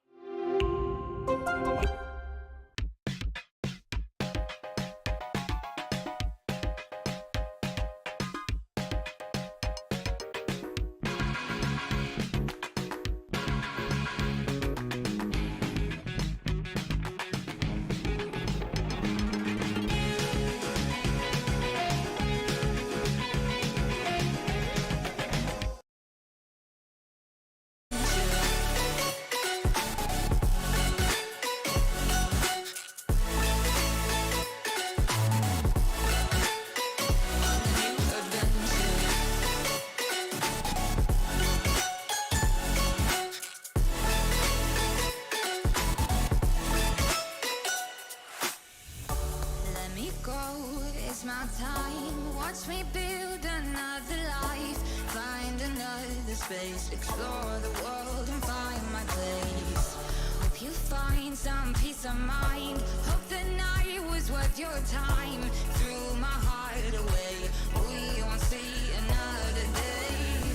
We both know the score, we've been here once before. So many words unspoken, you took my heart, it's already broken.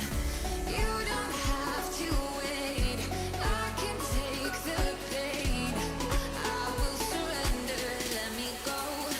It's a new adventure.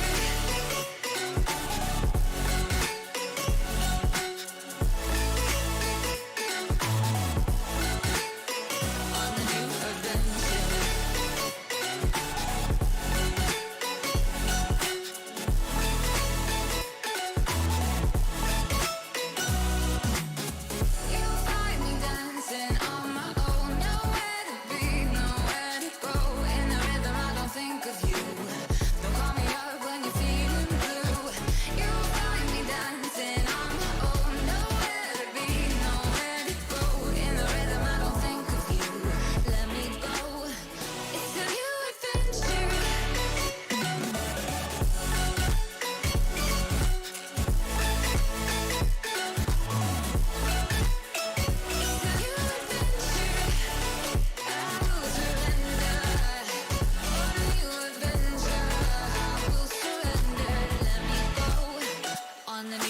adventure.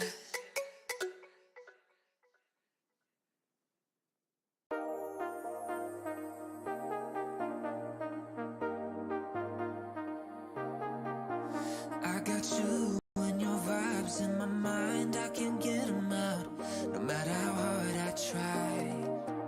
I need you and your heart next to mine, yeah, I'm all about keeping it you and I.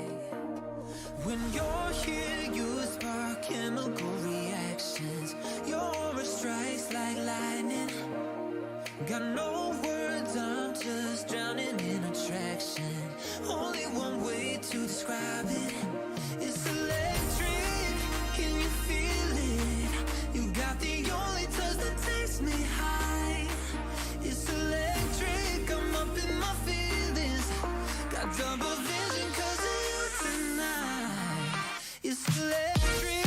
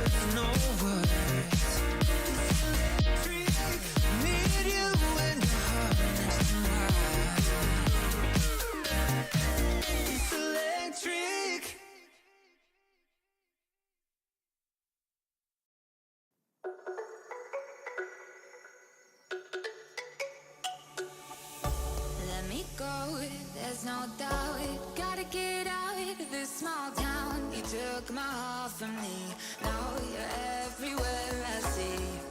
Set me free, let me fly, let me find new kinds of highs. We're just wasting here, waiting for another year. We both know the score, we've been here once before. So many words unspoken, you took my heart, it's already broken. You don't have to wait, I can take the pain. I will surrender, let me go on a new adventure.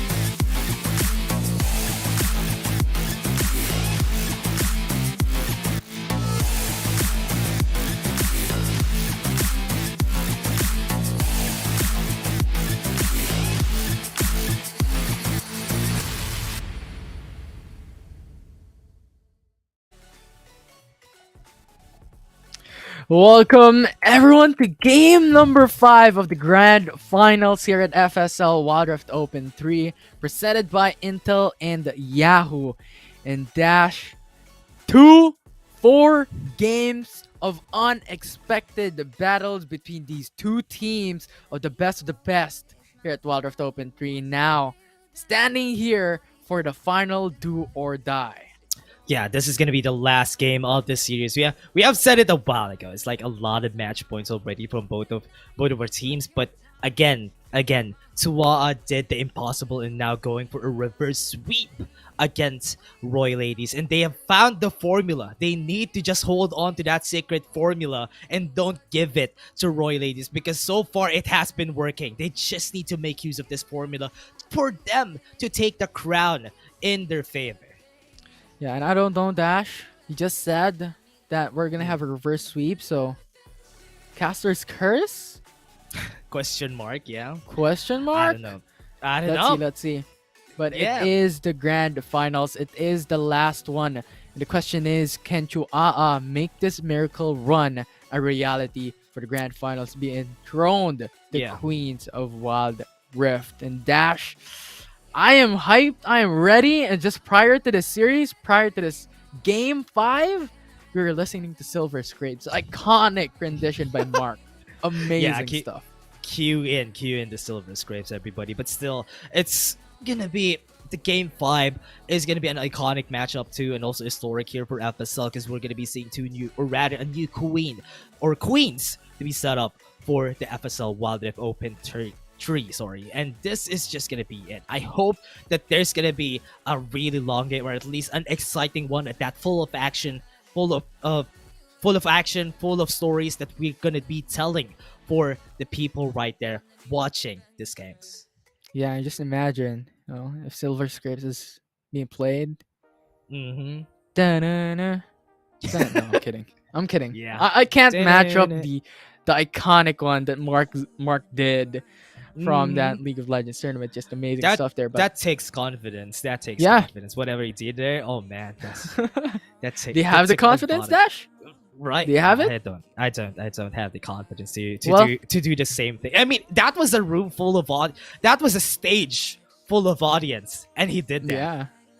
Yeah, I mean, I don't have that confidence as well, but I am confident in one thing, that we are What? now in the draft. The players are ready, Ooh. the teams are ready for the final game of FSL Wild Rift Open 3. Yeah, and we're gonna be seeing what's gonna happen on this last matchup, last game. This is honestly, there's no more games after this. So this is, yes, the last game of this series. But still, we're gonna be seeing more. Yes, Karma gonna be up, ready, and not gonna be banned. Roy Ladies are gonna be taking it. Yeah, and look at the huge respects onto the Rakan. Roy Ladies was punished by this a while ago, being played by Rogi, and now they ban it away. They don't want to play it against it. And now Chuaa is going to opt to go for the Galio in similar ways that they played up against Roy Ladies in Game 4. Yeah, Rogi played the Scalia pretty well. She played it like an assassin, like how she plays the Rakan, like how she plays the Zed. And that just gave away a lot of opportunities for the team here. Remember, Camille is not up, so there's not a lot of combos, a lot of ways for them to make it easy to hit the hero's entrance, which is great. But would that be enough? Because Rogi, even without the Camille Hextech ultimatum, has been performing pretty well. Yeah, and now expectedly Chuaa could also go for another support here.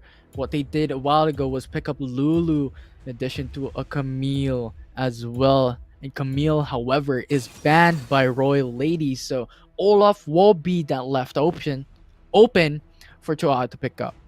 Yeah, they have been able to pick up this. And with this, the Olaf, the start of the game for them with the Olaf a while ago just gave them access for the back line. And Roy Ladies needs to answer back with something here. If ever they are going to be playing it safe, yes, the Shen is going to be open. The Shen is going to be taken again. I hope that they have another answer for this, because the Olaf and Galio are pretty destructive combos, but the chase is there. So yes, that might be the answer that they're looking for. Yeah, and it's a different type of setup coming in from Chuaa right now. Like, Olaf is not similar to Camille But the thing about Olaf is that the Ragnarok will let you pierce through to the front lines and get to the back lines for Galio to go for the ultimate. So that could still be a setup for Chihuahua to take. And now they're picking up Lulu, similar to their game 4.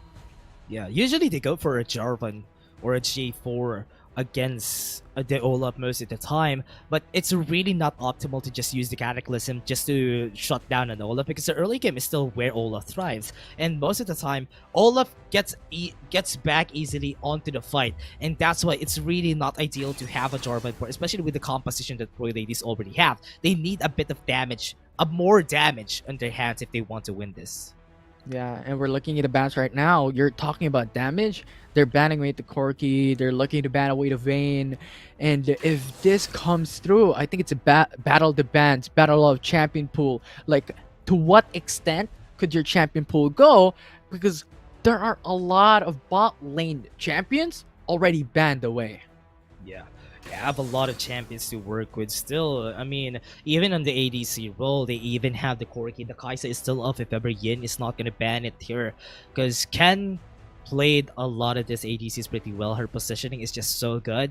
Especially with the Lucian a while ago. But they can still go for the Morgana. Because it hasn't been banned. So Chihuahua could go for that. Imagine an Olaf with a Ragnarok together with the spell shields. Man, that would be hard to deal with. But the Kai'Sa, yeah, that's also a great pick. That's 4 respect bans onto the champions that Chihuahua played from game 4. Ashe, Rakan, Camille, they picked up the Karma, and now with Chihuahua banning away Corki, Lucian, and Ziggs, they're gonna pick up Kai'Sa, and now what's left for Roy Ladies? Yeah, they have a lot of CC already for the side of Chihuahua. They don't have a lot of options too. So this is gonna be a hard decision for them. If they have something on their side, yes, the Lee Sin is there. And would this be enough? Because they still need an ADC that could deal with this Kai'Sa. Yeah, and it is the Lee Sin that is really famous, that is being used by 9605. It has failed in one game just a while back. We'll see if this can be that redeeming champion for Royal Ladies for game 5, with Set being that last pick. Okay, so they don't have an ADC. Who's gonna be bot lane? Jace. Then Karma mid, then Set can support. Big brain. Interesting. Or Set could go mid as well. Yeah. Honestly, what they want to go for here is probably go for the Shen on the top lane for sure. And just make sure that the bot lane is kept in check. The Jace and the Set could be the greatest thing here. Infinity. Because the Jace and the Set in the bot lane could be easy to deal with. But Karma's Set in the bot lane, they have a lot of movement speed. Would they have enough damage to finish off a Kai'Sa with the Lulu? I really doubt it. Yeah. We'll see though. This is a really, really interesting thing that we're seeing at the moment. But expectedly, it could be a Jace bot lane with the Set and Karma into the mid, because that's the more or less traditional type of setup that we've seen so far when it comes to the specific role that these guys are playing. But on the other hand, Chihuahua, Kai'Sa, Olaf, Lulu, Garen, Galio. Yeah. This draft is really sustainable. Yeah. There's a lot of sustain. And couple that with the Garen too. They have enough CC with the Galio, and I think that's enough.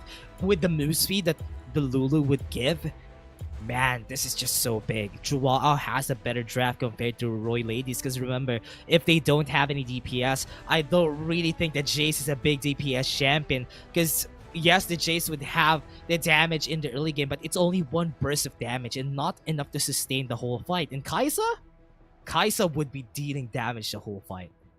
Yeah, and this is two queens now battling for the throne. We'll see who would take that out of this FSL Wild Rift Open 3. It's the last game between Roy Ladies and... So that's what they do. They want to disrupt the early game of Chihuahua just for them to have the easier time here, just for them to get the early game. If they get the early game, that is where this is good. But the longer the game goes, Kai'Sa is a ticking time bomb. Yeah, definitely. Especially if she has already built up a lot of these items. Because Zanisha on the Jace will not be able to carry that late game. She would be really strong though in this early game with a lot of codes, with a lot of skills. But with the wards there, look at the vision. They know that Lee Sin is going for the jungle invade.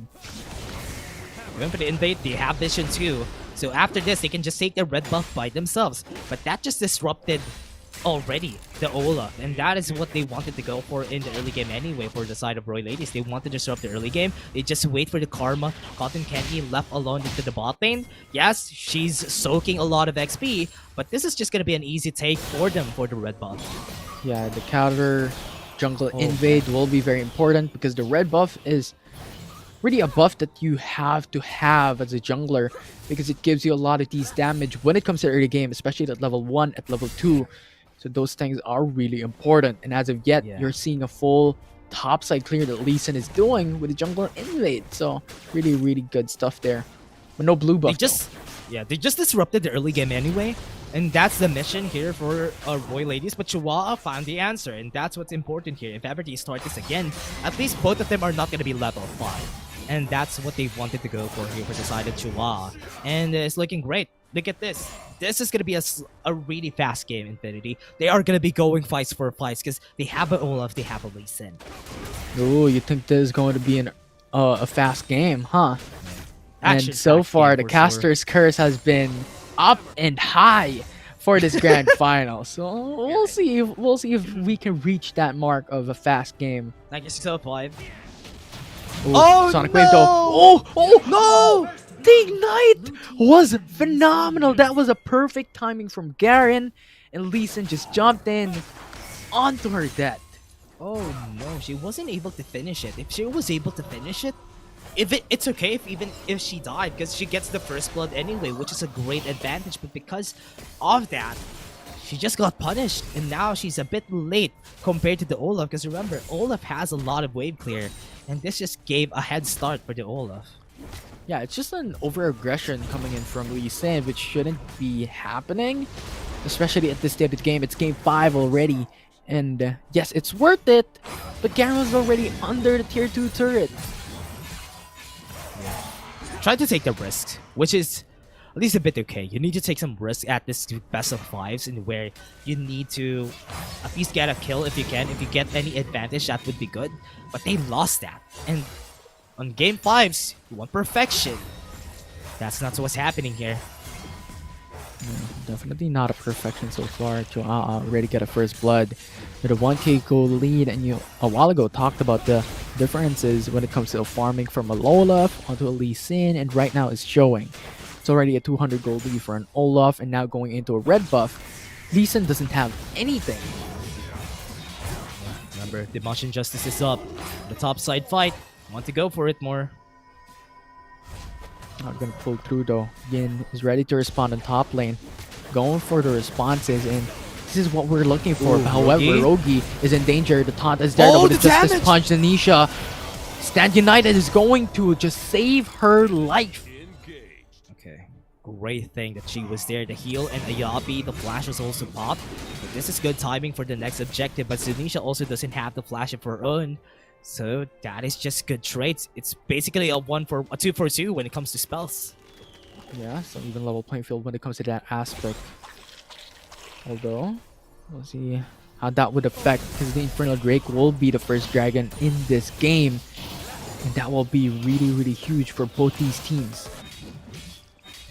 Pretty important for them to start up. They need to get the wave state in their favor. Remember, Stand United is not up until later on, so they need to buy some time on the side of Roy Ladies before they start any fights in their side. Pretty 9605. Also take a risk here. She doesn't have an item after she backs away. Yeah, they left.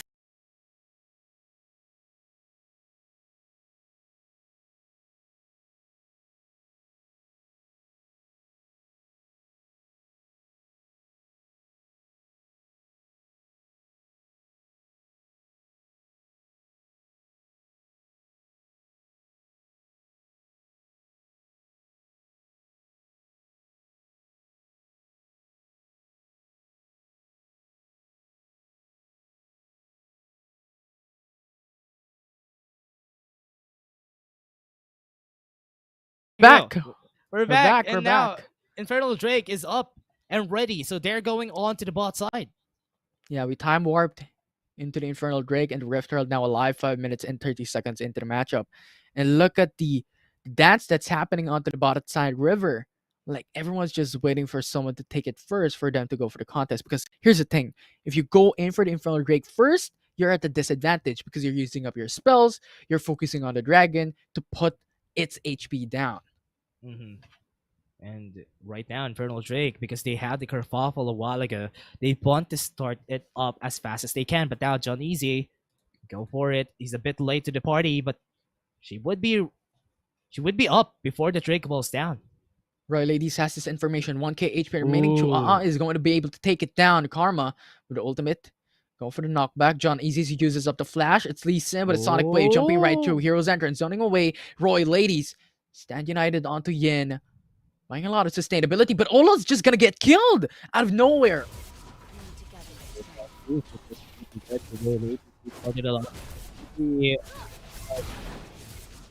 Started up with the Infernal Big. Chua was able to take it, and now with this up, with the Rip Herald up, this could potentially be in their favor. Absolutely could. I mean, Olaf is still on the fountain, so Roy Ladies will be able to take this down very easy. And looking at the top turret, it's really, really low. An option for him to take down for a Tower First Blood. Great start. Now with this, they want to take the First Blood Tower. 6 minutes on the clock. The plates are down, so it would be easier for them to take down these turrets in their favor. But looking at Roy Ladies, they want to take the risk of taking the fight here against John Easy. 9605 has her ultimate, has the flash. She has been seen. She could go in. Now there you go, 9605. The silence is going to be phenomenal from Garen. Disabling the potential for 9605 to even do something. It's hard about the Garen. They want to go for more. Coming into the fray. Set going in for the ultimate as well to just hinder Chuaa. So at the cost of her life, it's Yin going down. Yeah, they got the kill. Like what I'm seeing from Chua, the confidence is there. They're using the momentum in their favor, and that's why they're trying to take down the tower top side. Yeah, and now with a taunt coming in from Rogi as well. She's pinned down. Chance just gonna get melted. Great melt. Great script. Right here from the side of Chihuahua, but now the tower in the bot lane been taken down. Roy Ladies always finds an answer somewhere around the map, but Chihuahua, they're happy to take those kills. Rift Herald spawned in mid lane. They're looking to punish this tier 1 turret mid. If they do take it down, it's map control in their favor. But we'll see how they can do it. It's Lulu and Kaisa just defending that place, that location, that mid center point of this game 5. And it looks like it's not going to be taken down. Still standing. Yeah, still. It wasn't on 2k HP before they started to put down the Rift Herald, and that's why it was still surviving. Remember, they don't really have a lot of ranged dealers, so that's why it's not going to be easy for them to siege a tower down in the mid lane. Yeah. And right now, we're seeing a Hull Breaker onto Zenisha. And a while ago, we were talking about the Hull Breaker being nerfed, specifically onto ranged champions. So I think what Royal Ladies wants to do is just go for some split push if ever have potential to even punish Chua, because a while ago, Chua is just consistently just going for pickoffs. Yeah. They got it. Got the pickoffs and still want to take down the tower in the mid lane. Go for a Here's fight. Entrance coming through, going for the quick response. Now there, Justice Punch. Thought's not going to connect from Rogi, but they're still continuing the fight. But then is already very low. Kenny's half HP. So they have to back away, and while they're at it, it's Garen taking a third top lane. Tower in top lane taken down. Have some damage. Already coupled that with the tower take down the top side. So that's really great. Now we're still in equal sides, and the towers are still equal too. Royal Ladies are been taking down towers from left and right, and that's really great. Chihuahua was able to answer with one, but Infernal Drake is on their side, so we're pretty much equal at this point. Oh, she's diving under the turret. She wants to take it down, but Lee Sin instead. You're very low. That's turret damage. So that's a turret traded for her life. 9605 down.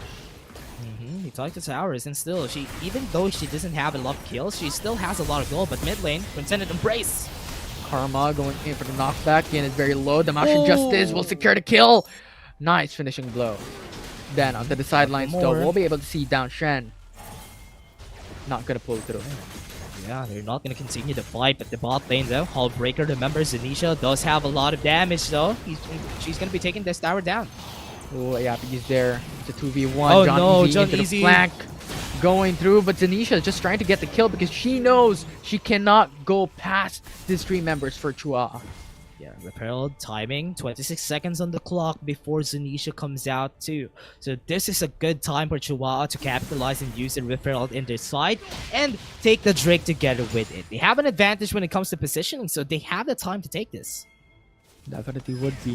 Rift Herald already up. And Chihuahua might just get the priority, immediately going for the Rift Herald. Yeah, you want to go for the Repelled, even 9605 wants to get it. So Trying to they break off are Kaisa. gonna try and risk it. Zanisha gonna go in. Yeah, they're still waiting for each other. The Eye of the Herald, if you hit it, that's 1k damage in. Now Ooh, they're going for the enough. smite. Oh, they stole it! It's Roy Lady, he's gonna take it down. Here's Entrance though, coming through. No knockup's going to be there with the Wild Growth onto John Easy. They're able to get the kill what onto cost? Shen and onto They're all Set. gonna Now fall. double flash coming over the wall for Roy Ladies. no. They have to go back away, but now it's Ken just going to the Look at Ken. backside. Cotton Candy is left standing with 1 Oh, HP. That is bloody. Chihuahua, even though they didn't get the refill, they got it stolen. It's okay. Because they got a lot of kills out of it, they now still have the 2k gold advantage, and the Ocean Drake is going to go in their favor. So that just win, couple that with another win, that's just 2 layers of wins for Chihuahua. Yeah, and now the Ocean Drake as well. They can steal it! But Lee Sin, Oh. no! That's not gonna be the steal. Chua going to secure the Ocean Drake. And now with Lee Sin's life sacrifice, that's 30 seconds. No jungle for Roy.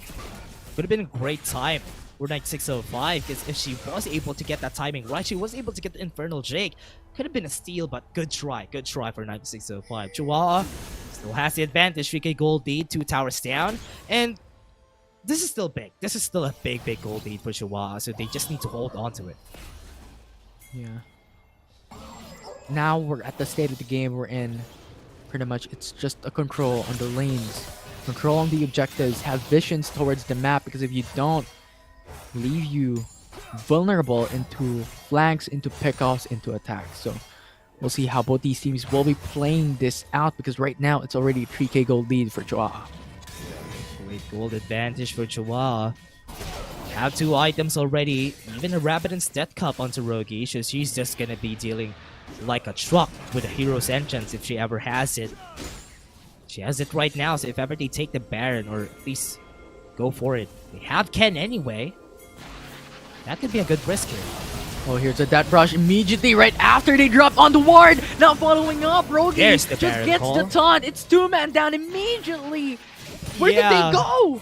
Yeah, that's just so fast. That's a good kill for the side of Chihuahua. And now they can take the Baron. As we said, they still have 9605. She can still potentially steal this, but she's in the bottom lane, so she's not going to get it. Tran again, ready to go for the contest, just having information there. But Galio with a 1v1 against Lee Sin. With a taunt, Lee Sin just have to go back. And now, that's a Baron secured by Chua. Baron with kills, that's big. Chihuahua getting disadvantages again. I'm liking what I'm seeing from this team. That's 5k gold lead. That's very big at this point in the game. And they have the gold advantage. They need to be careful. They need to be wary on how much kills they are giving Ken. If she gets into 3 items, that is cursed waters already. They need a lot of effort to be able to pass through there. To what effort could they do though? Right Don't now, have any damage anymore. This is gonna be hard. yeah, especially with Lee Sin. Because Lee Sin is a champion that's really strong in the early game, but will diminish soon after in mid-game, late game. He will just become a kick bot right after, so it's going to be really hard. But now, Joa gets a tier 2 turret mid lane. They're really pressuring in mid and bot. Yeah, this is what we said about the composition, right? They don't have an ADC, so they don't have potential DPS, and the damage that they do have would be only on the early to mid game. But now, we're closing into the late game, and they're losing the damage that they need to take down Chihuahua. Yeah, and that is the reason why we talked about a while ago how Chua was just playing on the grab, punishing onto a lot of these ADC marksmen. Now Roy ladies have to pay the price. They are paying the price right now, Infinity, because of this wrap, 7k gold lead onto the board, and we have 5 towers down, so this is just going to be a push into the mid lane. That would definitely be polymorphed onto Yin. That's going to be great. Now it's Karma. No ulti will be available in the next couple of seconds. Chua. They're just steadily waiting. They're utilizing the Baron Nashor and not taking huge risks. Yeah, You have a lot of way clear, and that's what they were using. That's why they risked to take the Transcendent Embrace, because they needed that wave clear. Now, mid lane, They're going to push in. Inhibitor is already down. Chihuahua will be able to take that. Now it's Roy Ladies having to think about, like, what do they need to do to make this happen for them. It's game 5. They're already at the 7k gold deficit. okay, remember, we had the same game against GRINDSKY ERIS for Roy Ladies. They have this big deficit. They have lost a lot of their towers, but they were still able to pull through as long as the Elder J comes in. But it doesn't really look like it on this composition, because remember, as we said a while ago, they don't have enough damage for the late game. And we're looking into that. We're already on the late game. We have 3 items on the Kaisa already. Yeah, it's Lee Sin that we need to look at coming in from Roy Ladies, because that will be the... Gold is funneled on him. On Yeah. her, I mean. Sorry. That will be the factor of winning for Roy Ladies, but so far, as we talked about a while ago, Lee Sin is not really the greatest champion when it comes to the late game. Yeah, just so 5. All hands on her, because she's the only damage potential that they do have. Ooh, the taunt's not gonna connect. It's now Chihuahua. Will be able to spot on 9605. Killer Instinct will be available, but will not be used. Really, really risky. As Mountain Dragon going to be alive now. If Chihuahua takes it, it's 12% damage from the Infernal Grave. And also the resistances, we should really look at the resistances that they have. Remember, they have a Garen and a Galio. They're very tanky, and Olaf too. So that's a lot of tanky members getting more sustain, getting more damage. This is pretty hard. Roy Ladies needs a miracle. We said a while ago that they're magicians. Now they need to make use of that arcane magic so that they will be able to win this game. Ask help from Jace. Jace knows all about it. Rely on her or him, rather. Be able to Hex get tech. that power. Hex tech, yeah. We'll see if Roy Ladies will be able to take that arcane magic and use it up against Chihuahua, because right now it's looking like a huge impossibility for them to do it. Big effort. It's a tall order for Roy Ladies to be winning this, because it's just gonna be hard games for hard games. Now the Baron's on their sights. Chihuahua just needs to take this on their hands. It is 605, playing very safe here, not going through for a very risky play. Even if Sonic Wave connects onto Ken. In the same manner, Chihuahua is playing very safe as well. Peeling for Ken, because if you're looking at the items, it is Rogi, it is Ken who's going to deal that damage.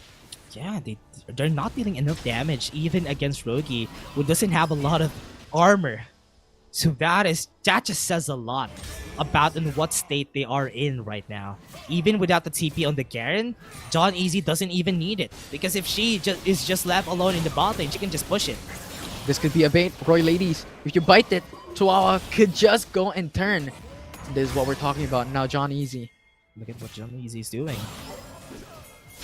We'll just push through. Yin already in danger as Chihuahua goes going in to catch up. Cotton Candy. Where's the HP gone?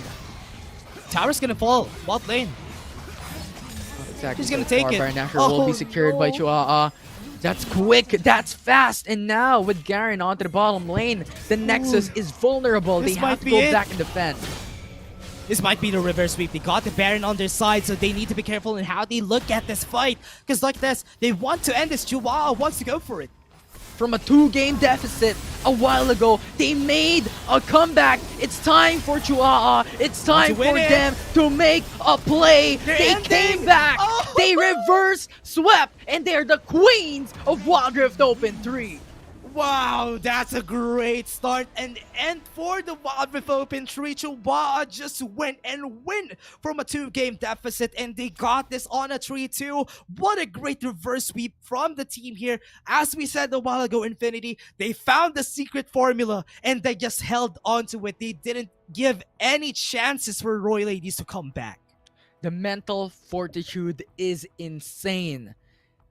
2 games of losing. A victory away from the championship title for Roy Ladies, but Chihuahua played exactly like what they have to do. Patience. They have to be looking forward onto those pickoffs. They never gave up, and now they won the whole series. The grand finals, Dash. Wow.